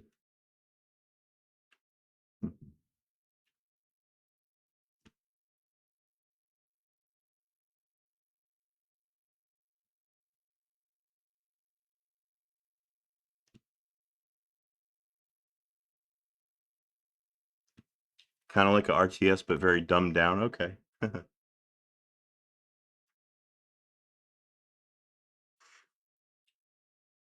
When Warcraft changed to a MMORPG, I actually tried it. I tried to get into World of Warcraft like once or twice, and like I tried to get into it, but I never really could. It takes a lot of patience to get into MMORPGs, and you need like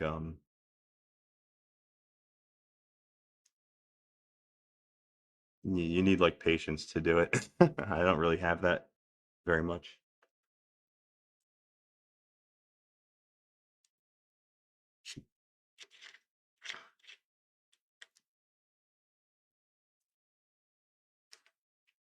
Check it out. Our kernel's already done compiling. See that?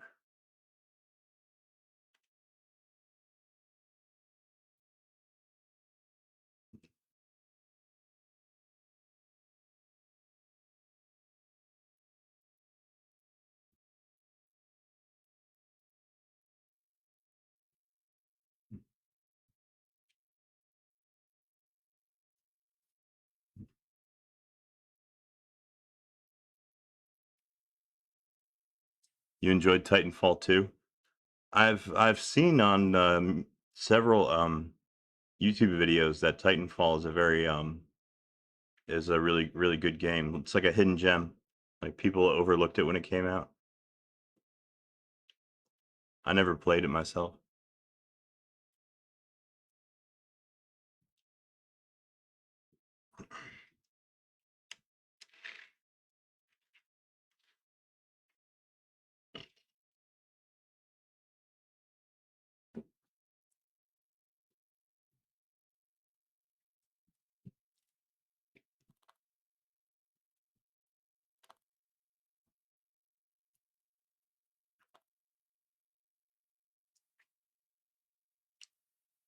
So check it out.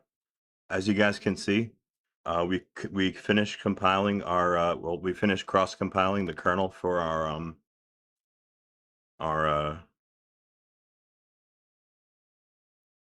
you know, for our live PS3 Linux ISO that I'm building.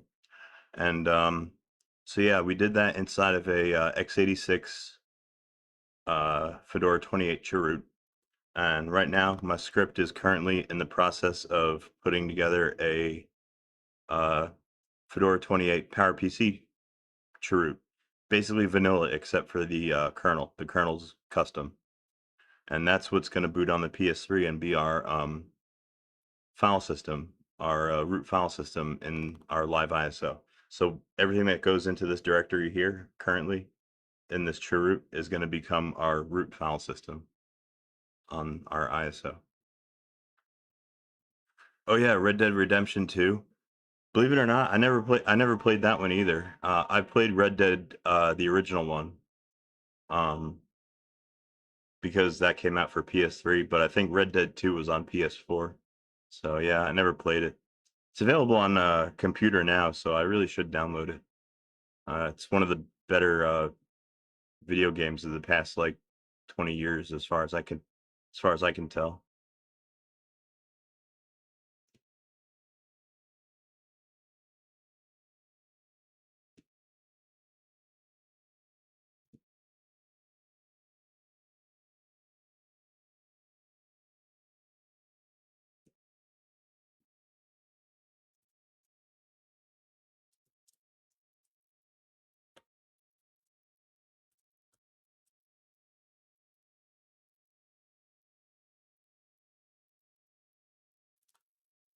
Probably emulate consoles like the Wii U. What you mean on the PS3? Um, I've had a Nintendo NES emulator running on Fedora on my PS3. I've done that before. Um, Pretty sure it can emulate the Super Nintendo. Um, there's an emulator for that. I don't know about N64. Um, the Wii is kind of current. I mean, the Wii almost has the same CPU as the PS3. It's just a lot punier. It's another Power PC machine. Um,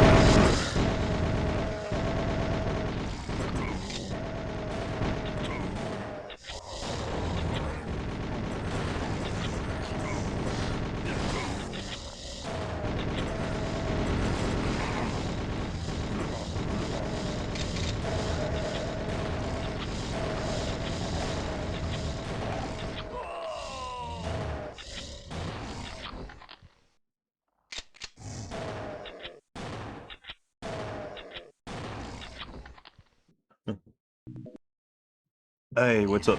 Yeah, patch bite.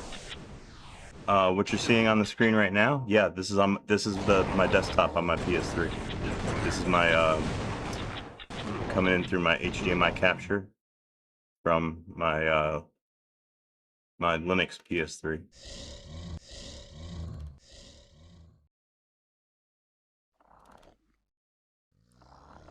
Pretty sick, right? Yeah, it does run Doom.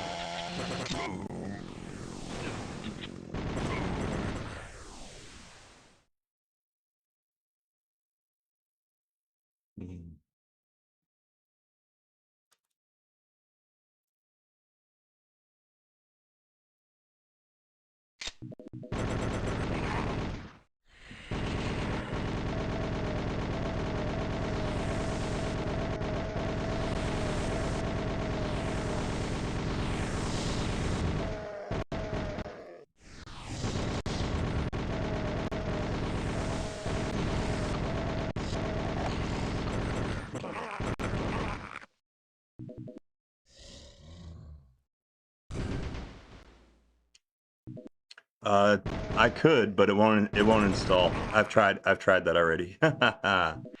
Yeah, patch bite. Tux cart won't run. It'll install, but it won't run because I have no GPU that it can recognize.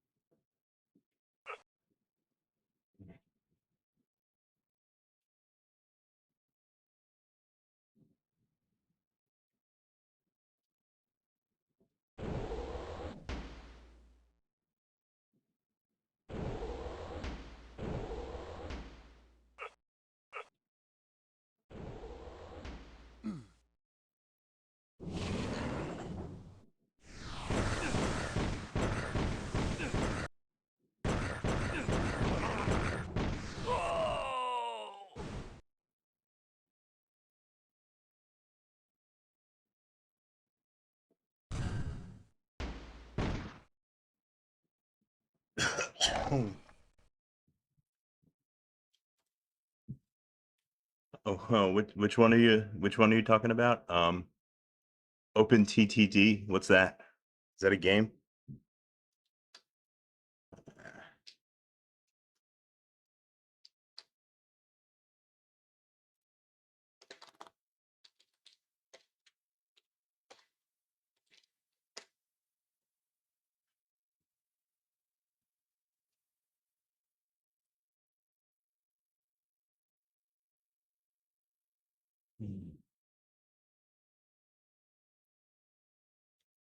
Transport building game.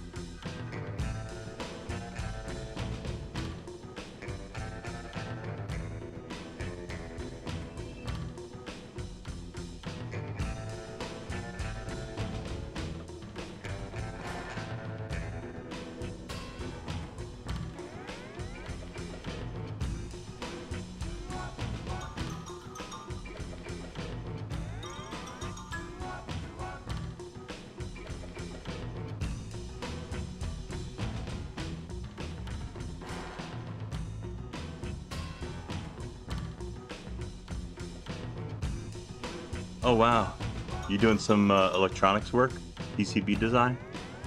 That reminds me, I should install the electronics development suite here on my PS3.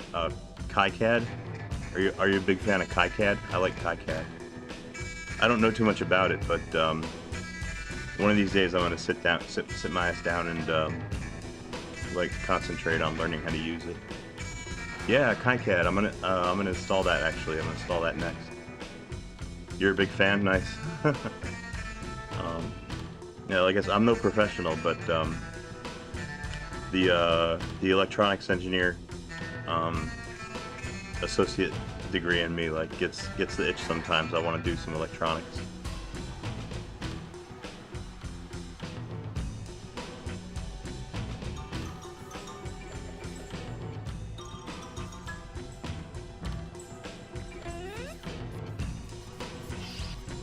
KiCad is pretty huge. It installs pretty slow.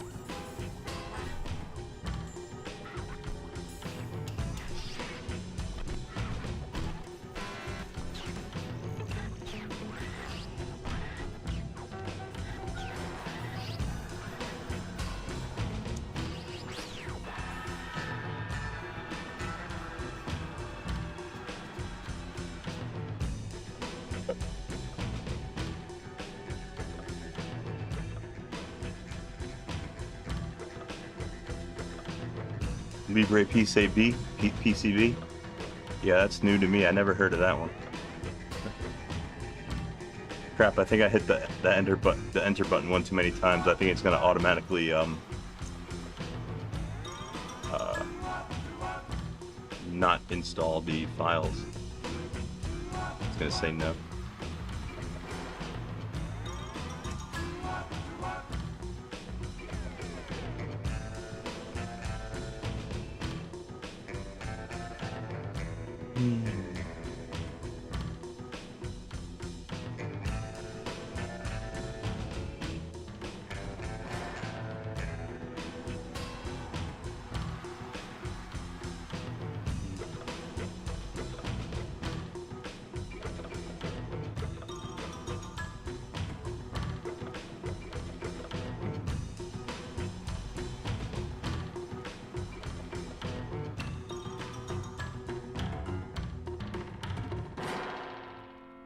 Yeah, it automatically aborted because I hit the fucking enter button too many times.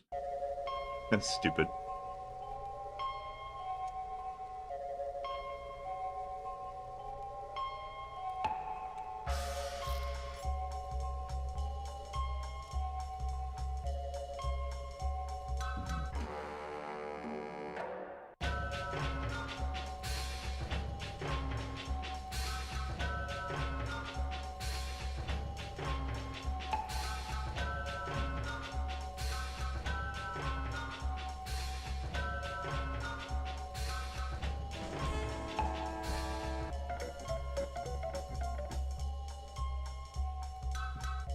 Oh, for music?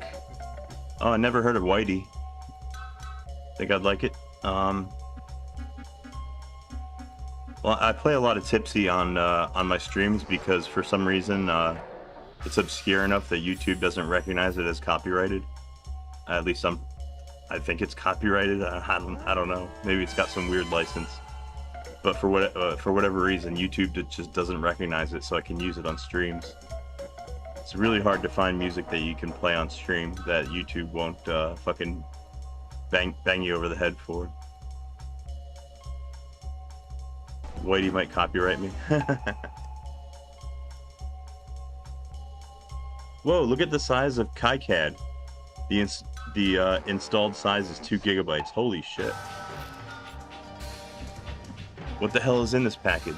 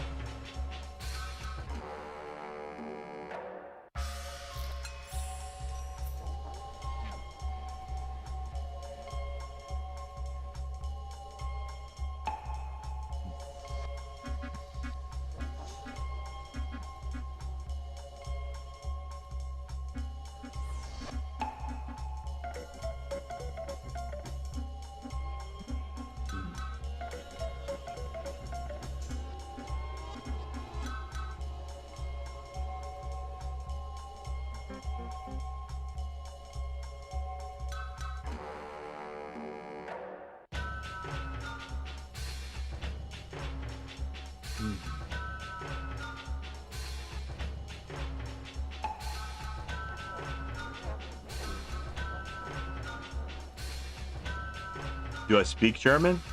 I'm gonna say no. I'm not fluent. I'm not fluent in German. Nein, ich spreche Deutsch nicht. Nur ein bisschen.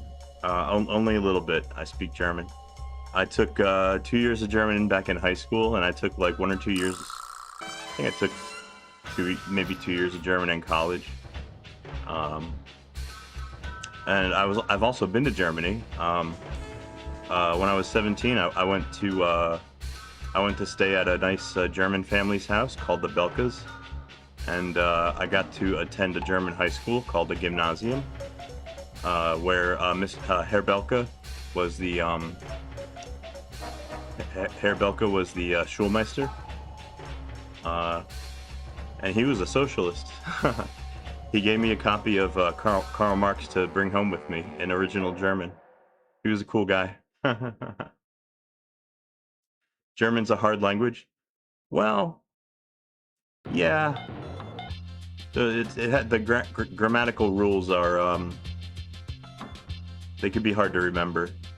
What I like about German is it's actually the rules are closer to English, like English rules. Like, you know how English and German are both like not based on Latin, like they're not Romance languages.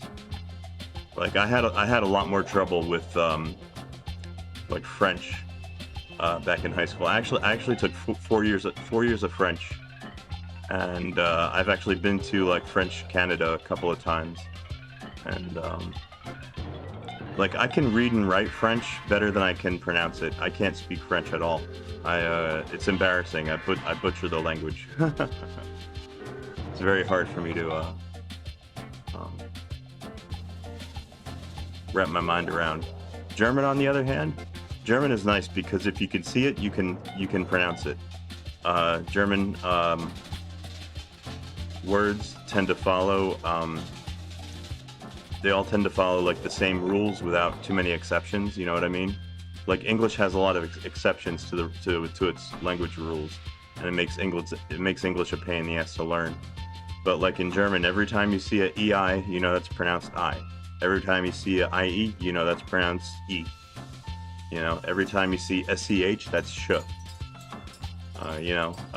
There's diphthongs in German that you can follow, and you can pronounce it. You can pronounce it easier than you can pronounce something like French. You went to a gymnasium. Did you go to uni? You hated French. Your teacher hated you? Yeah, I don't think my French teacher hated me. I don't think my French teacher liked me very much either.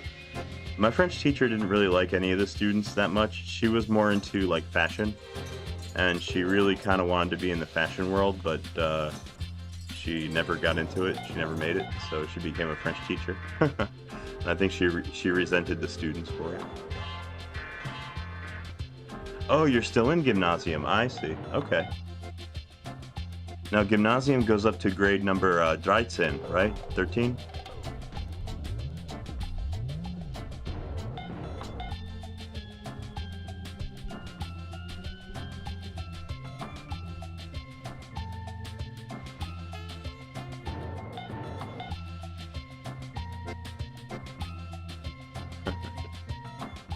My god, I forgot how long KiCad takes to install.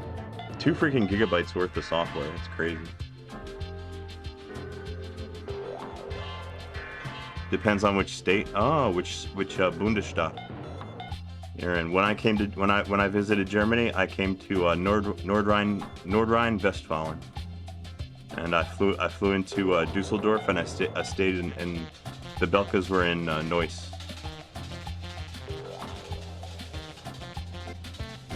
Okay, you go up to grade number 12. Number 12.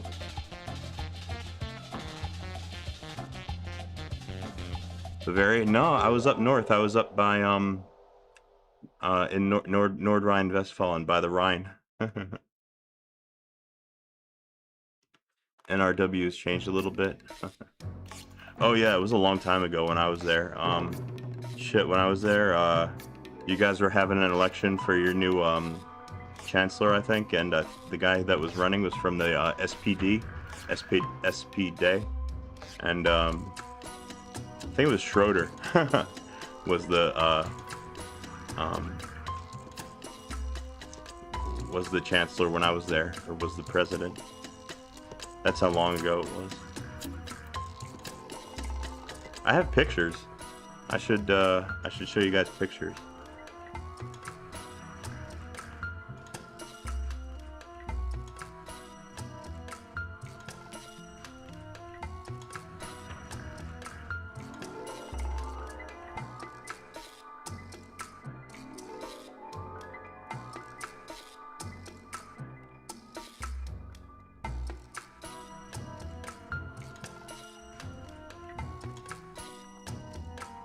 Was in the DDR.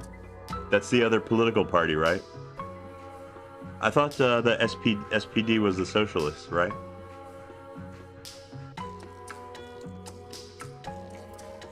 Oh, GDR. Yeah. That's right. Former East Germany. Okay, yeah.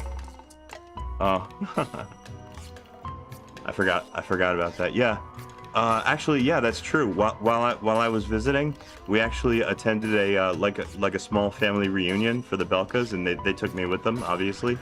And it was actually a bit of a drive. We had to drive into what used to be Eastern Germany, and that's where their family is from, or was from. So yeah, I got to visit what used to be East Germany, and when we drove over what used to be the border, Herr Belka showed me the crow's nests where soldiers used to stand and patrol. Pretty nuts. I saw a concrete wall. It wasn't part of the Berlin Wall, but I like to think it was. I saw a concrete wall. I didn't go to Berlin, unfortunately.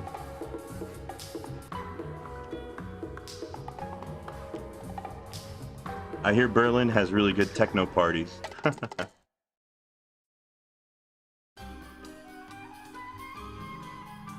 It was a really awesome experience. I'm really happy for the family that I got to stay with because, the father was an educator, so he made sure to take me around to see some really cool shit. I got to see buildings that were left there by the Romans. I got to see churches that were like 1,000 years old. I got to see the Kölner Dome. I got to climb to the top of the Kölner Dome. When I went, it was celebrating its 750th anniversary, 750th birthday. Berlin's a shithole? Oh no. There was a time when I was in college for the second time. I actually thought about doing a semester abroad, and I considered Berlin was one of my first choices. That would have been a dream experience as well. Yeah, respectable guy. He was really cool, and their kid. His name was Matthias, and he actually had come to stay at our house here in New Jersey, in America. He came here first, but he came through a program called the Fulbright program that was specifically for doing international students and stuff, exchange students. So yeah, he came here and he stayed at my house through a program.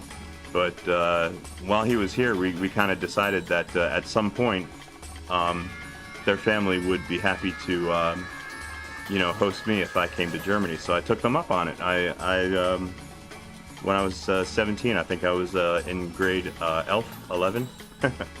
I took a plane ride over to Germany, and I stayed for a couple of weeks, and it was one of my favorite things that I ever did. I didn't want to leave.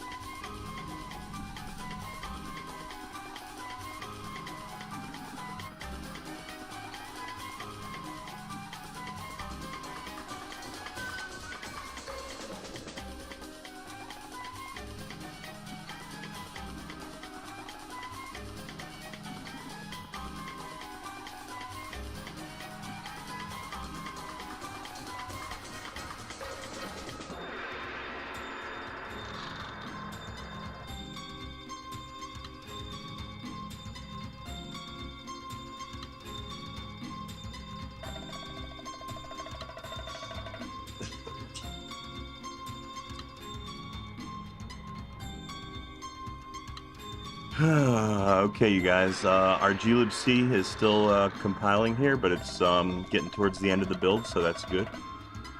We're in the install phase right now, and I'm gonna take this opportunity. Give me like 4 or 5 minutes. I'm gonna go have a cigarette break. I gotta go stretch my legs a little bit. I'll be right back.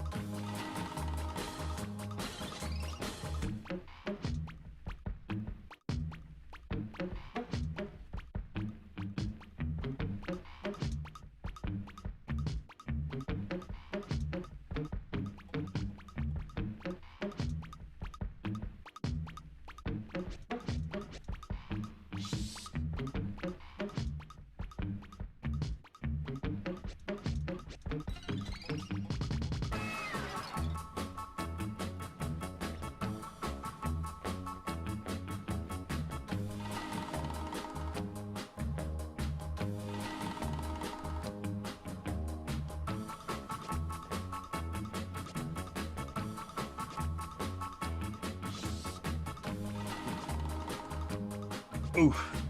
Yep. Sorry about the little break, the little intermission, you guys. Had to go have a little cigarette, but I took my other laptop with me so I could still converse with all of my friends. But yeah, like I said, I'm not even worrying about it. My debt situation. If I pay it, I pay it, and if I don't, I don't. What am I gonna do? The sickest thing is I don't even have a degree. Well, I have two degrees. I have two associate's degrees. Basically, I have two two-year degrees. That's all I have to show for all this debt. I got one associate's degree in electronics engineering, and I got one associate's degree in computer science. My original plan was back in 2013, since I already had one of my associate's degrees. I figured, well, back in 2013, I figured, well, you know what? Let me take this opportunity. I had just gotten laid off from my full-time job at the time. So I said, you know what? I'll be smart. I'll be a smarty pants. While I'm collecting unemployment, I'll go to school, and it'll keep me above water while I'm studying. And in 2 years, I'll have my bachelor's. That was the plan. That was the plan back in 2013. Somehow my education got stretched out all the way up to like 2 or 3 years ago, on and off. And yeah, I ended up switching from a pretty expensive private school to a community college in my county, OCC, Ocean County College, and that's where I got my second associate's degree, computer science. And yeah, now I'm in the job market. I'm looking for something to do for income here, but it's not the best time to be looking for a job, let me tell you. More places are actually kind of getting rid of people right now rather than hiring people, so yeah, it's not exactly a buyer's market. You know what I mean?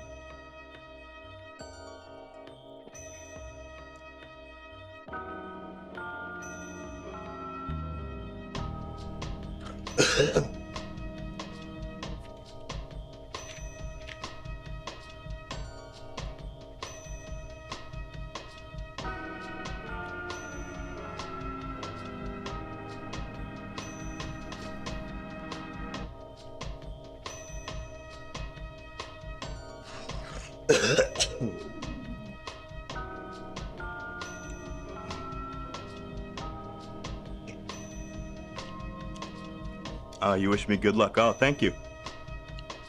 Feel gluck. Thank you. Yeah. Well, luckily it's not like an emergency situation. I'm not like homeless or anything. You know, luckily I've got some pretty wonderful parents that are supporting me at the moment. But yeah, this situation can't continue for forever. So hopefully, I've been applying everywhere too. I'm not like holding out for an IT position because that's never gonna happen. Yeah, I'm applying at like convenience stores, fucking my dispensary, my cannabis dispensary. I applied over there. Dollar General, fucking. The only thing I won't do is like fast food or like waiting tables. Waiting tables, I've tried to do that before, and I'm terrible at it. I'm just terrible at it. And fast food, I don't even eat fast food. I can't imagine like working around it. So there's only like 1 or 2 things that I really won't do.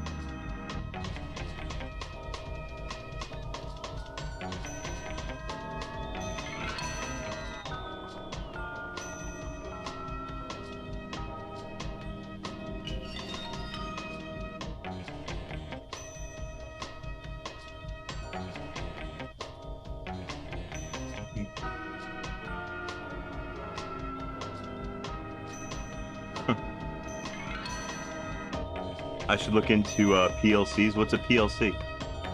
A lot of companies want PLC developers, but nobody wants to do it. Oh, they pay well? I never heard of it. I don't know what that is. What's a PLC? Is that like quality control or something?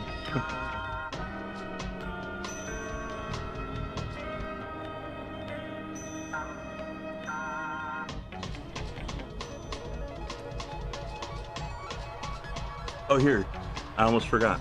We need to test out this latest install ISO. Make sure that it performs the way that I expect it to.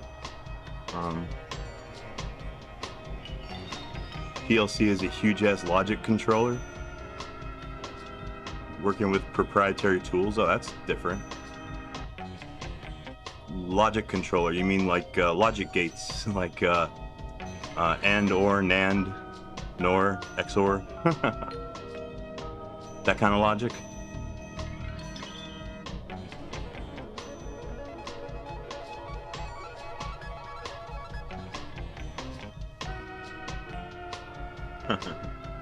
Well, I do remember my Boolean algebra.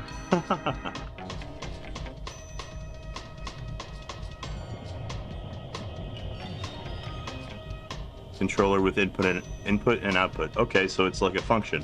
It's like a mathematical function. It maps a input value to an output, or output value, input state to an output state.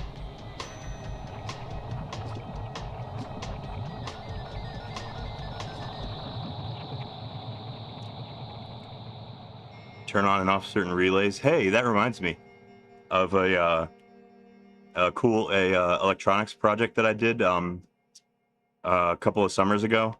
Well, my daily driver for a long time was a kind of a vintage German car. I have a Porsche 944 from 1987, and I'm a mechanic, so I'll do all the work on that car myself.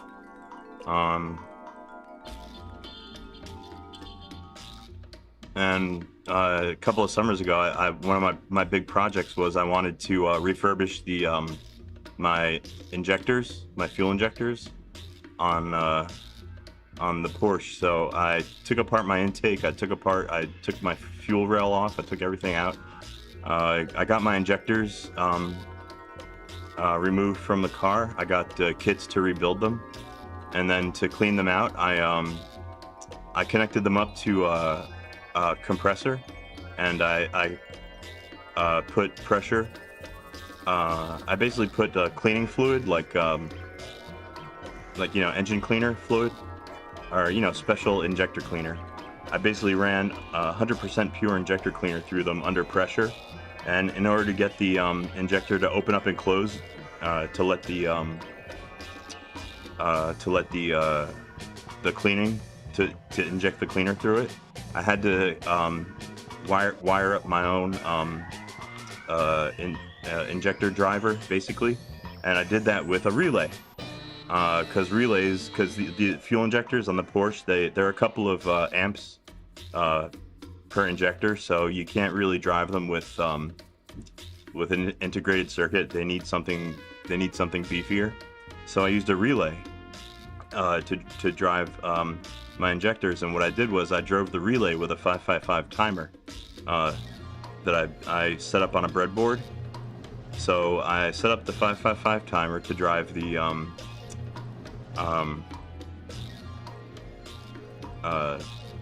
automotive relay, and the relay drove the injector, and I drove it at about 60 hertz. And I basically made my own injector cleaner station. They make professional ones that do the same thing, but I made my own out of my own compressor and a car battery and a 555 timer and a relay. that was a cool thing that I did. I rebuilt those injectors like you wouldn't believe. They're Bosch, by the way. All the electronic parts on Porsches and like BMWs and everything, they're all made by Bosch. I love Bosch. Pretty cool, right?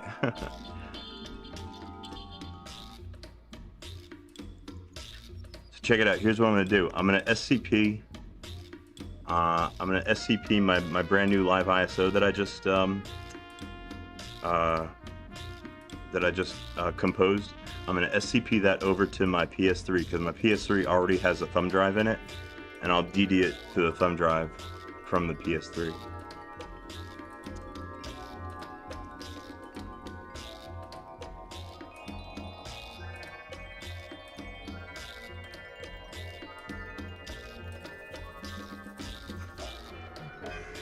Got into embedded systems because he did a PCB related to CAN bus and LIN bus.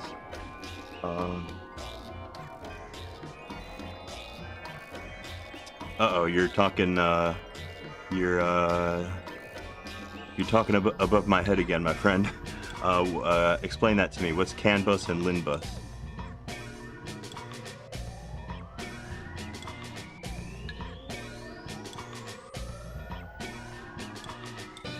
Oh, it's automotive. Okay, yeah, it's automotive technology. Very BMW specific.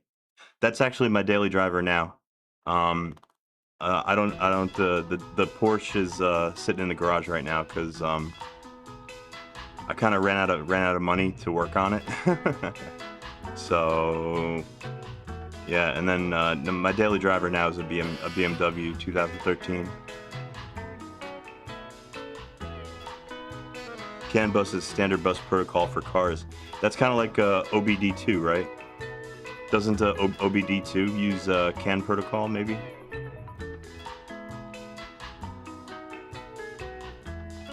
LIN bus is single wire. Fucked up UART protocol.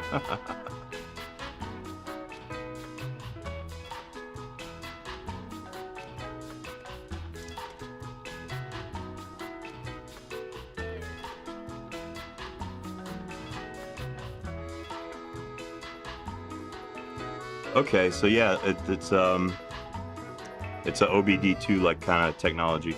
Yeah. Yeah, when I was working as a professional mechanic, I was actually in the market for one of those OBD2 computers that you can get from like Snap-on or like Matco. Unfortunately, they're fucking expensive for one that is decent. You know, if you want one that's actually gonna like not be a toy, it's not gonna be a piece that's gonna do like professional work. You gotta spend like $1,000 or more for those things.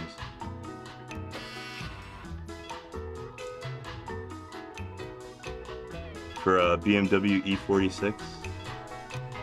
Okay, cool. Mine is a 3 Series. Mine's a 328. I think it is 328i, something like that. It's a turbo. I mean, my BMW, it's got legs. It moves. when I punch it, it goes. But yeah, my fun fact actually too. My BMW, that's my daily driver right now. It's my first car that's not standard transmission. It's like my first car that's not a stick shift. All my cars up until now have all been standard transmission.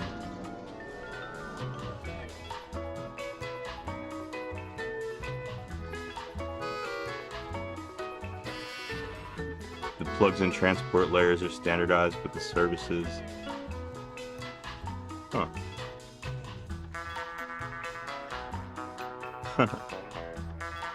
That just brings me back to documentation. That's why it's always good to have good documentation, even though nobody likes to write it. All right, I'm gonna SCP this live ISO over to the PS3 into the /root directory.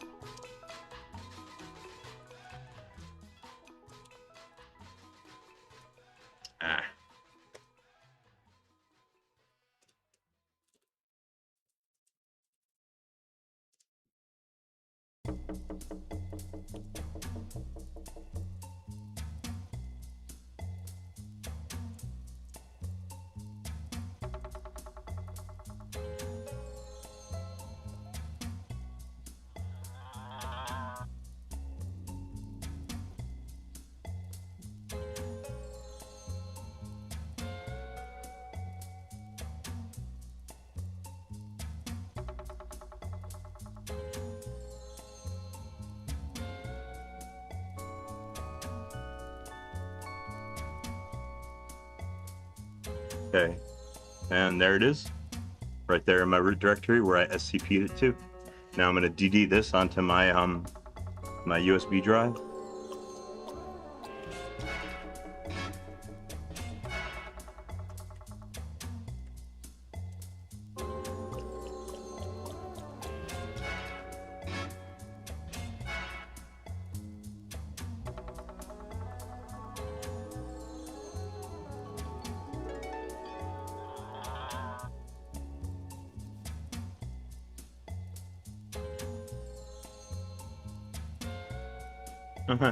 Check it out. Our KiCad is finally done installing. That took forever.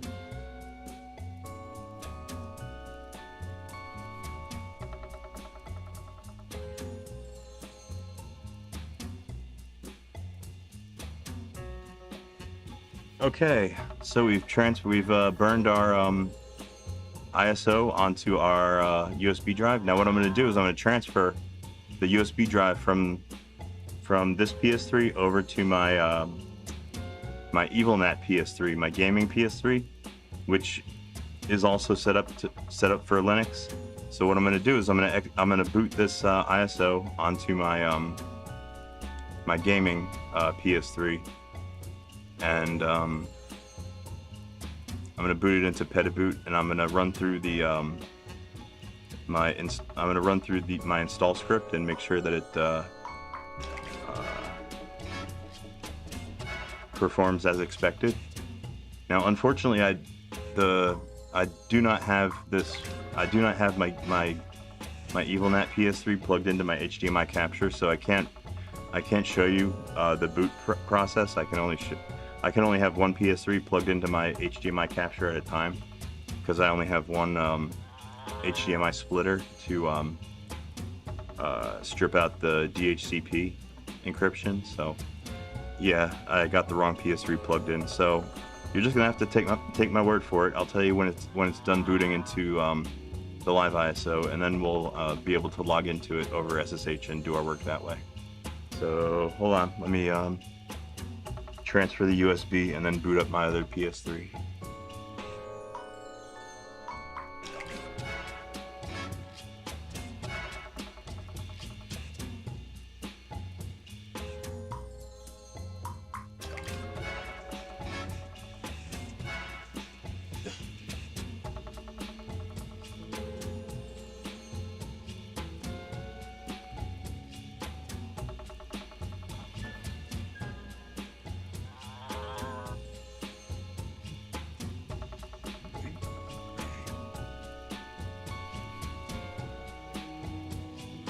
Okay, we're booting, we're in Game OS.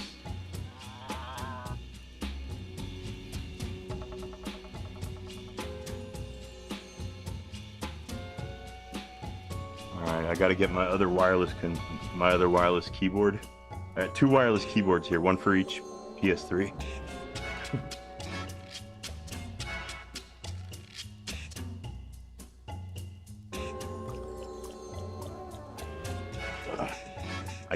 I get them mixed up sometimes. Okay, custom firmware, other OS tools, set other OS boot flag. Okay, we're booting into Petaboot now.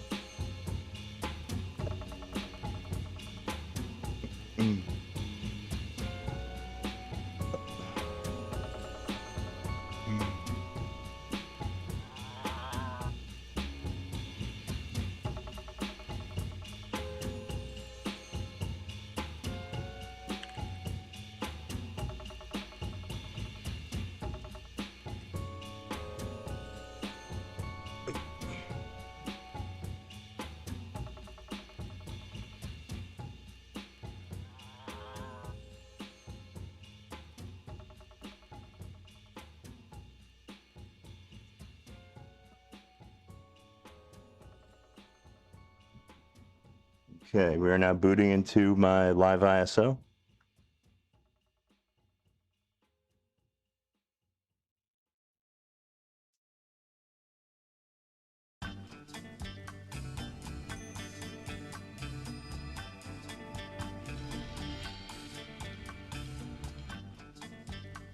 Huh. Well, I'll be damned. Shit, maybe not. Hold on.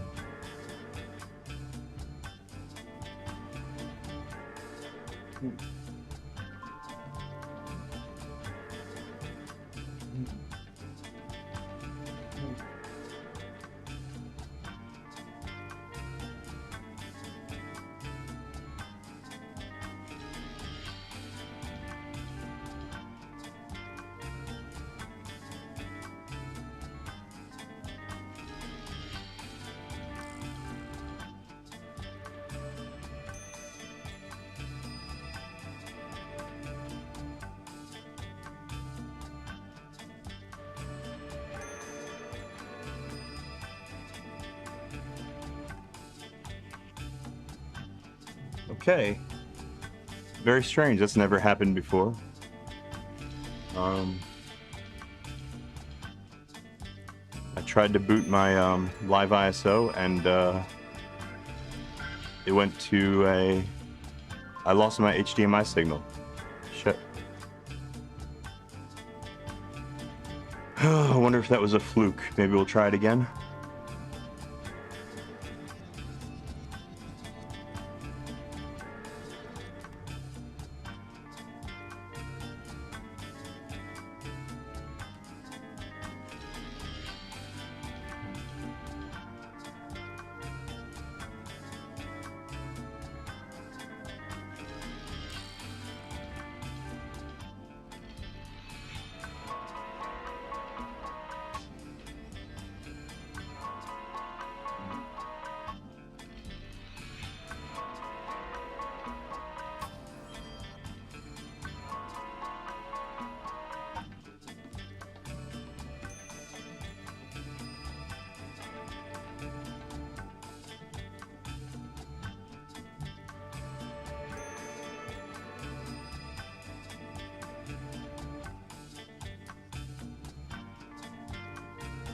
Huh.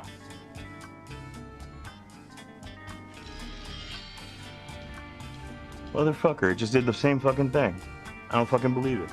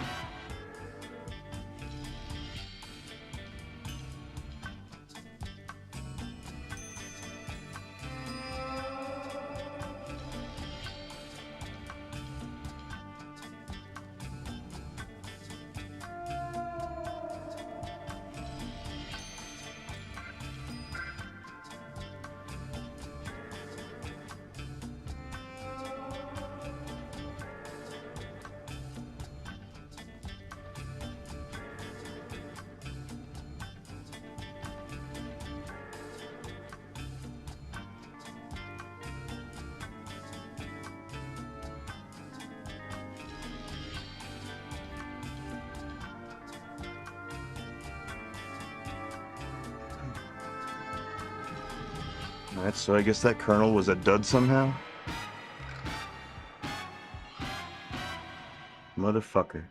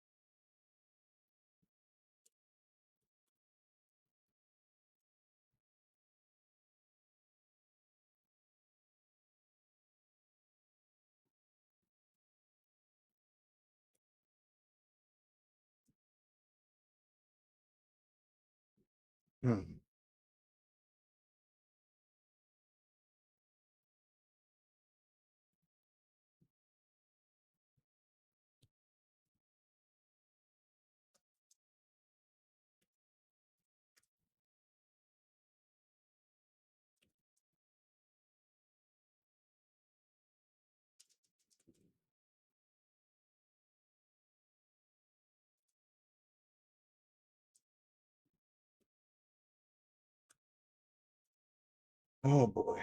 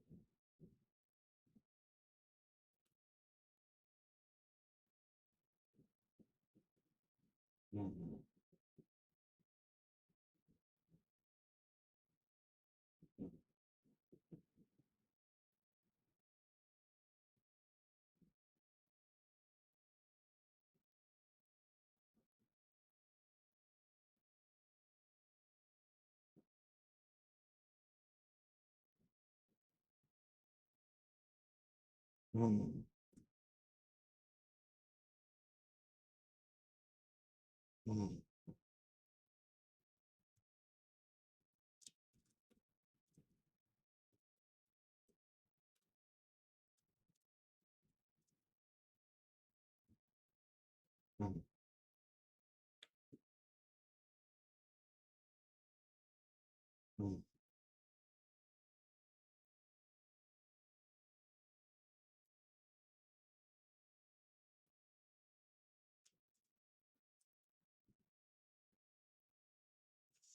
Mm.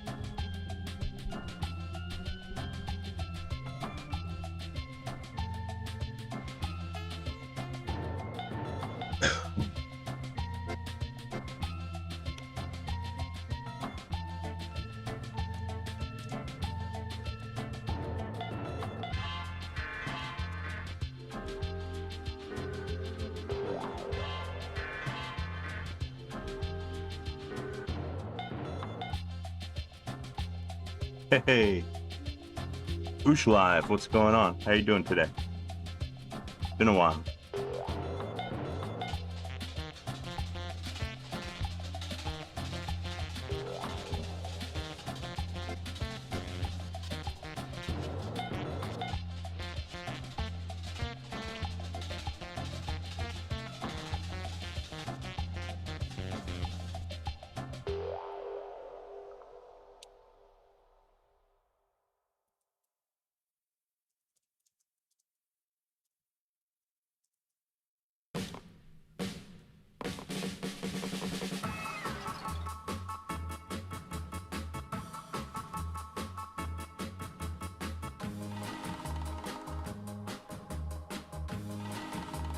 All right, here we go. Generating another brand new, fresh brand new live ISO for testing on my PS3 for boot testing. I'll let that do its thing.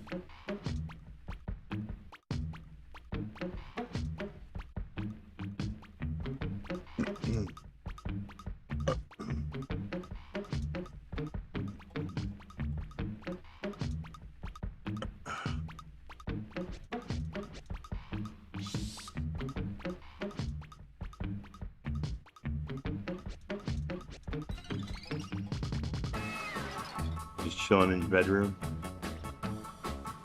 Very hot. Yeah, it's been hot here too, here in Jersey. Shit. Especially my room. My room's always the hottest room in the house. For some reason, the air doesn't get back here very good. Plus, I run so many devices.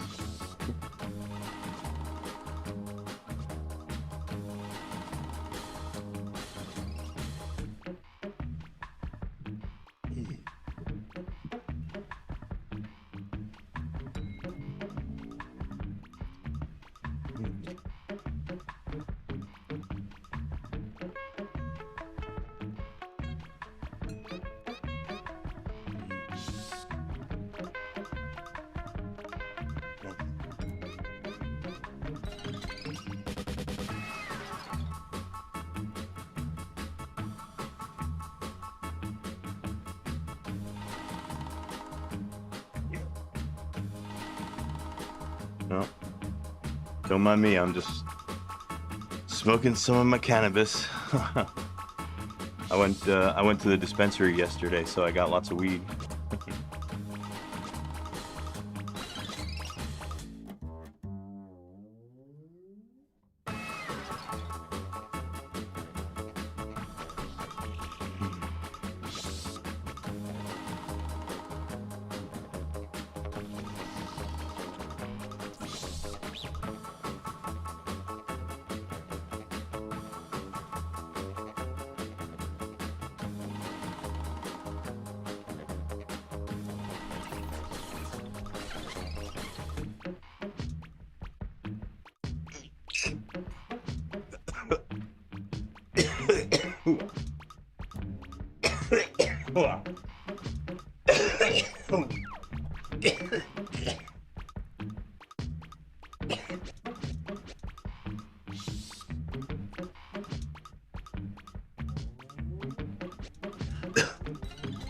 Do I have any favorite strains? Well, as far as like strains go, between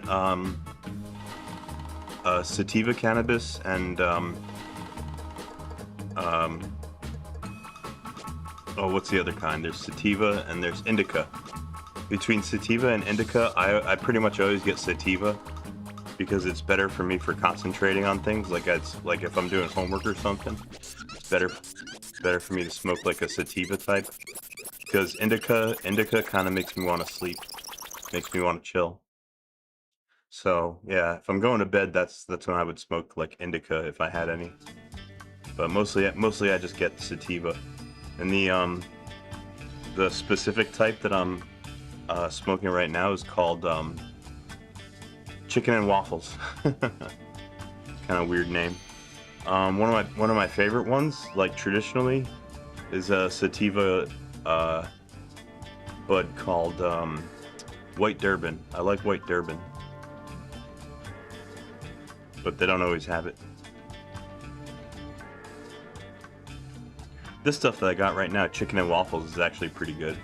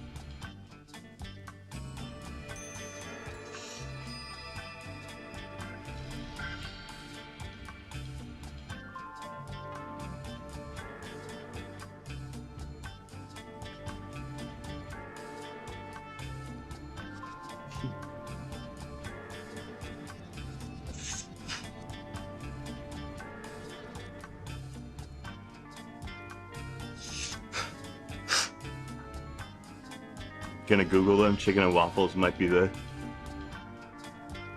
what's that? The creator's favorite meal.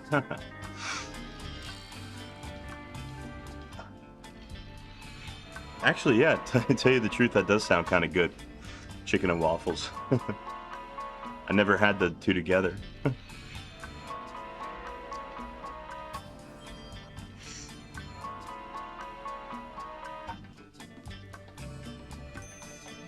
Kind of reminds me of something that we used to smoke when I was with my friends in like high school. We would smoke something that we would call beef and broccoli. But beef and broccoli was a little bit different. Beef and broccoli was a mixture of cannabis and cocaine.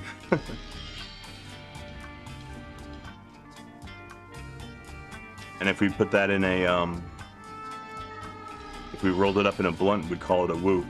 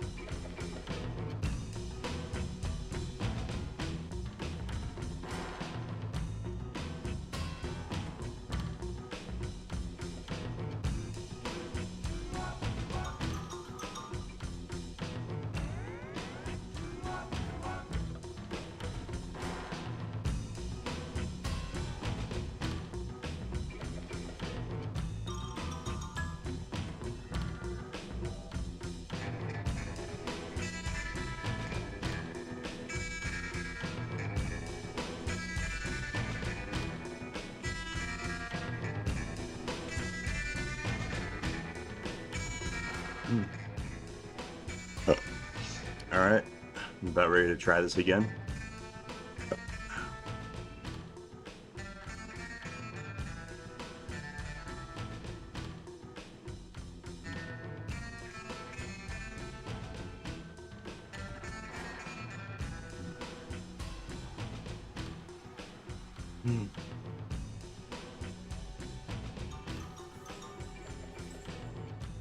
Crap.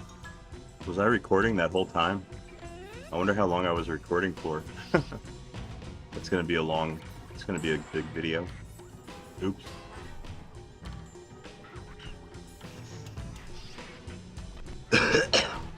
Alright, I'm gonna go transfer my USB to my gaming PS3.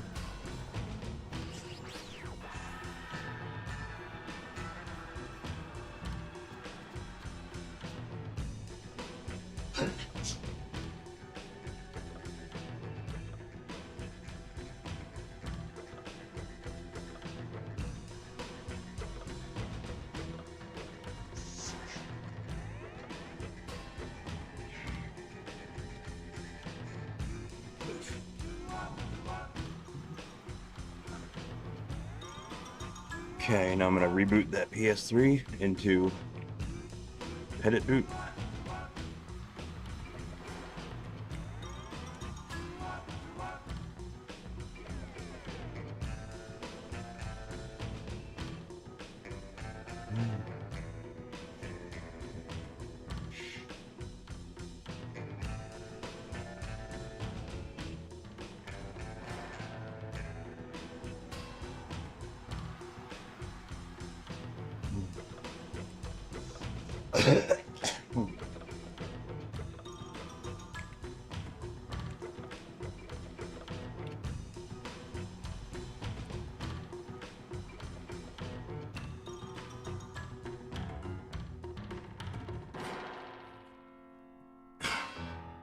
Okay, I'm attempting to boot my ISO again on my EvilNat PS3. Okay, looks like it's finally booting this time. Maybe.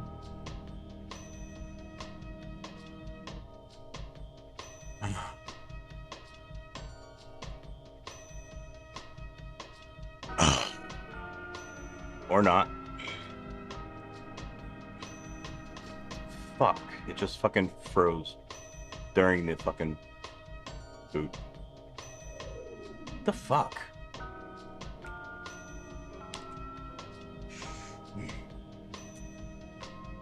Alright, I gotta go turn the PS3 off. Turn it back on.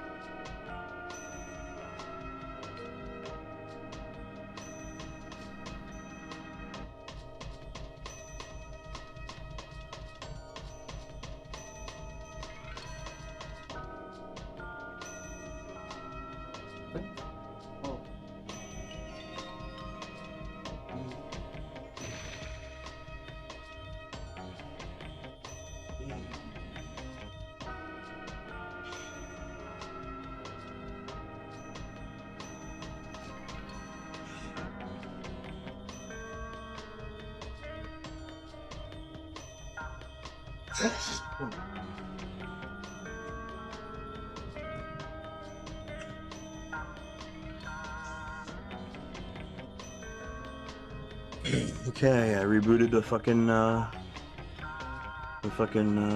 PS3 again. I put the USB back in my fucking Linux PS3 again. I gotta build another fucking ISO because that one fucking didn't boot.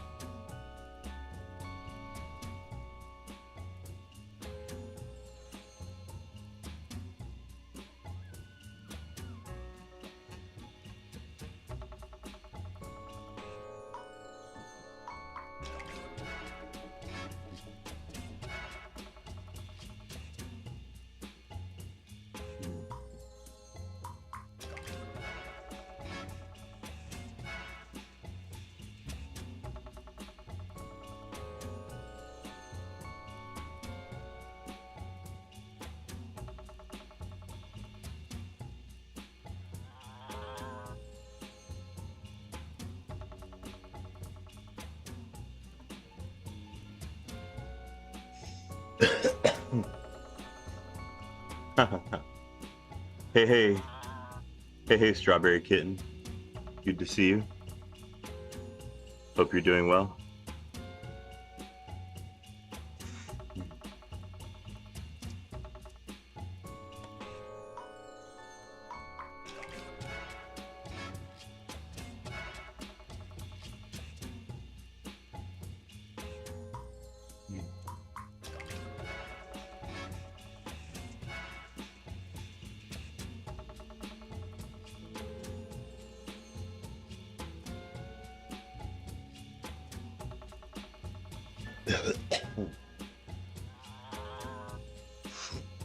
Ah.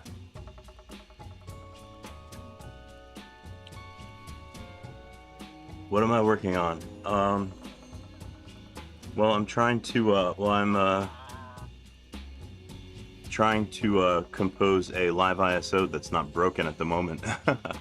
I'm messing with the kernel of the kernel that boots on my live Linux ISO for PS3, and all the changes that I've made to it so far have broken the boot process, which is kind of pissing me off.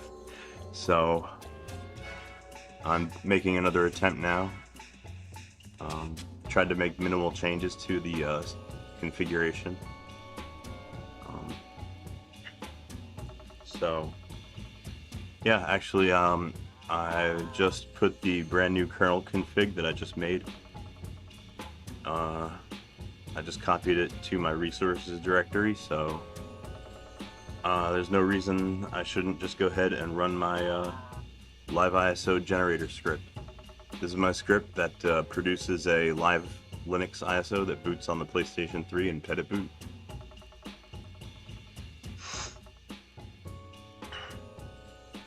Got to run this script as root.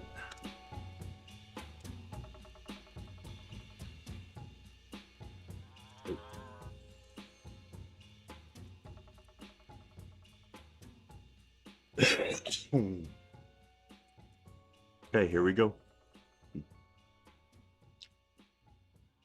Oh.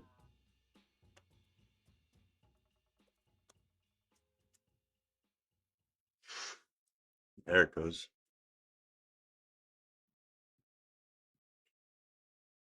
And then over here in this terminal, I'm connected over SSH to my PS3. We're doing a glibc RPM packaging process. I successfully upgraded my glibc from 2.33 to 2.34 earlier in the stream. So now I'm working on 2.35. I want to try and get it up to 2.38 at least. Why Fedora 28? Because Fedora 28 is the last version of Fedora that supported the PowerPC architecture that's in the PS3.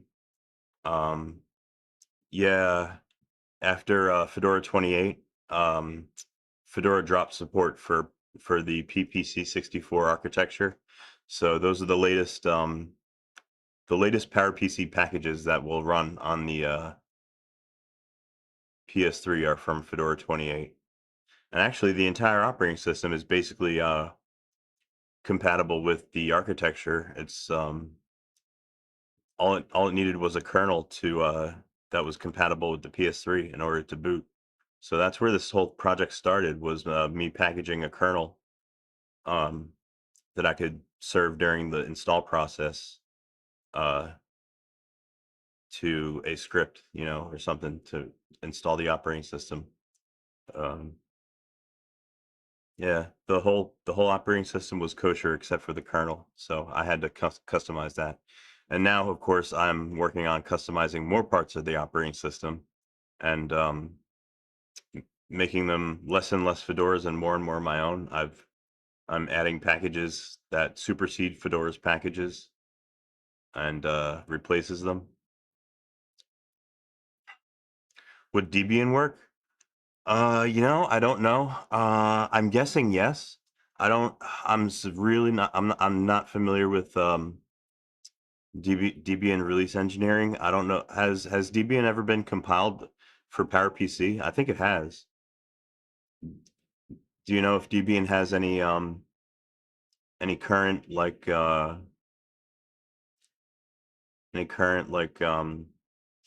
stage 3 tarballs or something that are compiled for PowerPC?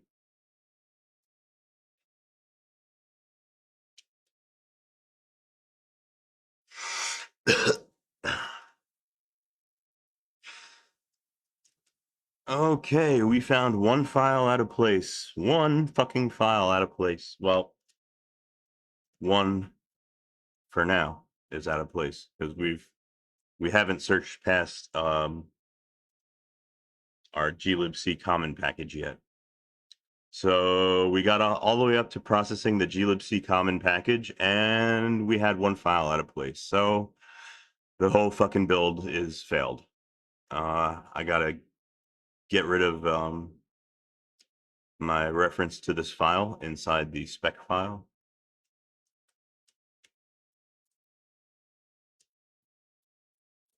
There you fucking are. All right. Now we can fucking rebuild the whole fucking thing and fucking fuck. How about that?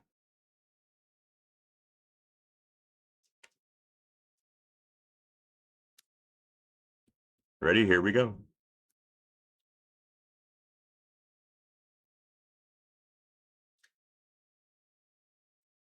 I could check on the Debian website. Do they have links for alternative architectures available? It's been a long time since I've used Debian.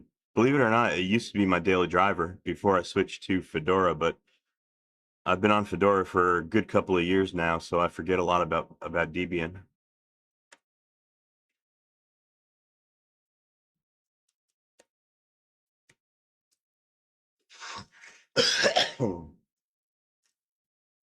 Yeah, if they have like a stage 3 like tarball or something available, compiled for PowerPC, that'd be perfect because then all you have to do is open the archive and add your own custom kernel, and it'll boot.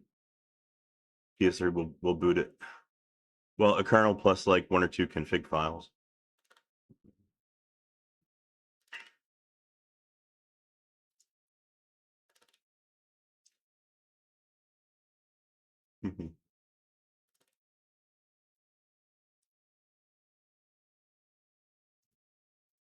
Maybe it's under here, other downloads.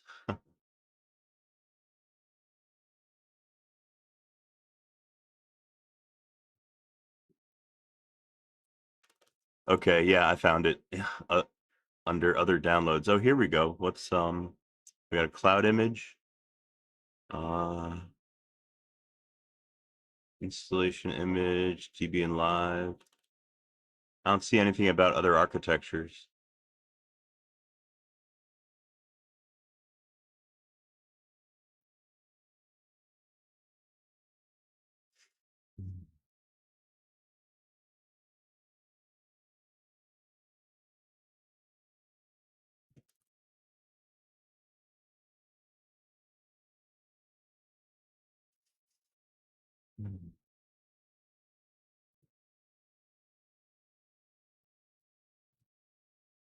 Oh, here we go. I see some architectures here. I do not see PowerPC 64. I see RISC 64, PPC 64 LE, ARM, and AMD. Just so you know, PPC 64 LE is not compatible with the PlayStation 3.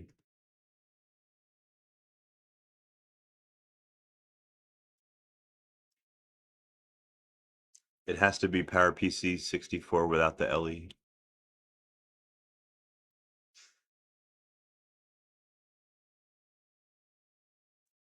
Or for some reason, Debian calls it EL.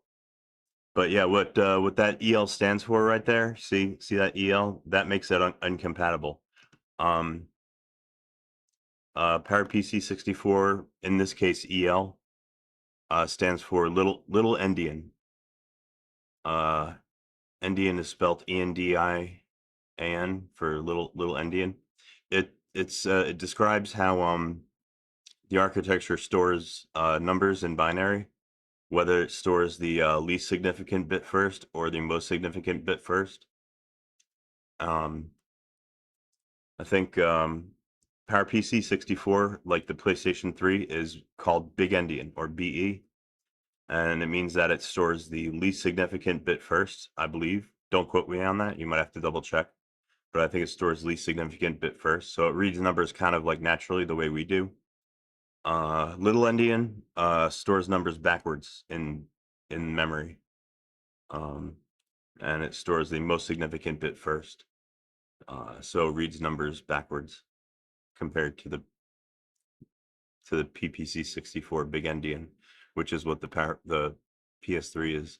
So yeah, unfortunately that won't work right there.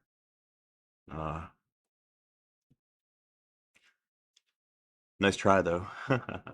I think Debian actually did used to support regular PowerPC 64, but it is like it's like such a vintage flavor of the PowerPC chips. They just don't use them anymore. Oh hey, Big Endian is okay. Was I right? Did I get it right? Big Endian is most significant bit first. Okay, thank you, thank you, Okoli. There is a Debian wiki article about the PS3. So yeah, that's right. I'm pretty sure that at some point Debian did support the regular PowerPC.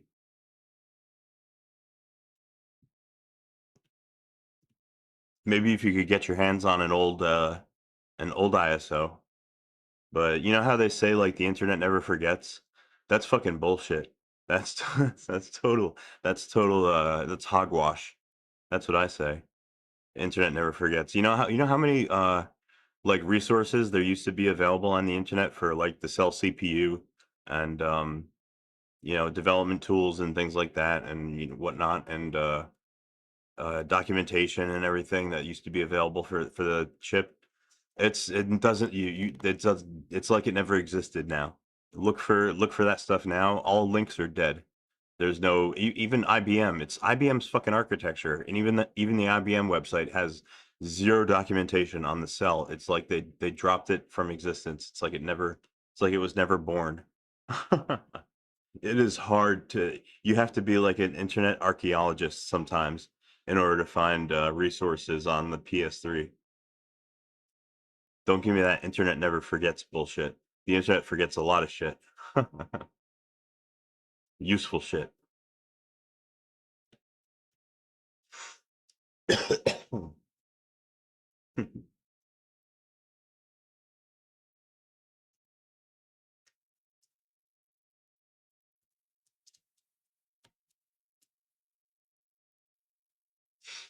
Yeah, Internet Archive, that might actually be a place to look. Hey, check it out. What do we got here? I just looked up Debian PPC 64. It looks like somebody's doing like a kind of like a modern project. Wonder what this is. If I can open the web page. Oh.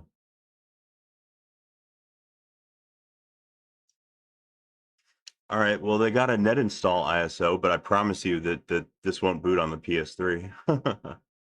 uh what we need is a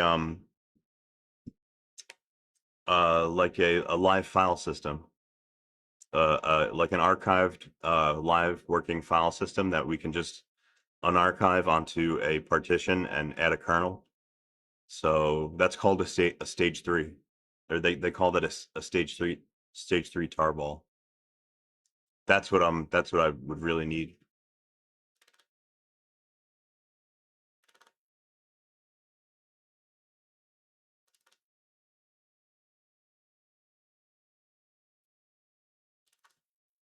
Hmm.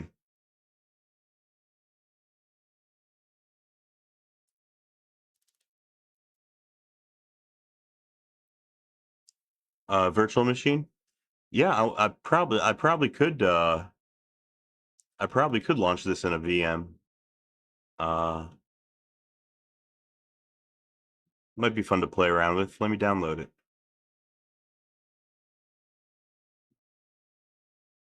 Fuck it.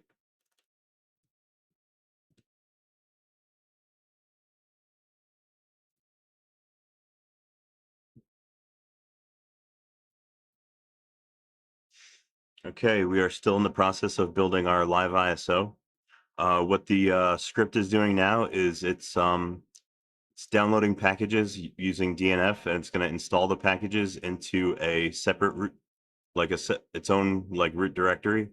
And what it's doing is building a directory that we can chroot into. Chroot means you can change your root directory into another directory or a subdirectory, and then that directory becomes your new root. And you can treat it as like kind of like a machine within a machine. So that's what the script is putting. It's installing packages and it's into a chroot directory. And then that chroot directory, we're going to configure it, and that's what will become our root directory on our live ISO. We're going to compress this entire file system using squashfs.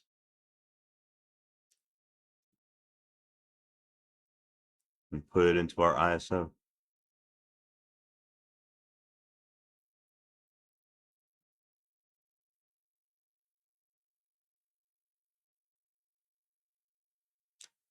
Build root. I don't know about Yocto, but I've seen like build root pop up in the PS3 literature. I think you can use build root to build your PS3 petit boot, if I'm not mistaken. I have come across that that utility in the PS3 in my PS3 adventures.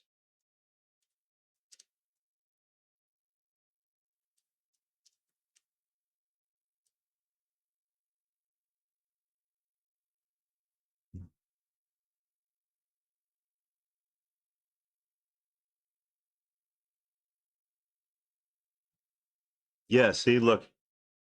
See here, I told you.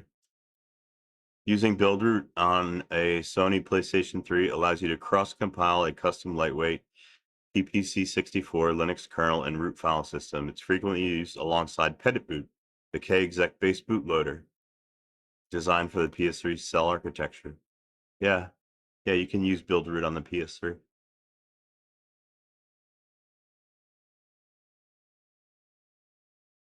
I wonder if they give you some instructions too.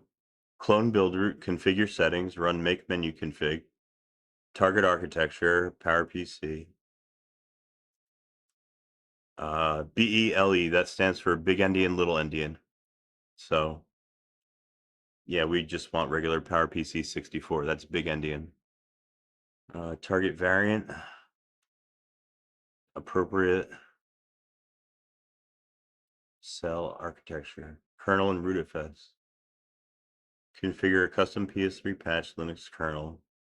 Inside build root will point to an external PS3 def config source tree.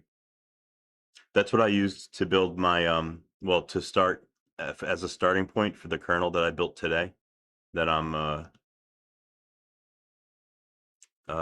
already got it booting on for my regular system. I'm trying to get it booting for my live ISO. But yeah, I started with the PS3 def config and I built it from there.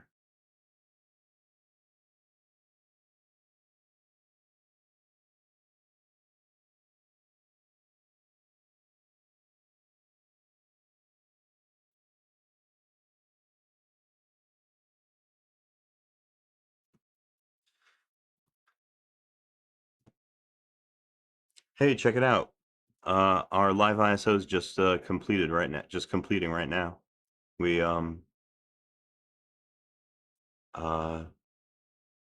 that last step that you saw it doing right there with the bar going across, that was making a squashfs image out of the chroot file system that we built. So yeah, our brand new ISO for testing is going to be this one here. I'm going to SCP it over to the PS3.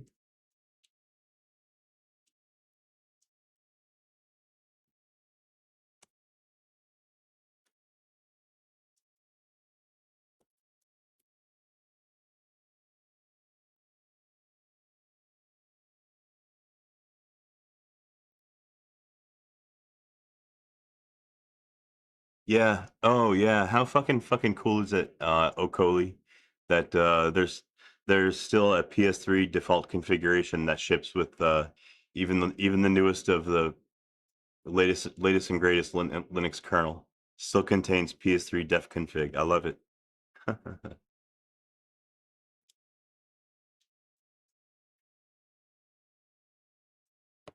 Okay, so now that ISO should now be in this directory here where I'm logged into my PS3. Yep, there it is.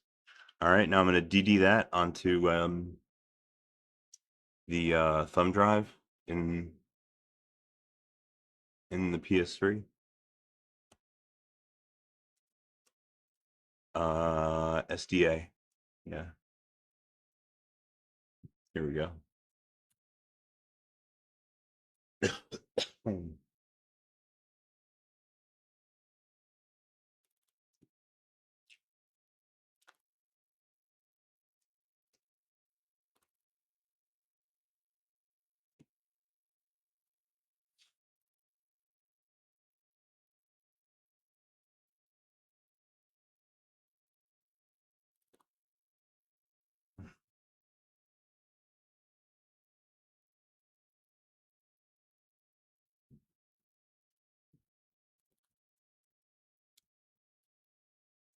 Okay, I'm gonna go transfer the USB again from one PS3 to the other. Hold on.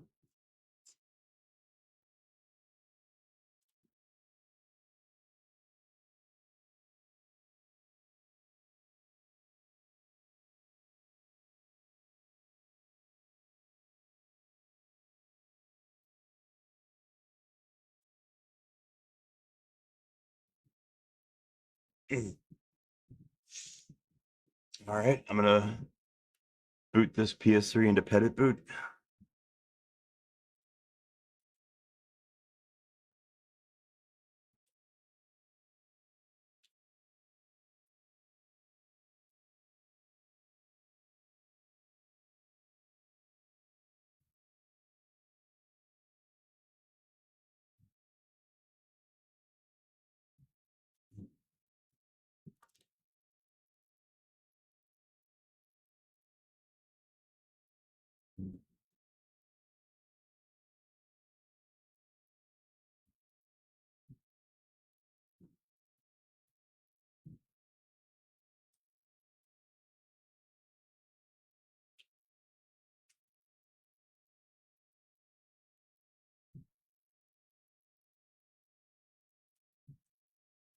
Okay, here we go again. Attempting to boot into my latest live ISO. Finally, it's fucking working. I don't know how I fucked up my last kernel config that made it unable to boot. So weird.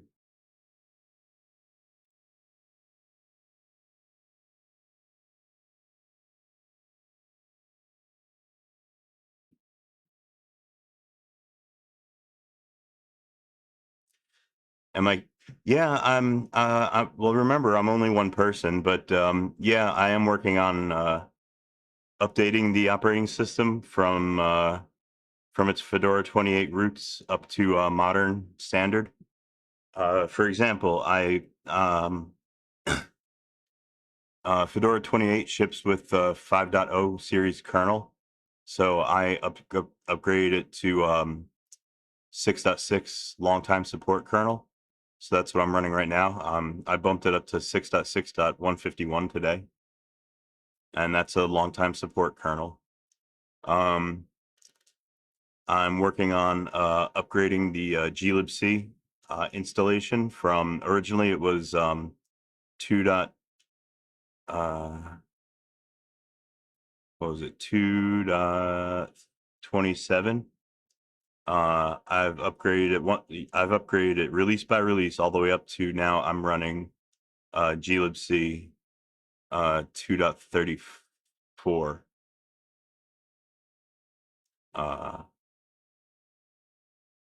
which is a huge jump.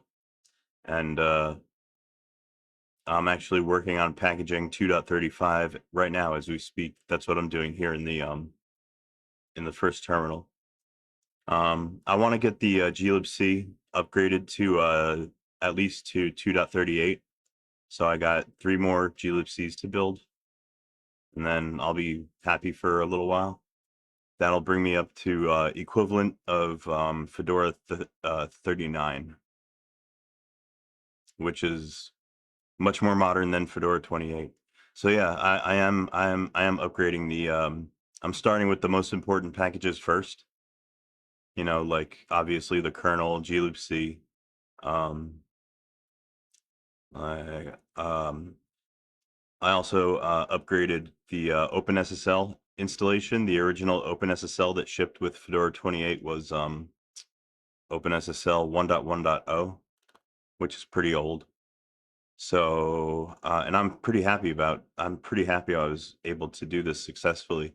I've been able to upgrade the OpenSSL on my custom, operate my custom installation to OpenSSL 3.1.1, which is from 2023, which is way very recent. I mean, that's a very modern OpenSSL. Um, so yeah, I'm actually pretty stoked I was able to do that. I had to actually create a compatibility package along with it because the libraries I was installing were so new that they kind of broke compatibility with the programs that are already in the repos that are already dependent on the older OpenSSL. So I made a compatibility package to provide just those older libraries, just so that the programs that are still dependent on them can still work. Yeah, I got SSL up from 1.1. Actually, it was 1.1.0 originally. That's what shipped with Fedora 28, but I got it up to 3.1.1.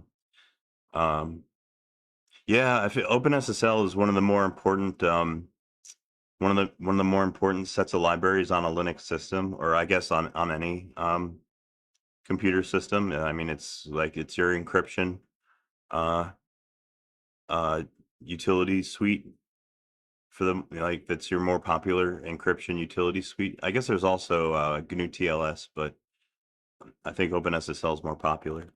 And a lot of programs depend on your OpenSSL.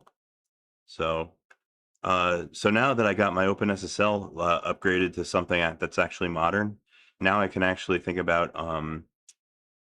installing a more modern OpenSSH, because I think that the SSH I'm using right now is version 7 dot something, and it's still compatible with modern systems, but its crypto ciphers are it doesn't have access to like like the newest ones, the latest and greatest. So I can build a new OpenSSH that will be able to take advantage of my new OpenSSL. So we'll be doing that. I upgraded zlib because zlib is a very important package. There's a lot, like almost everything else depends on it. So I rebuilt zlib with optimizations for the cell. And by the way, everything that I build for my personal repository is optimized for the cell. So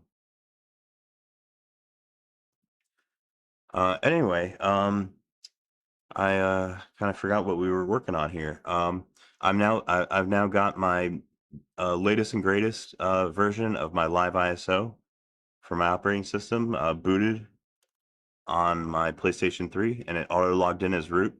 But we're gonna log in over SSH anyway, so let's do that. Um, we'll do it over here. First, I gotta clear out some SSH keys.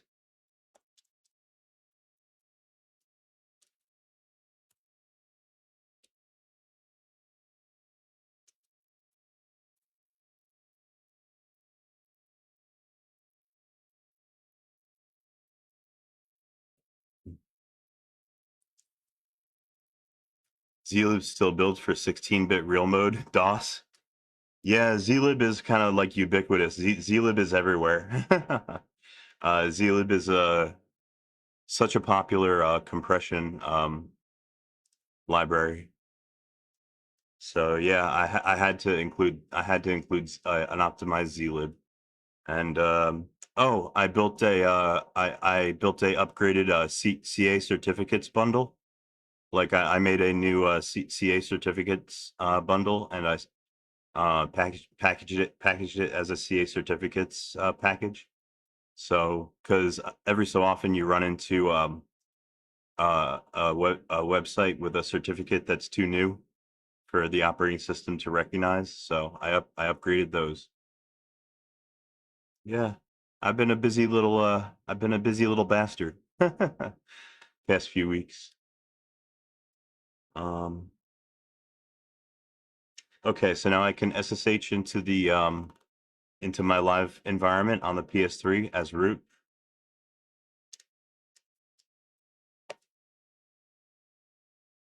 And that PS3 is called Zero Cool.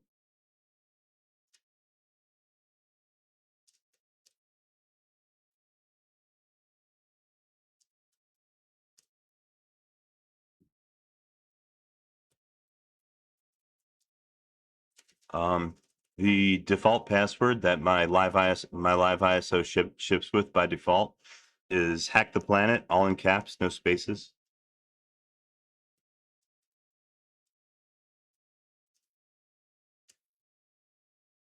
And here we are. We're logged into our live environment. How long have I been working on this?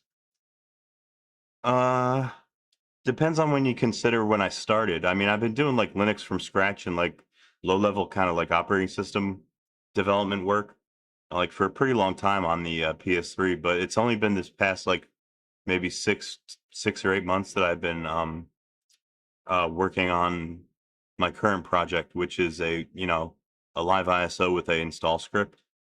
I'm actually going to run my install script right now because I want to test it out and make sure that my repos packages are behaving properly and I don't get any errors. So I'm actually going to show you the install process of how I install my my custom OS onto my PS3. So like I said, I'm booted into the live ISO now. So I can my install script is ps3 linux install.sh. I'll show you the help the help option. It's very easy to use. Just run the script, and these are the options that you can specify. The ones that you have to specify are boot, root, swap, and that's it. You could leave out host name if you don't want to add a host name. I wouldn't mess around with these two, Dev and GUI. They're kind of I made them, but I haven't really done anything with them like in a while, and they're kind of unmaintained. They take a long time to install anyway. Dev installs development tools, and the GUI installs XFCE. But when you're running Linux on the PS3 from the USB, it tends to run pretty slow because the PS3's USB standard is pretty old. I think it's like 1.5 or something like that. It's pretty slow. So yeah, this install is going to take a minute, but I'll show you the process. So we're going to run PS3 Linux install. We're going to specify boot. This is the device that Petit Boot recognizes as your boot device. It's either going to be PS3DA or PS3DD, depending on whether you're on a downgraded PS3 or whether you're on a custom firmware PS3. So I'm on a custom firmware PS3 right now, so mine's going to be DD. So /dev PS3DD. I'm going to specify root. This is going to be a number. It's going to be the number of the partition that you want to use as root. So For us, it's going to be partition number 2.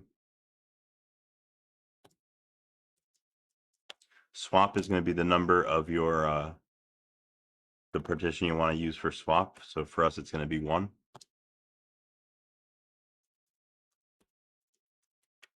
And I'm going to give it a host name.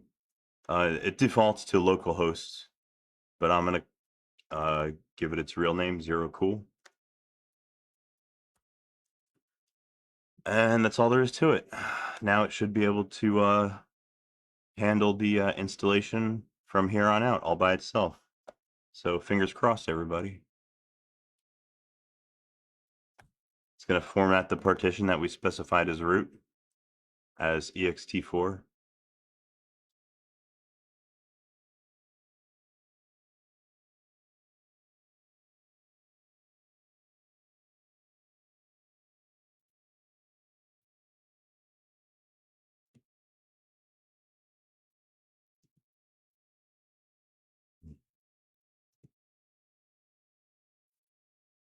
Now it's running DNF make cache.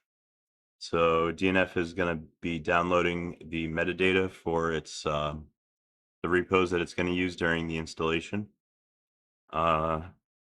This repo data is very large, so it's going to take it a few minutes to parse through the whole thing. DNF is legendary for being kind of slow anyway. So yeah, give it a few minutes. It's gonna rebuild its cache. Hmm.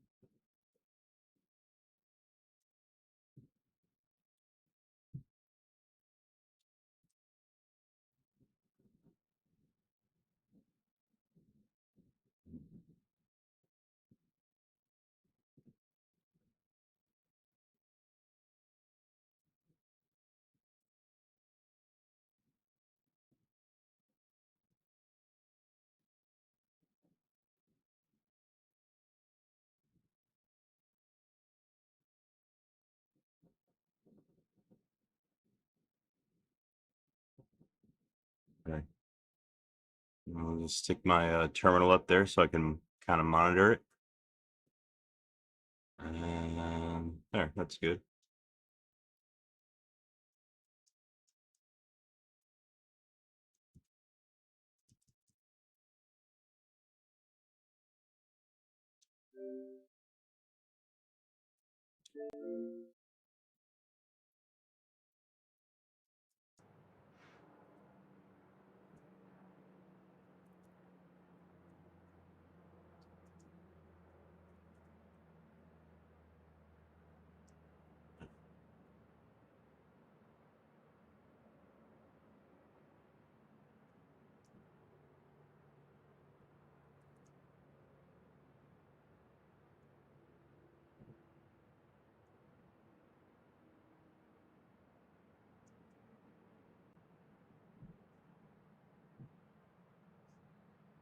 Hmm.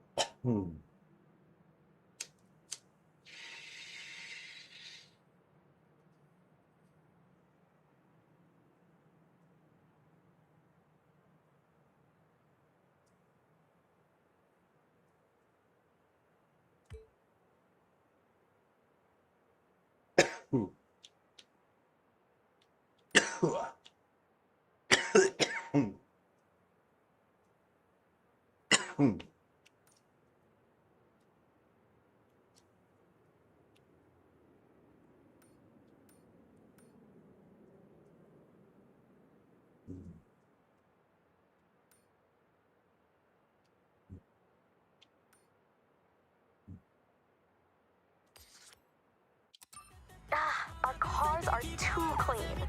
Has to be the airfield trail dirt race then. If we do well there, it moves us one step closer to the Horizon Invitational.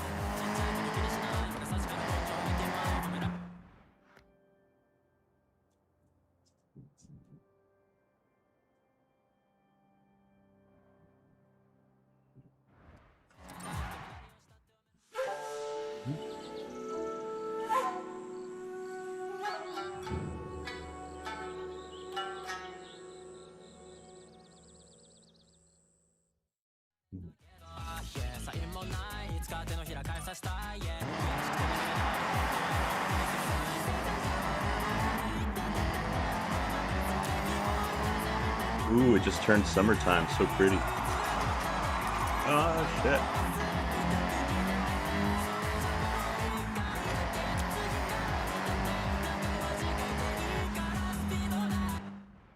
Hey, what's up, Network Master? How are you today?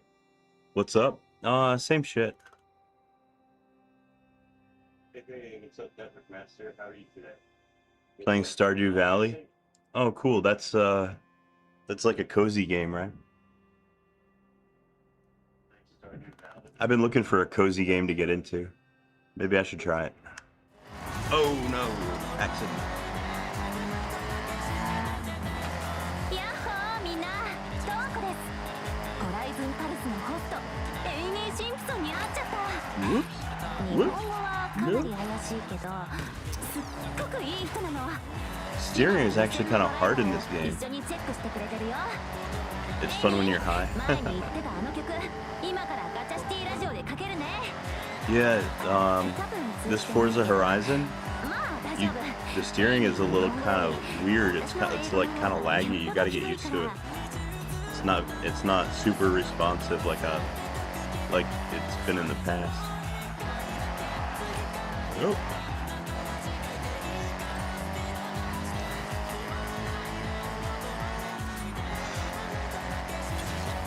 That was a speed trap. Horizon calls these PR stunts. The faster you go, better. In 400 yards, turn right.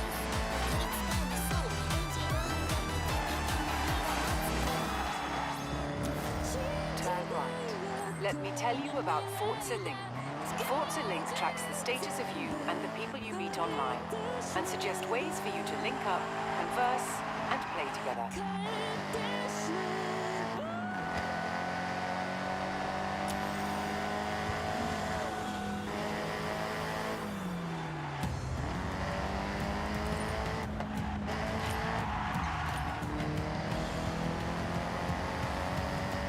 They make Japan look so pretty.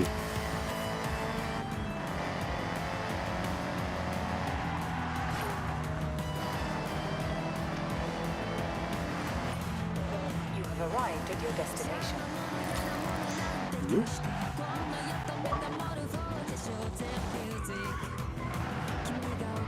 Crap, I passed my destination.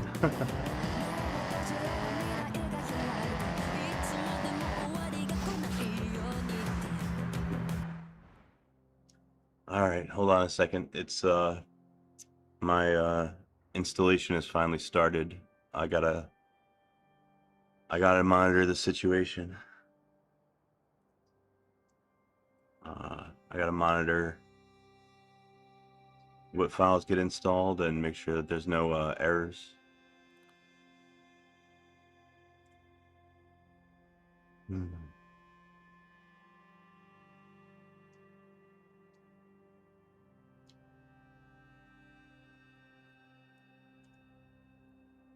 Trying to figure out what to do at 492 gold. Oh, that's a Stardew Valley thing.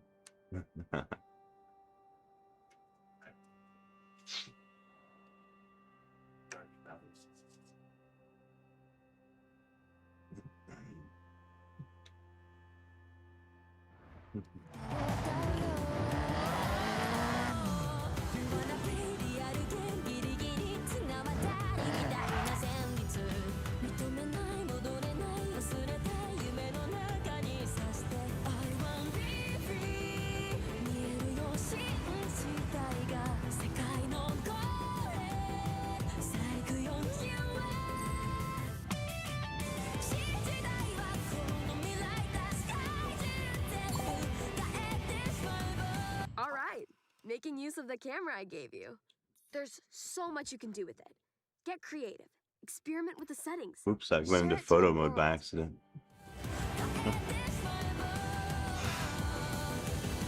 It's good to get immersed in. Okay. Huh. Yeah, maybe I should check it out. I wonder if it's on Game Pass.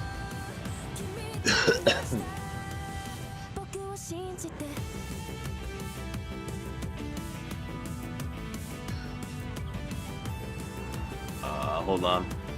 Since it's pulling an OpenSSL from the repos, it better be pulling my OpenSSL.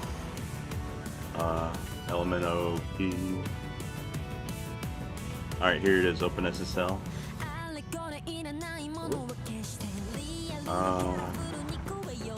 Yep, check it out. Look at this. It's built. It pulled in OpenSSL 3.1.1. -PS3. That's the one that I built. That's my updated OpenSSL. All right, beautiful. That's working. That's great. That's good news.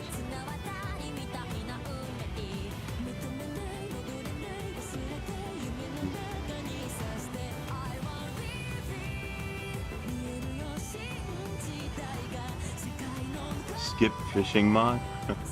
Skips the minigame. Oh yeah, I've never been into fishing. I've never really been into fishing in video games. I don't really get the appeal. It's not something that I find too fun. Make sure I can mod it. Oh, I see.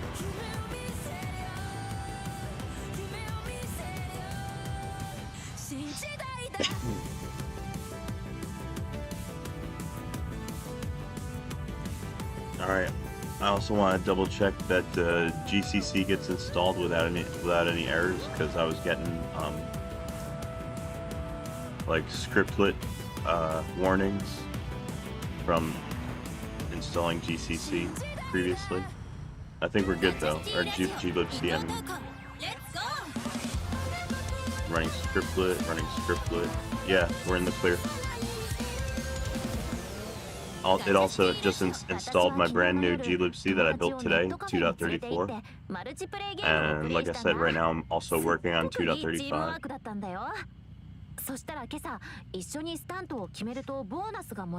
Figure out how to make mayo? Oh, you start with like salad dressing, I think, right? Isn't there salad dressing in there? I think. Alright, looks like our installation's gonna be in the clear. I'm just gonna let it run, and we'll check back on it in a little bit.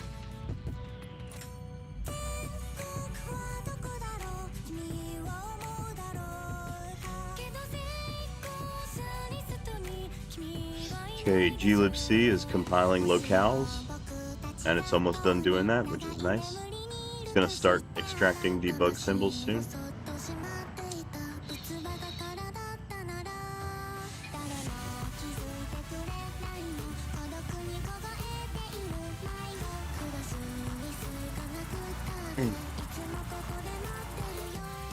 Horizon qualifiers start here. See you at the starting grid.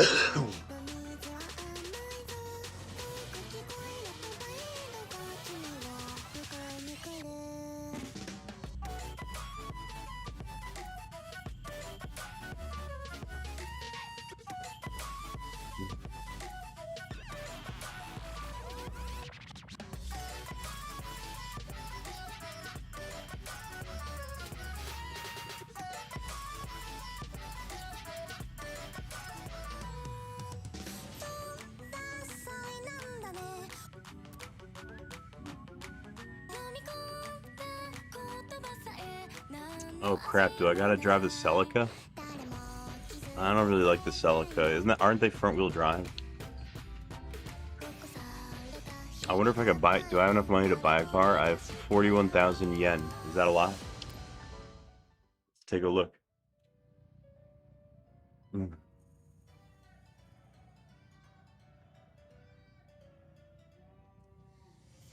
Okay, they're going for like 30,000. Maybe I can buy one. God, I think they're all front wheel drive. I don't like front wheel drive for racing.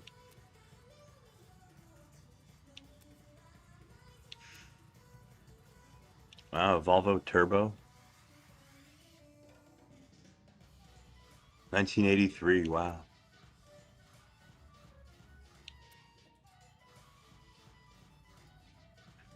I might take the Subaru. Oh shit, it's only 15 grand. Must be garbage. 143,000 for this one.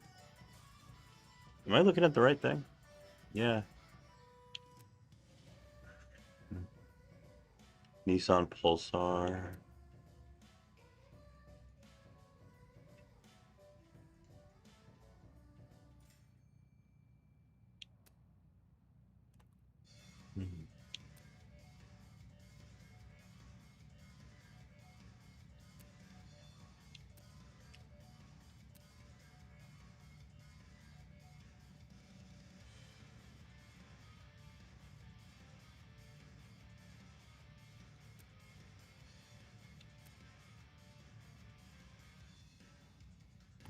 Ah, fuck it.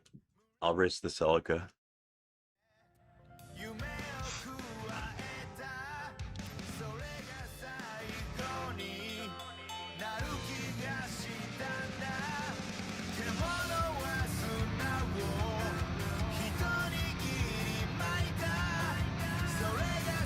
Your car is what? It's a hybrid. It's a hybrid, right? Gas and electric. You're gonna charge it charge the battery next month. Will it go that long?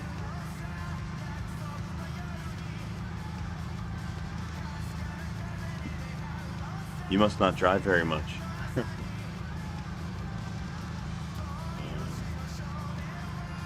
I'm gonna leave everything default. Just see where the race takes me.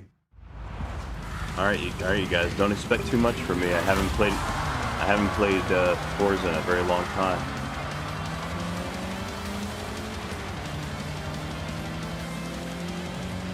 Plus the steering, I'm still getting used to it.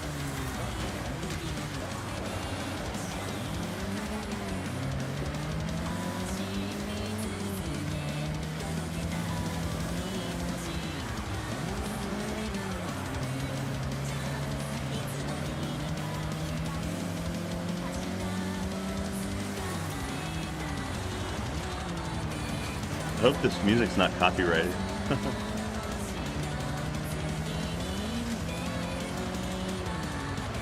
YouTube won't be happy about that.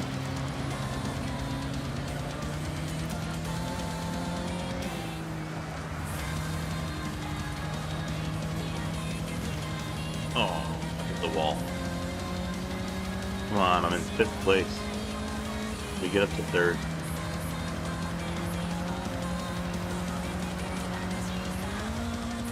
Ooh, jump.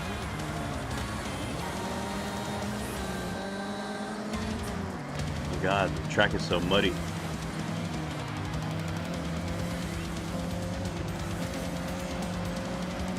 Move it, dude. Get out of my way.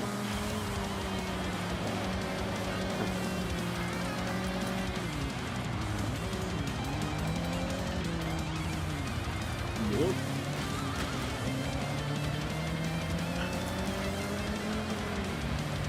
Come on, fighting for 2nd.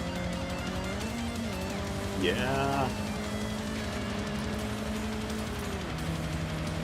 Can I get 1st?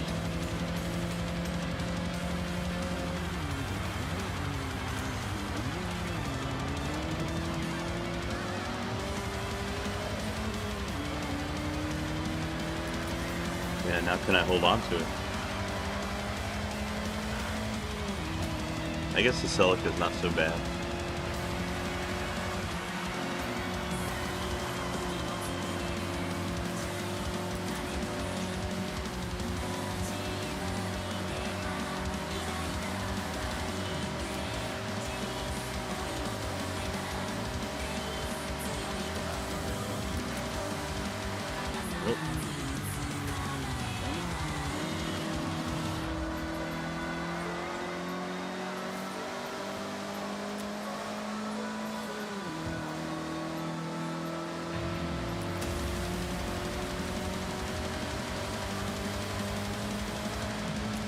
Shit. I could see the end of the track. I think I'm gonna win. Don't want to speak too soon. Yeah, I got it. First place. That's a good way to start the game.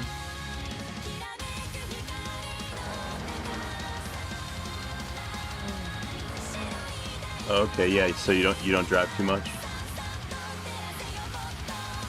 I don't mind driving. I do mind a commute though. I hate when I live too far away from work.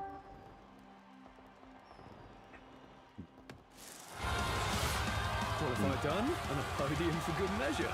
Nice one.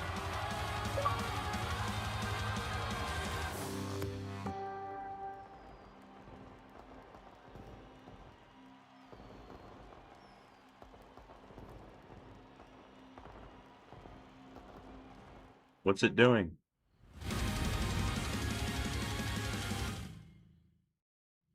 Hello, I'm Anna, your automated natural navigation assistant.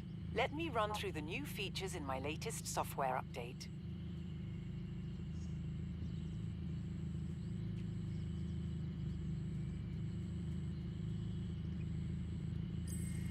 In my latest update, you can now utilize the auto-drive feature, drone mode, world builder, and the what's next suggestion feature. Let's explore that now.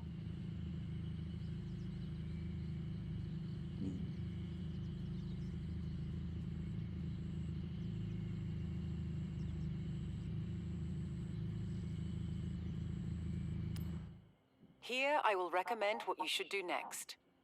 You haven't qualified for the Horizon Festival yet, so I've recommended a qualifier event for you.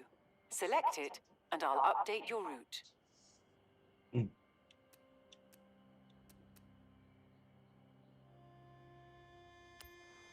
Okay, Speedy, I have set your route to the road race event.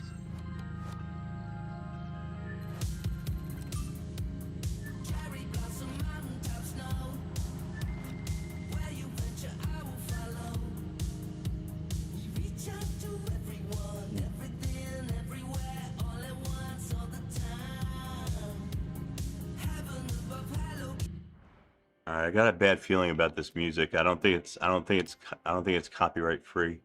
Let me see if there's options under audio. Oh shit! There's a streamer. There's a streamer mode. That's perfect. Set streamer mode. Yeah.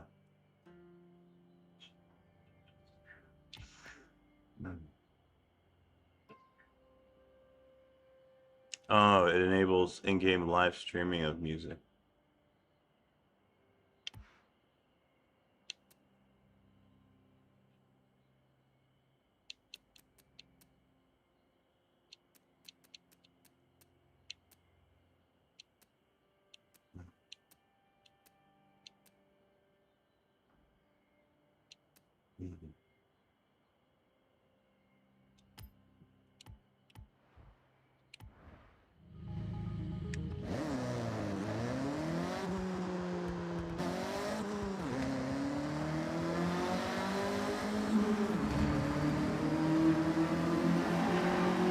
In 400 yards, you will arrive at your destination.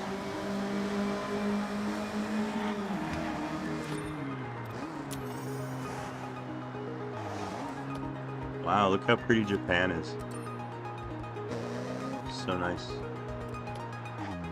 You have arrived at your destination.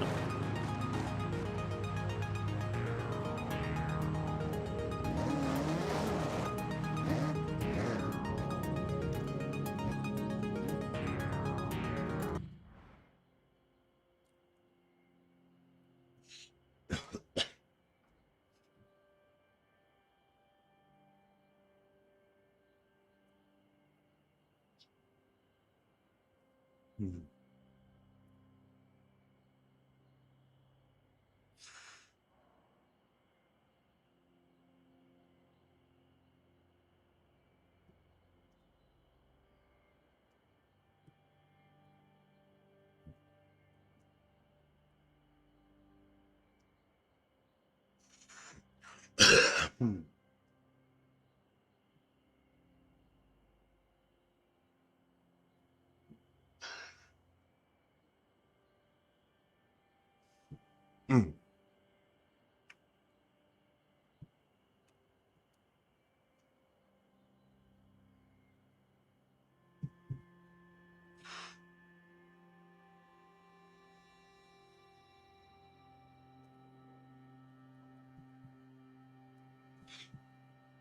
guys bear with me. I'm interested to see what kind of error we run into this time in our glibc build, and that'll make it fail. We're almost at the point where it's gonna fail. Ow.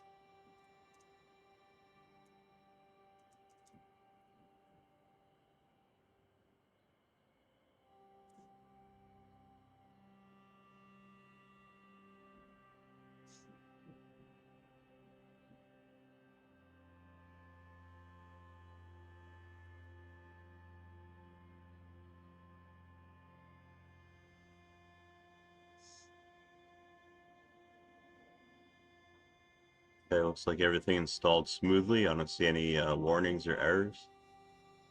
It's perfect.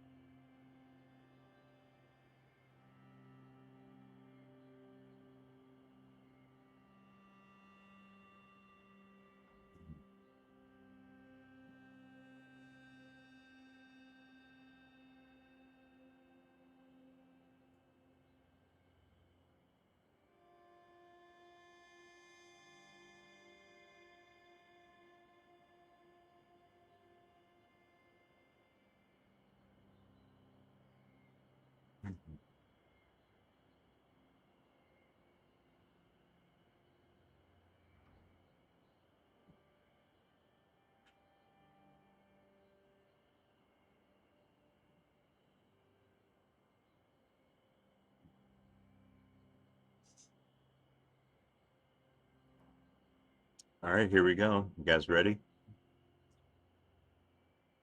It's about to start auditing the individual package, the individual RPMs packages that it's going to try to build file by file.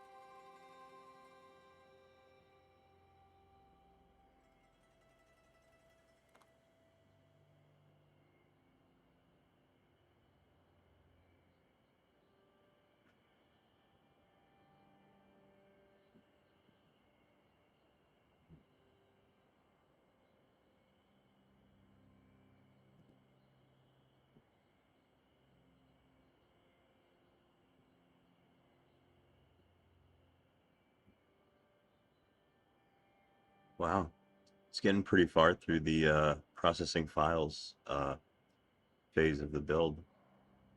I wonder if it's actually gonna finish. I wonder if it's gonna succeed. That'd be kind of weird. I doubt it. Maybe 50-50. Still think it's gonna fail.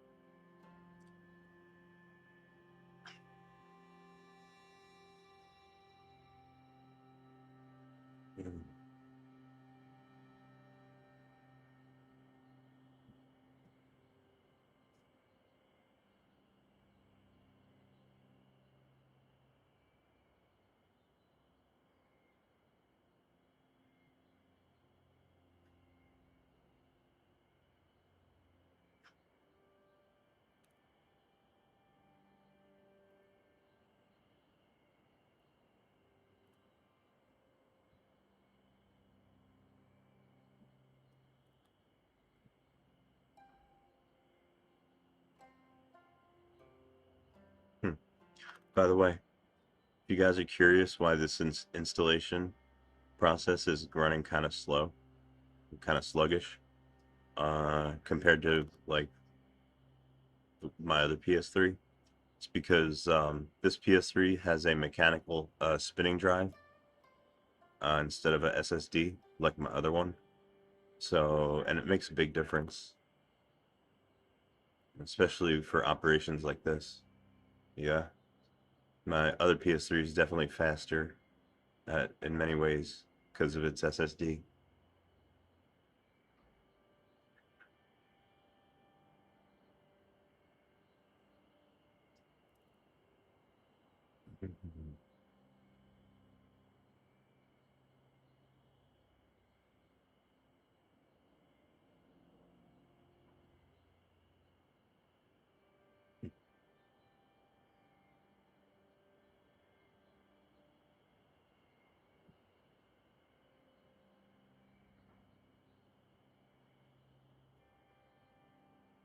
Oh, whoopsie.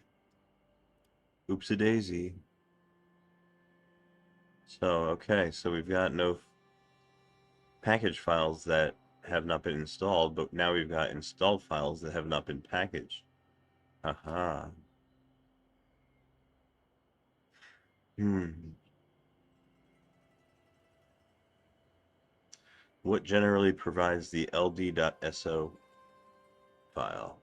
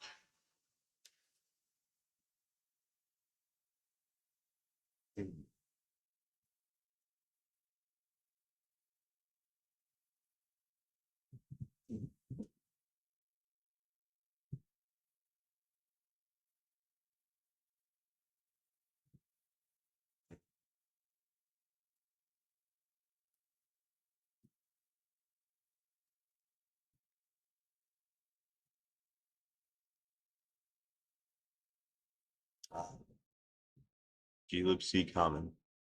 Okay.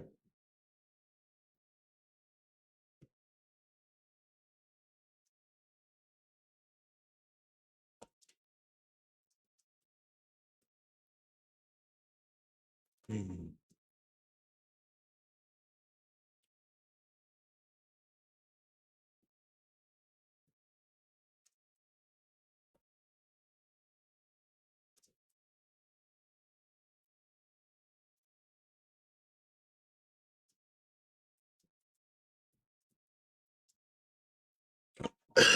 Hmm. Hmm.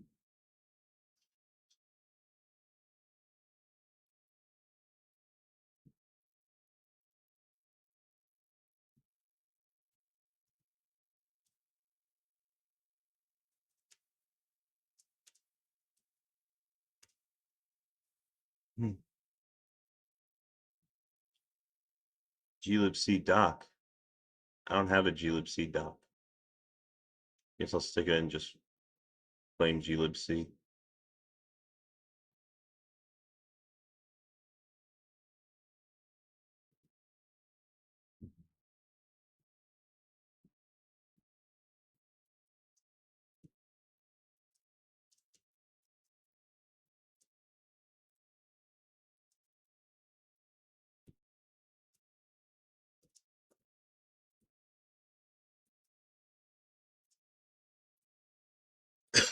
Oh.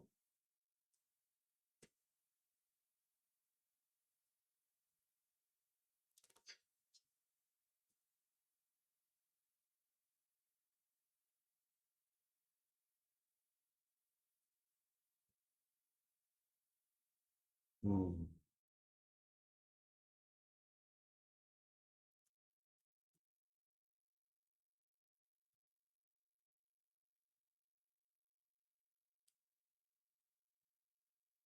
Hmm.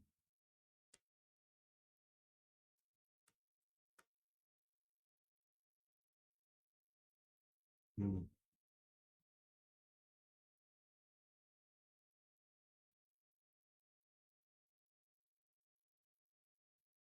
Hmm.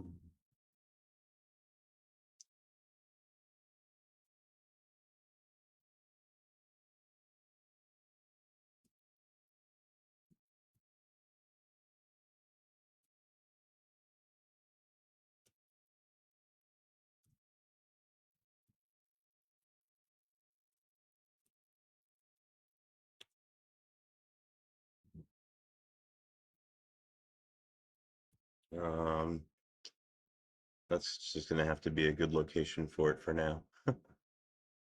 Info, libc info.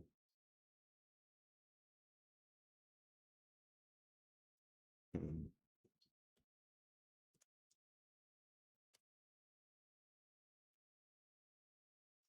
Hmm.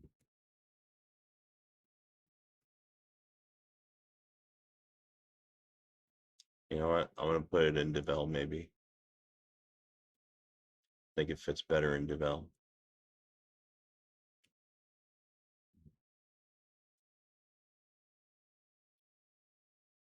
Yeah. All right.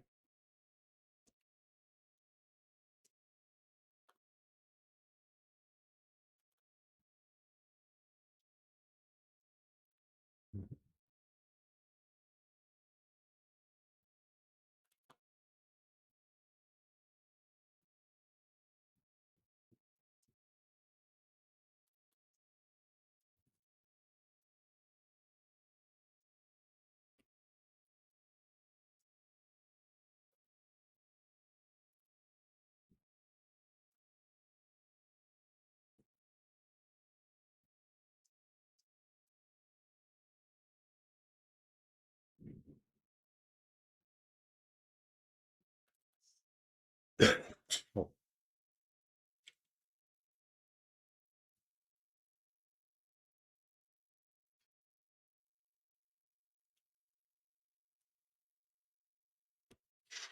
Hmm.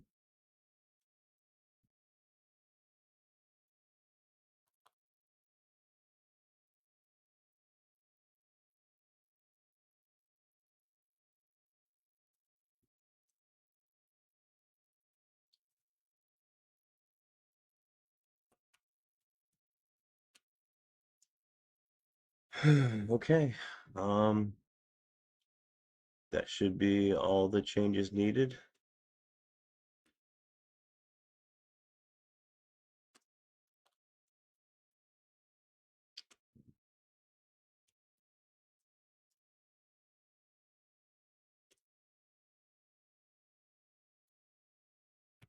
Hmm.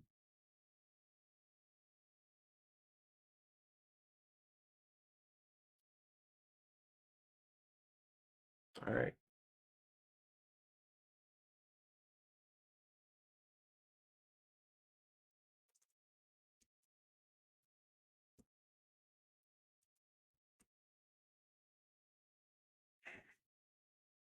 Go ahead and start this build again. And this time it looks like it should make it all the way through to packaging the RPM files, which is pretty exciting. I might be able to upgrade to glibc 2.35 pretty soon.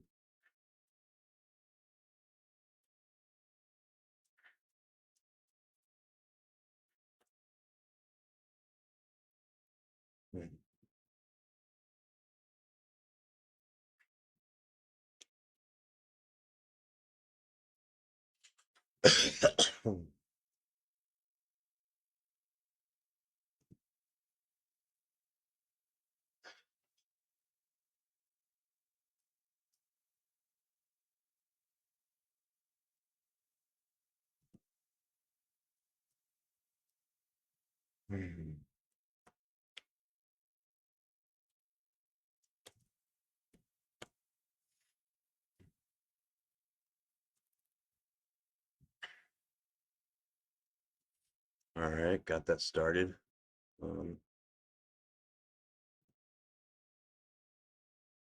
Oh, I gotta enter my root password for our installation that we've been running on my EvilNet PS3.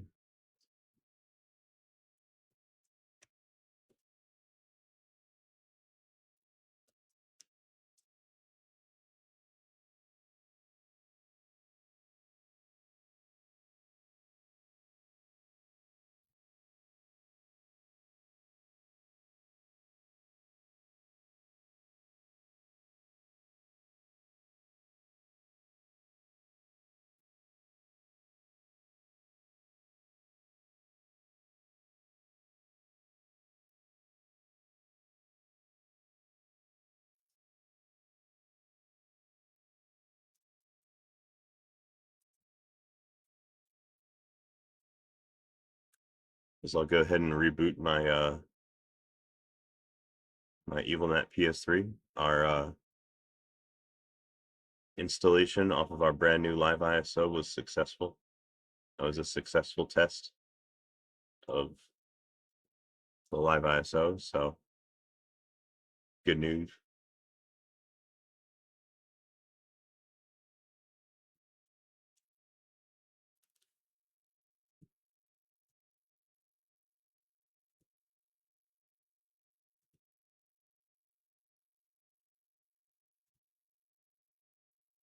Hmm.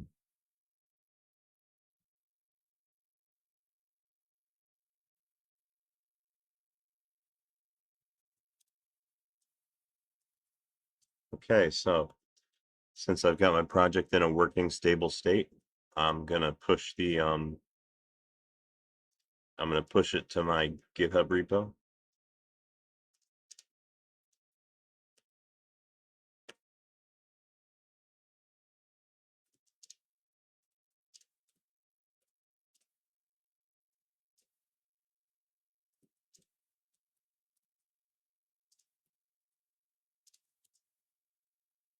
Hmm.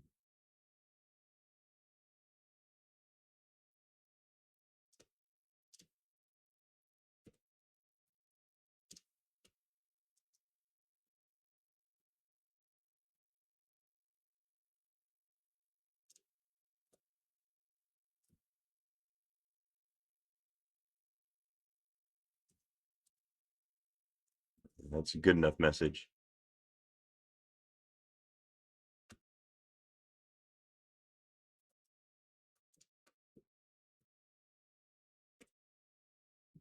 And there we go. We've now pushed it to our Git repo. So this project is saved in its current state. Let me update my the ISO that I'm posting on my website.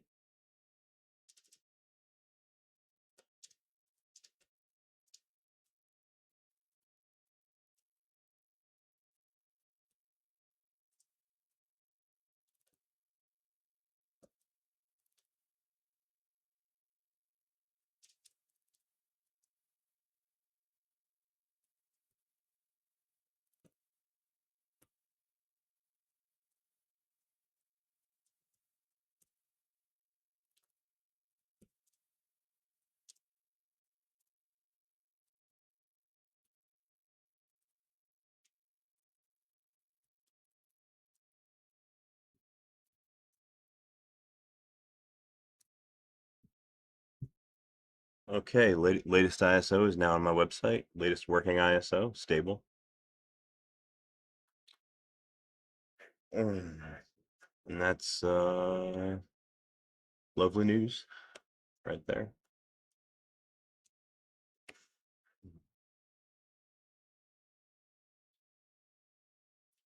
PS3 is currently working on putting together a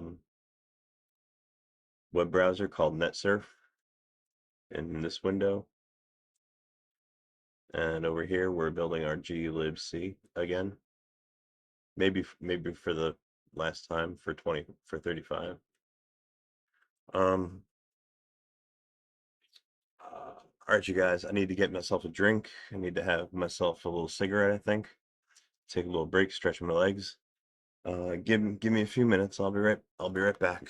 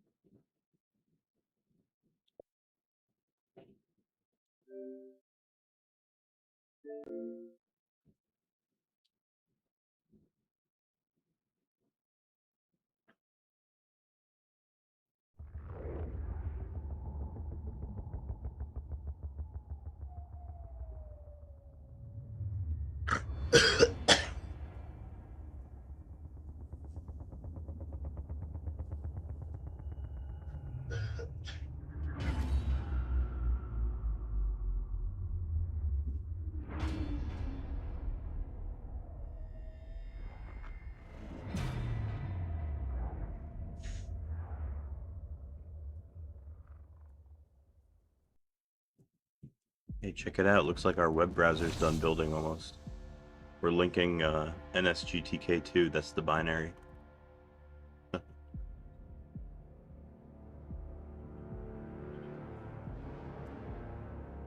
Wow, it's done.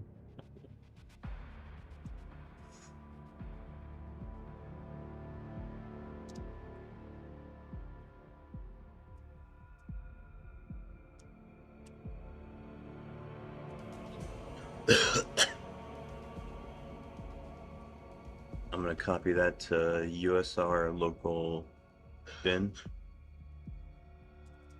Then we'll have a web browser on the PS3. It's not a great one, but at least it's modern.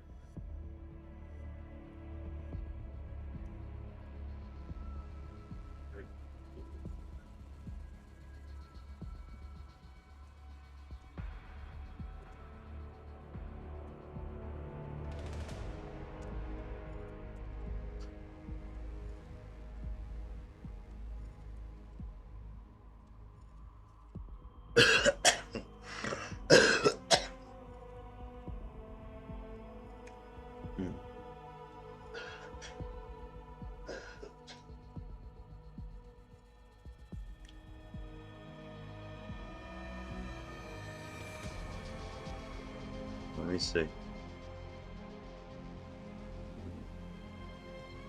If I re-log into the PS3 over SSH using the X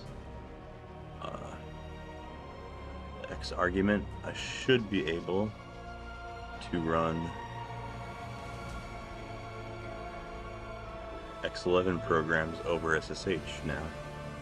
Let's see if I can run the web browser.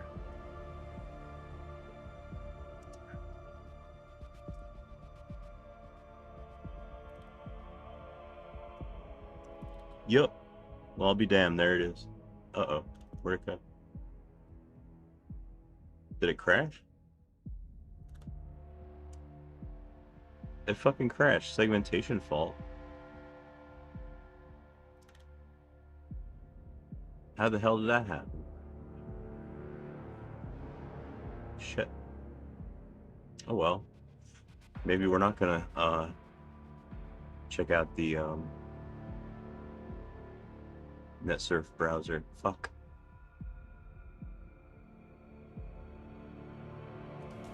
That's never happened before. Never gotten a segmentation fault. Fuck.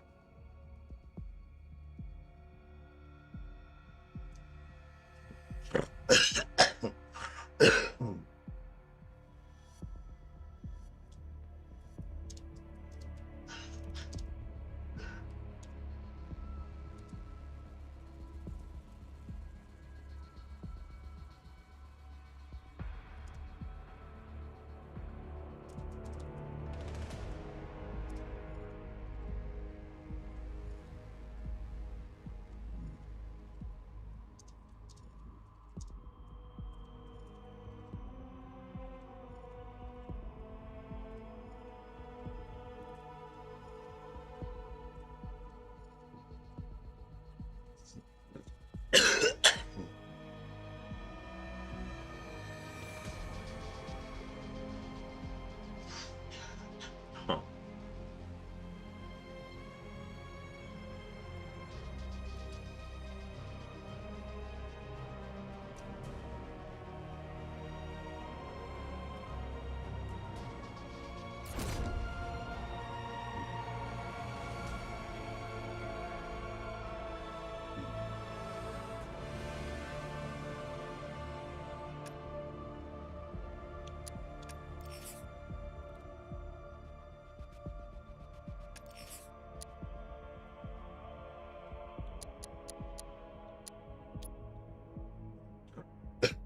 Oh.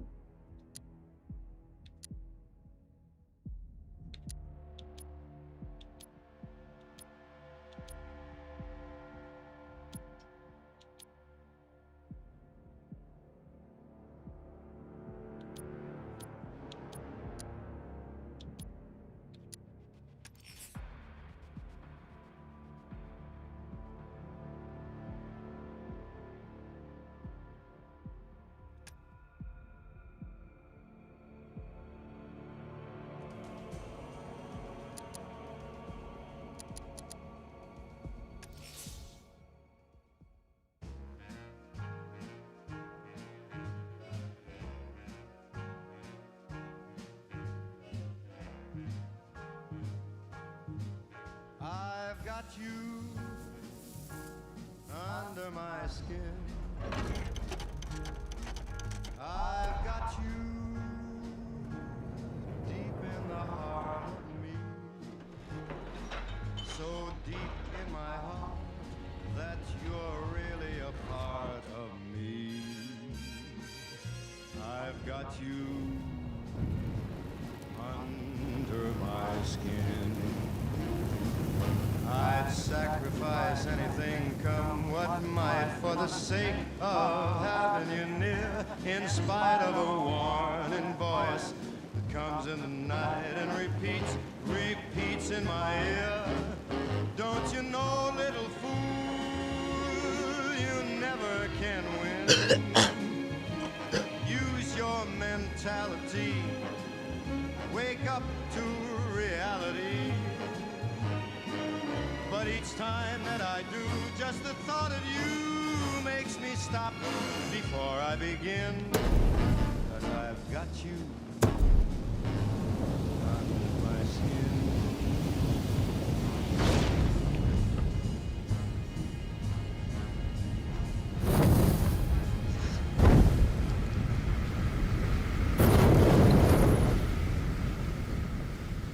This is how it happened.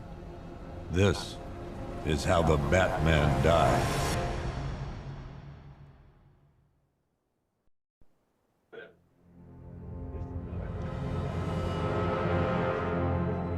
Nine months ago, Joker was cremated. I pressed the button and burnt the evil bastard myself. And then, we waited. Gotham braced itself for the inevitable power struggle. But it didn't come. Crime actually fell. Deep down, I knew war was coming.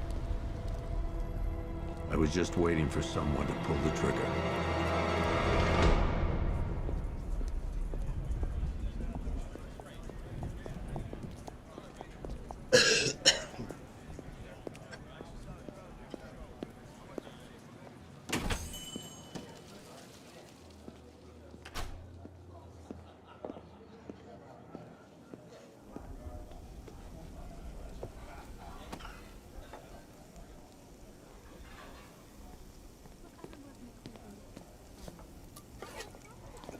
Thanks. No problem. Oh, thanks, honey. So, what'll it be? Your usual? Sure. Okay, chicken salad with no dressing. No, you know what? Make it waffles. With a side of bacon. Don't tell my wife. Whatever you say, officer. Oh, and if you want some more coffee, just shout. Next service, waffles with bacon on the side. Batman was supposed to be tough. Hey, I'm sorry to interrupt your dinner, Officer, Owens. There's a guy smoking over there in the corner booth. Wait here. I'll have a word.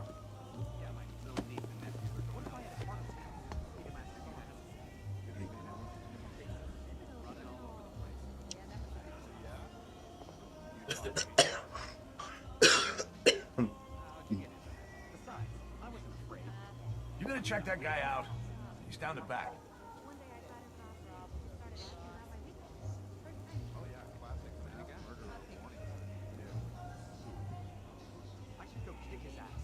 He's just been sitting there, staring out the window.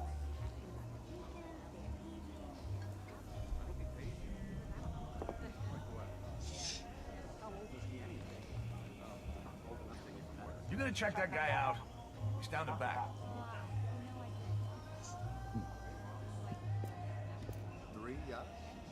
Yep. What is 3 Idiot. Bruce Wayne, apparently. He's just been sitting there, staring out the window. You know, I actually go yachting. That is Right away in your case. Punk kid. You don't scare people like that. No, not yet. one guy got 75 guns. That doesn't matter. No, man. Excuse me, sir. There's no smoking in here.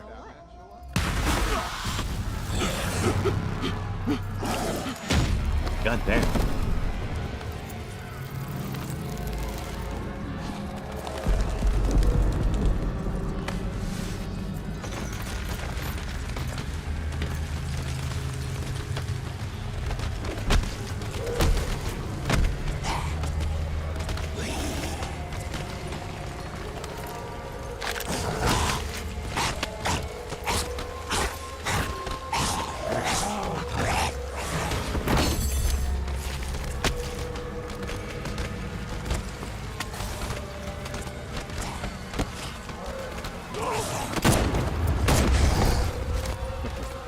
What the hell?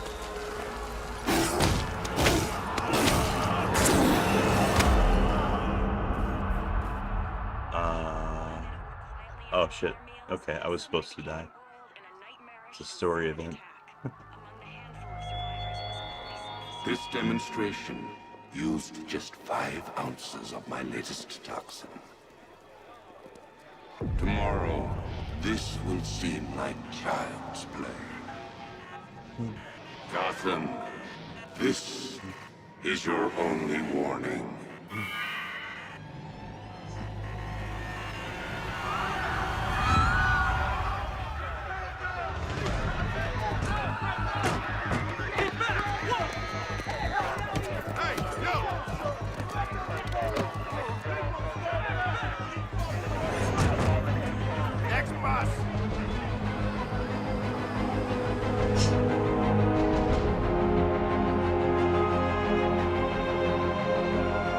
Scarecrow's threat worked. Yesterday, there were 6.3 million people in Gotham City. Today, not so many.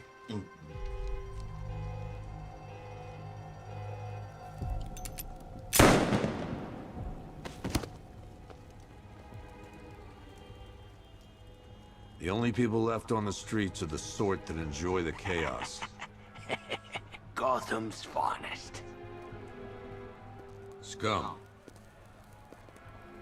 Criminals. And worse. Not enough good people left to stop them. Hey, what's up,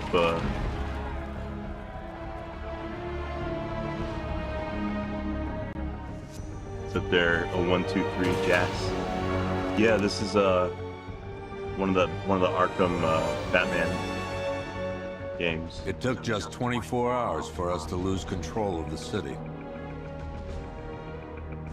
I think it's the last one.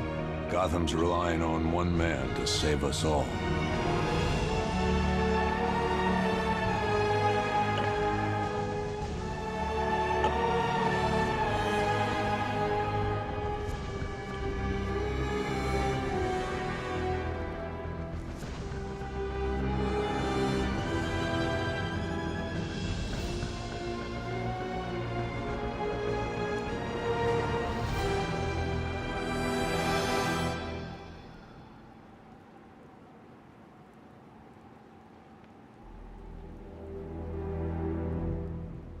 Crap, my chat's covering the message. I have to move it. There we go.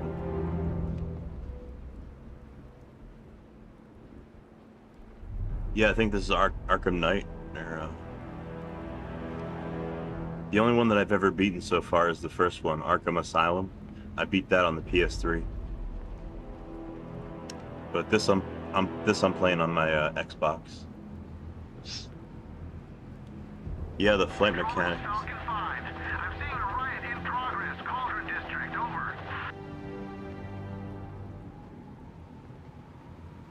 Okay. I think I gotta follow the exclamation mark right there.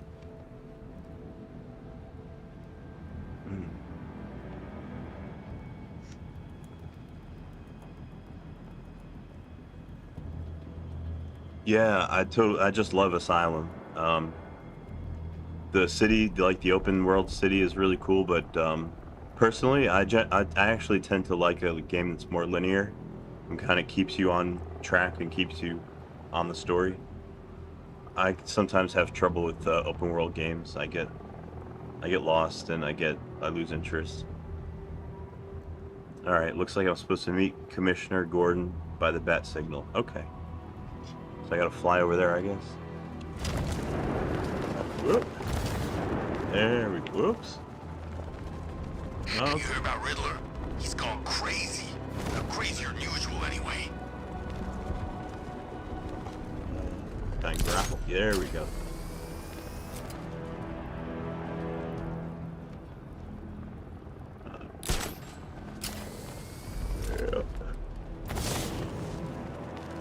What's with all suddenly Penguin don't look so stupid with that umbrella.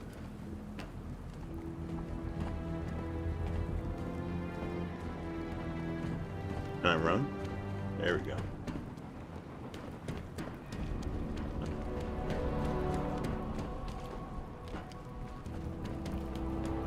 Look, I know he's dead, but he's not, like, dead, is he? He's Joker. I think he's dead, man. Where the fuck am I going? The bad kind of dead. Oh, wait, Joker? I thought he'd be Oh, I gotta around get up there. forever. Like Santa. At least Batman didn't kill him. There we are. I'm just glad you made it out okay. Sorry, I've got to go. Stay safe, Barbara. You still know how to make an entrance. How's the evacuation going? Last bus crossed the city limits an hour ago. I'm just glad my little girl got out when she did. Now the real work begins. Any lead on Scarecrow?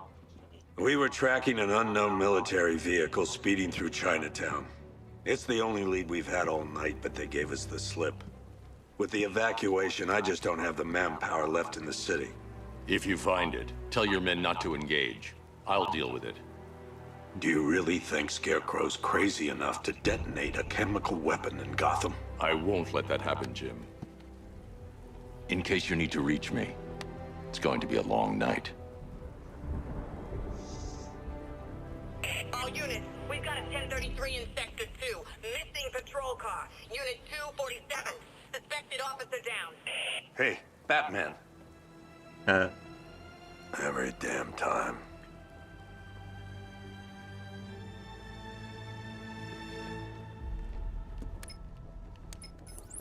Oracle, I need the location of Unit 247. Already working on it. How's my dad doing?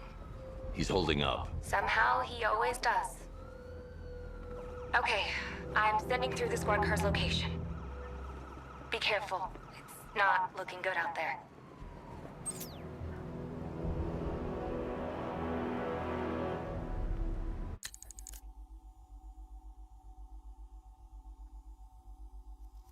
Rescue missing police officer. Okay.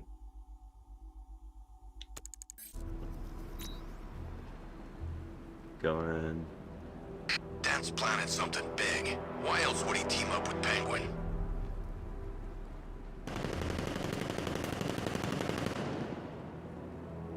Okay. Looks like where I'm going is 538 meters this way. Forgetting what the Bat did to him in the courthouse. He wants payback. Yeah. And I want to be there to see it.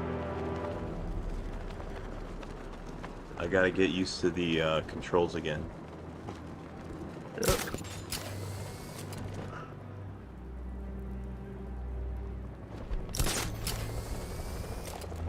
There we go, that's better.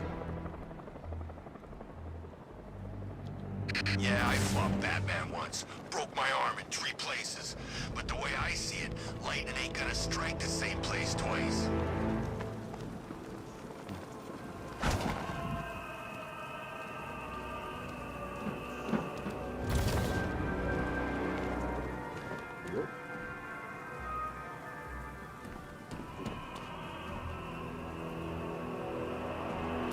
I didn't think Scarecrow had what it takes to pull us off. He proved us all wrong.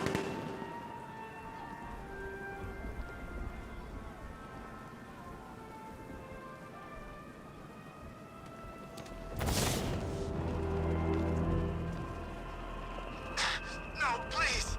This ain't your city anymore. You should have left with the others. You brought this on yourself, trying to be a hero. Please, break his jaw. Hurt him some more. Get him.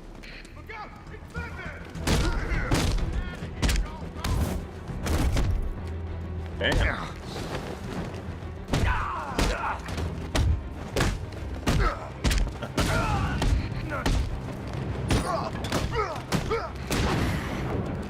Damn. This game makes me feel like such a ninja.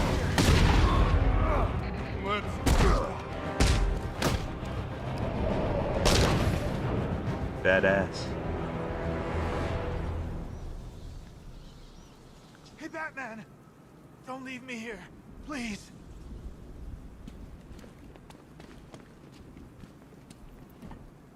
Can I help you, officer? You're safe. Thanks, Batman. I thought they were gonna kill me. Uh-oh.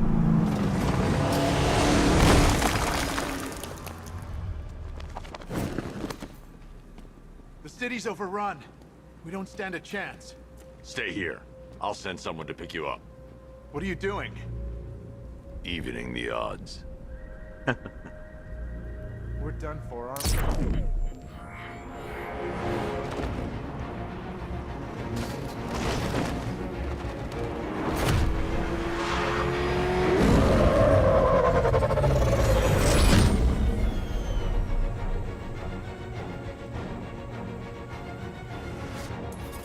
Oracle, I need to track that military vehicle. A squad car has picked up the pursuit. I'm relaying its location now.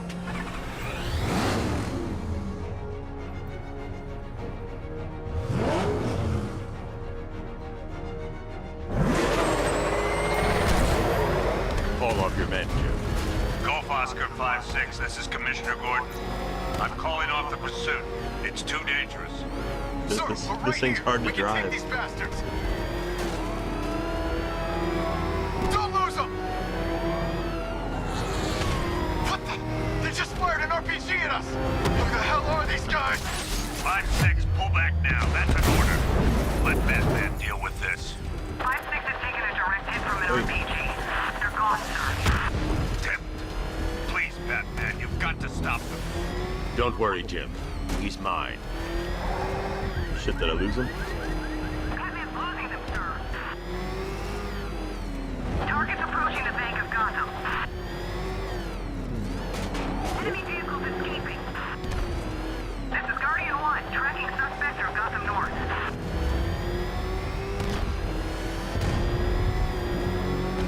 Target vehicle is at the clock tower. How did I shoot him? I need to stop the vehicle and interrogate the driver. Vehicle is in Chinatown. Batman's in pursuit.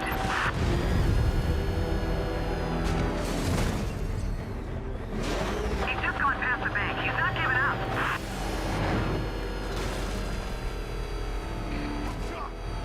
Tracking suspect past the bank.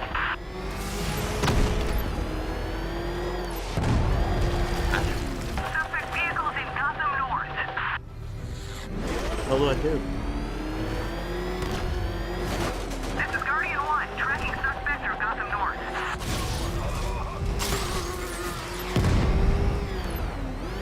Suspect vehicles in Gotham North. Oh, fire something. This is Guardian 1, tracking suspect through Gotham North.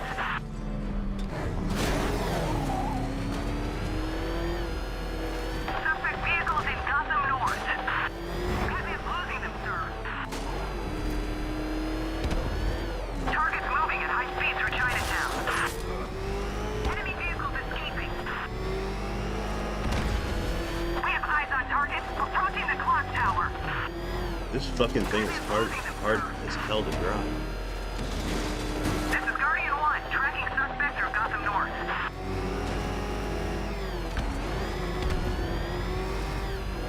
Target's approaching the Bank of Gotham.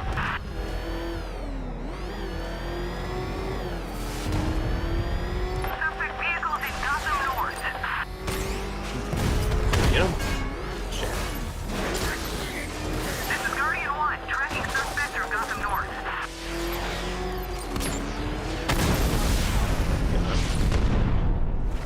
That takes care of the vehicle. I need to interrogate the driver and find out what he knows.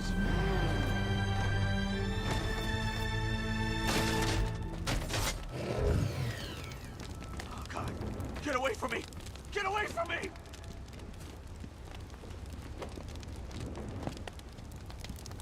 If you lay a finger on me, they'll kill you!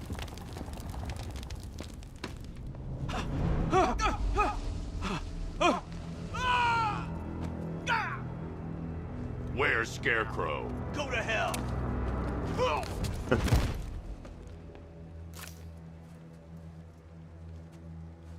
Where is he? I got nothing to say to you, Batman. Talk, or I'll crush every bone in your body. Okay. He's working out of a penthouse in Chinatown. I swear that's all I know. If you're lying, I'll break the other one.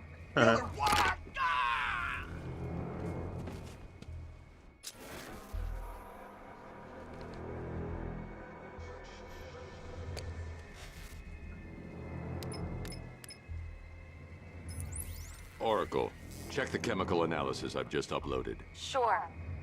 Is this what I think it is? Scarecrow's new toxin. An uncontaminated sample. You're not kidding. I'll prepare a full chemical breakdown on the back computer. What are you going to do? Scarecrow's got a safe house nearby. I'm going to pay him a visit. Let's hope this is the break we've been waiting for. Investigate Scarecrow's safe house. Is it right here? Is this it? No. Can I go in there? No. Batman! Batman! It's Batman! Are they running towards me or away from me? Oh, they're running away. Okay. Tonight's the night we stick it to the bat. About time, if you ask me.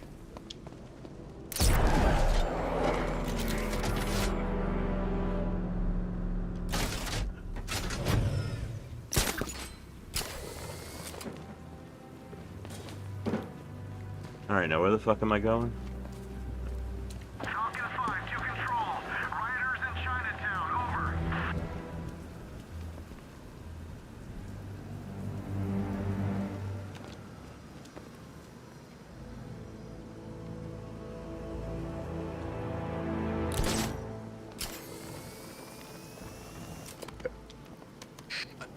How long do we keep her in there? Till we get the order to gas her. Do your worst. The boredom is killing me. Oh, don't worry. You'll get what's coming to you when we're good and ready. Why do we have to wait? We can give her a dose now. Be my guest. I'll tell Scarecrow it was your idea. I was just joking. Didn't sound like a joke. What, you think I want him to know I was going against orders? Have you seen him? Yeah, up close. He's done something to his face, hasn't he? Looks like he's taken a knife and cut chunks out of it. Rumor is he got his face torn off by some freak called Killer Croc. Really? Looks deliberate to me. Yeah, well, I guess he figured he should look the part. Here we go. Here, it's Batman! You heard anything from Joey? He should be here by now. No, he's gone dark. You can reach him on the radio. There's no sign of the APC. He's probably in some bar somewhere. It is. You should really review your security.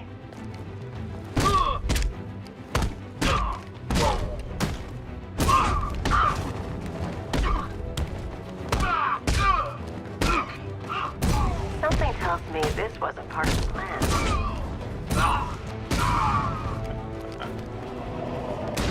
Dude, Batman is so OP in this game. Well, I do have it on easy, so my fault.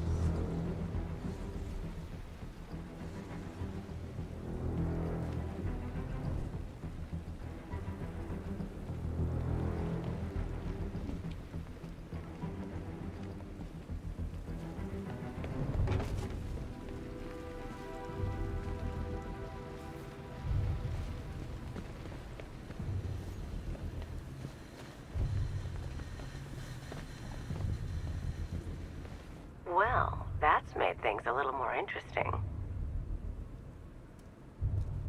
Sir, it's Batman. He's here. Were you expecting to find me?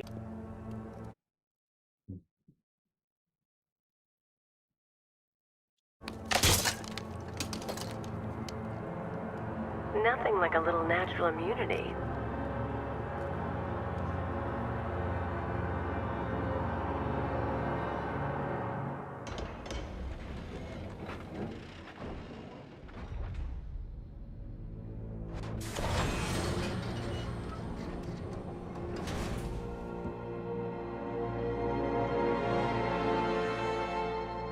What are you doing here?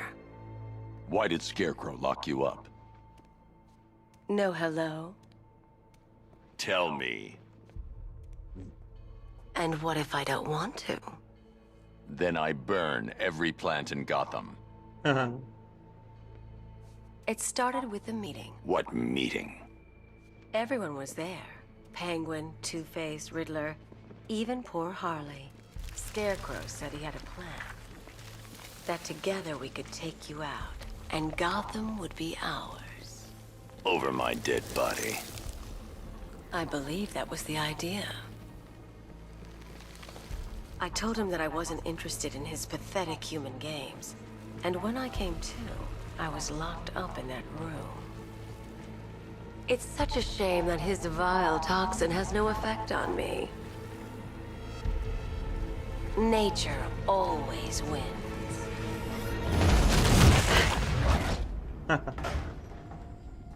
Will he ever learn?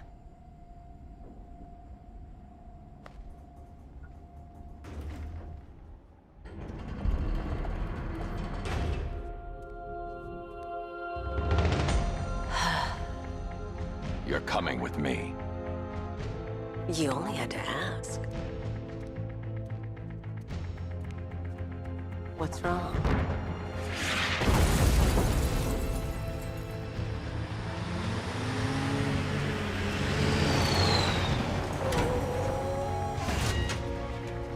Go, go, go! We've got the target, sir. He's cornered. Don't move. Are you sure it's him? Confirmed. It's Batman. Sir, that tank they have backing them up is unmanned. Good. I thought this would be tough. All it took was one tank.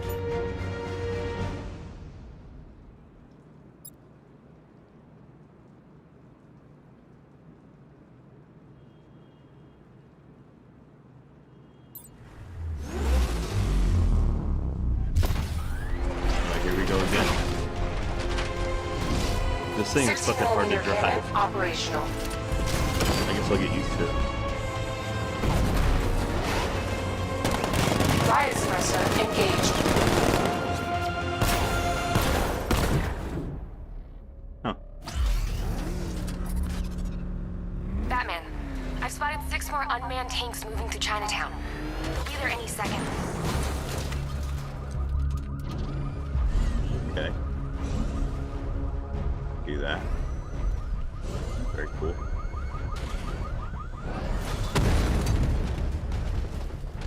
Now where am I going?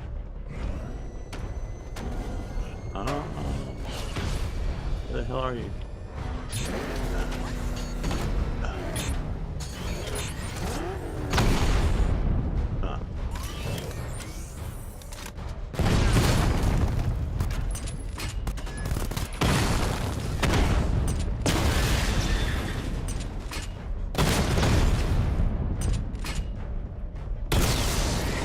Okay.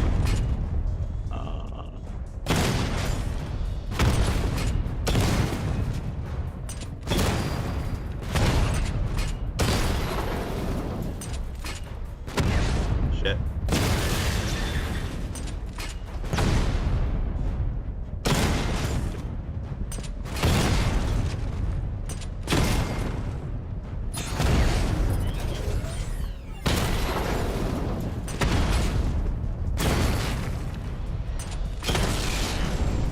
Okay. Is that everybody?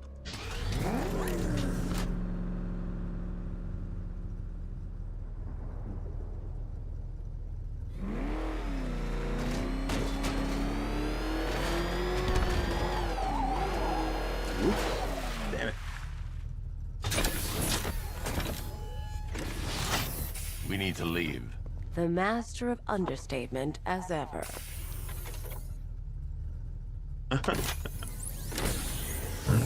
Alright, I need to know where those tanks are coming from. I'm tracking several transport helicopters moving into the city. There are more on the way. Activate the Batmobile weapon diagnostics. It's time to go to war.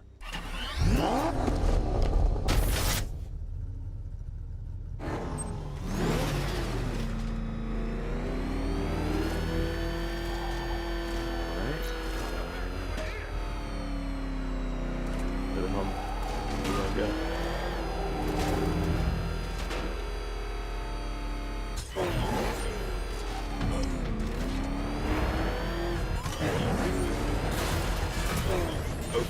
Scarecrow pulling this on Halloween.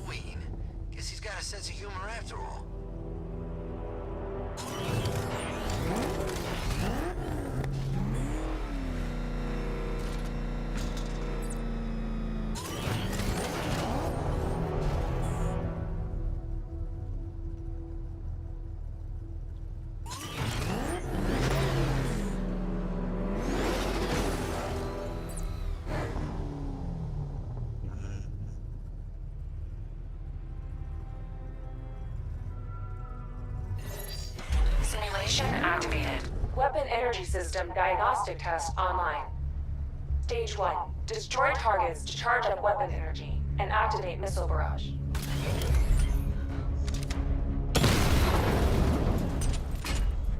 Damn, it's hard to aim. Shit. Okay. Missile barrage level 1 ready. Missile barrage.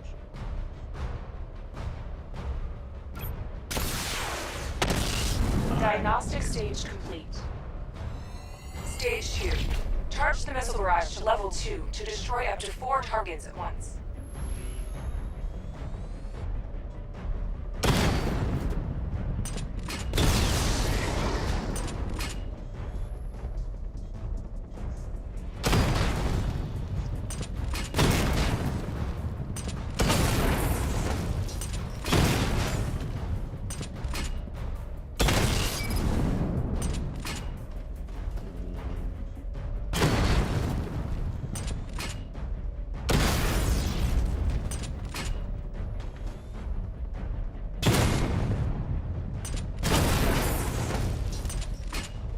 Barrage level 2 ready.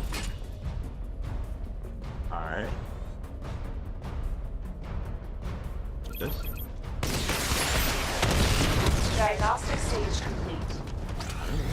Stage 3. Taking damage depletes weapon energy. Charge up missile barrage to level 2 and destroy 4 active targets to complete diagnostic test.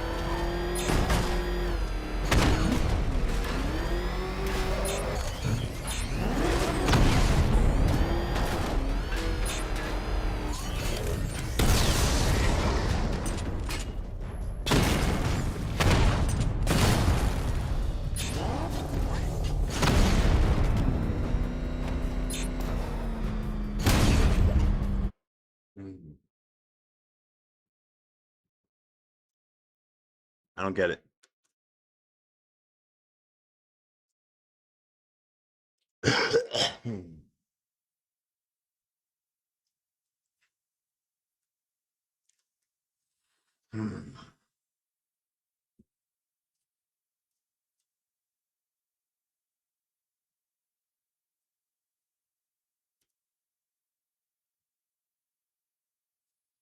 Hmm.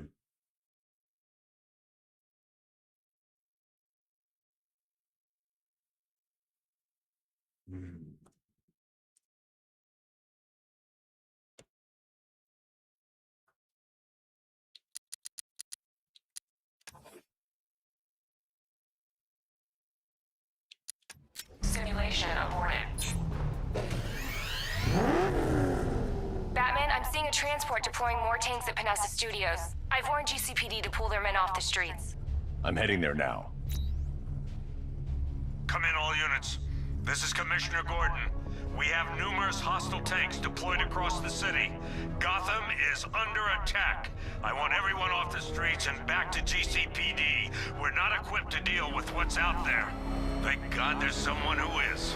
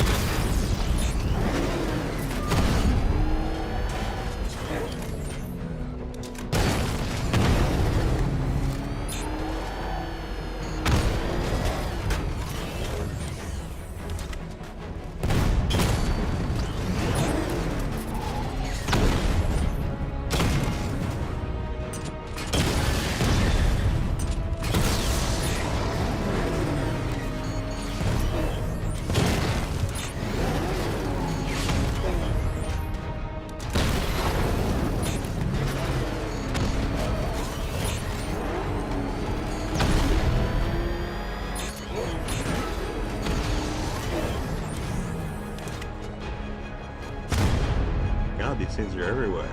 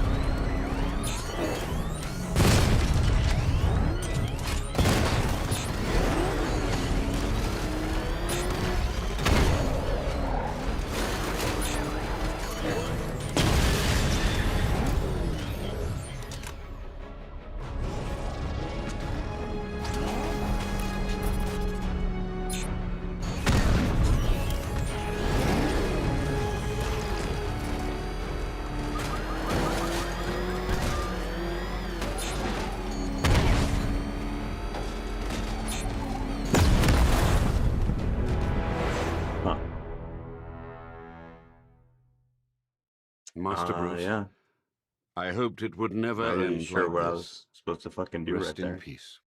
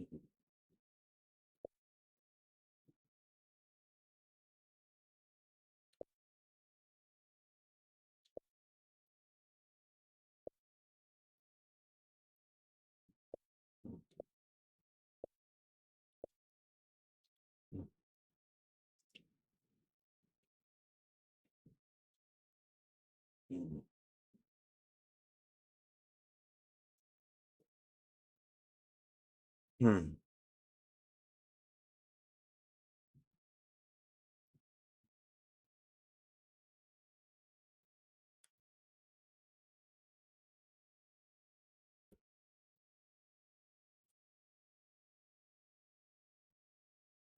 Hmm.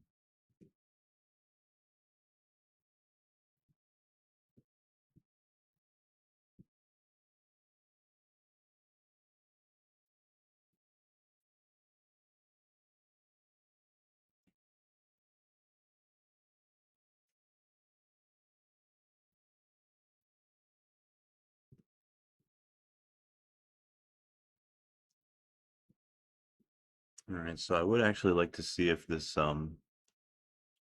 glibc build continues to success. If it does, I'll go ahead and install this one as an upgrade and start working on the next one. Check.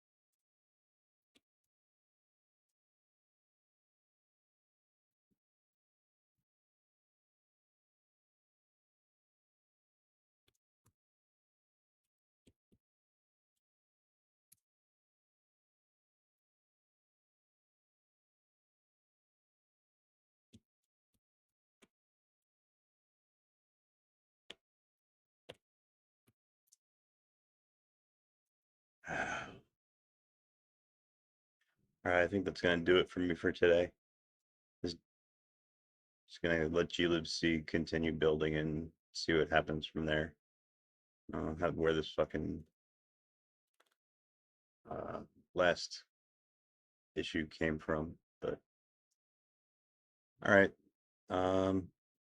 Anybody still watching? Thanks for hanging out.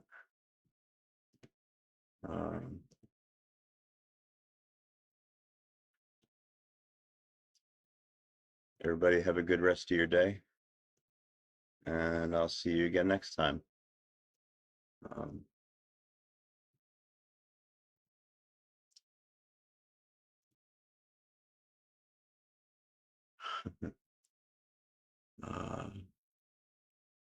right, later, my friends. Have a good evening.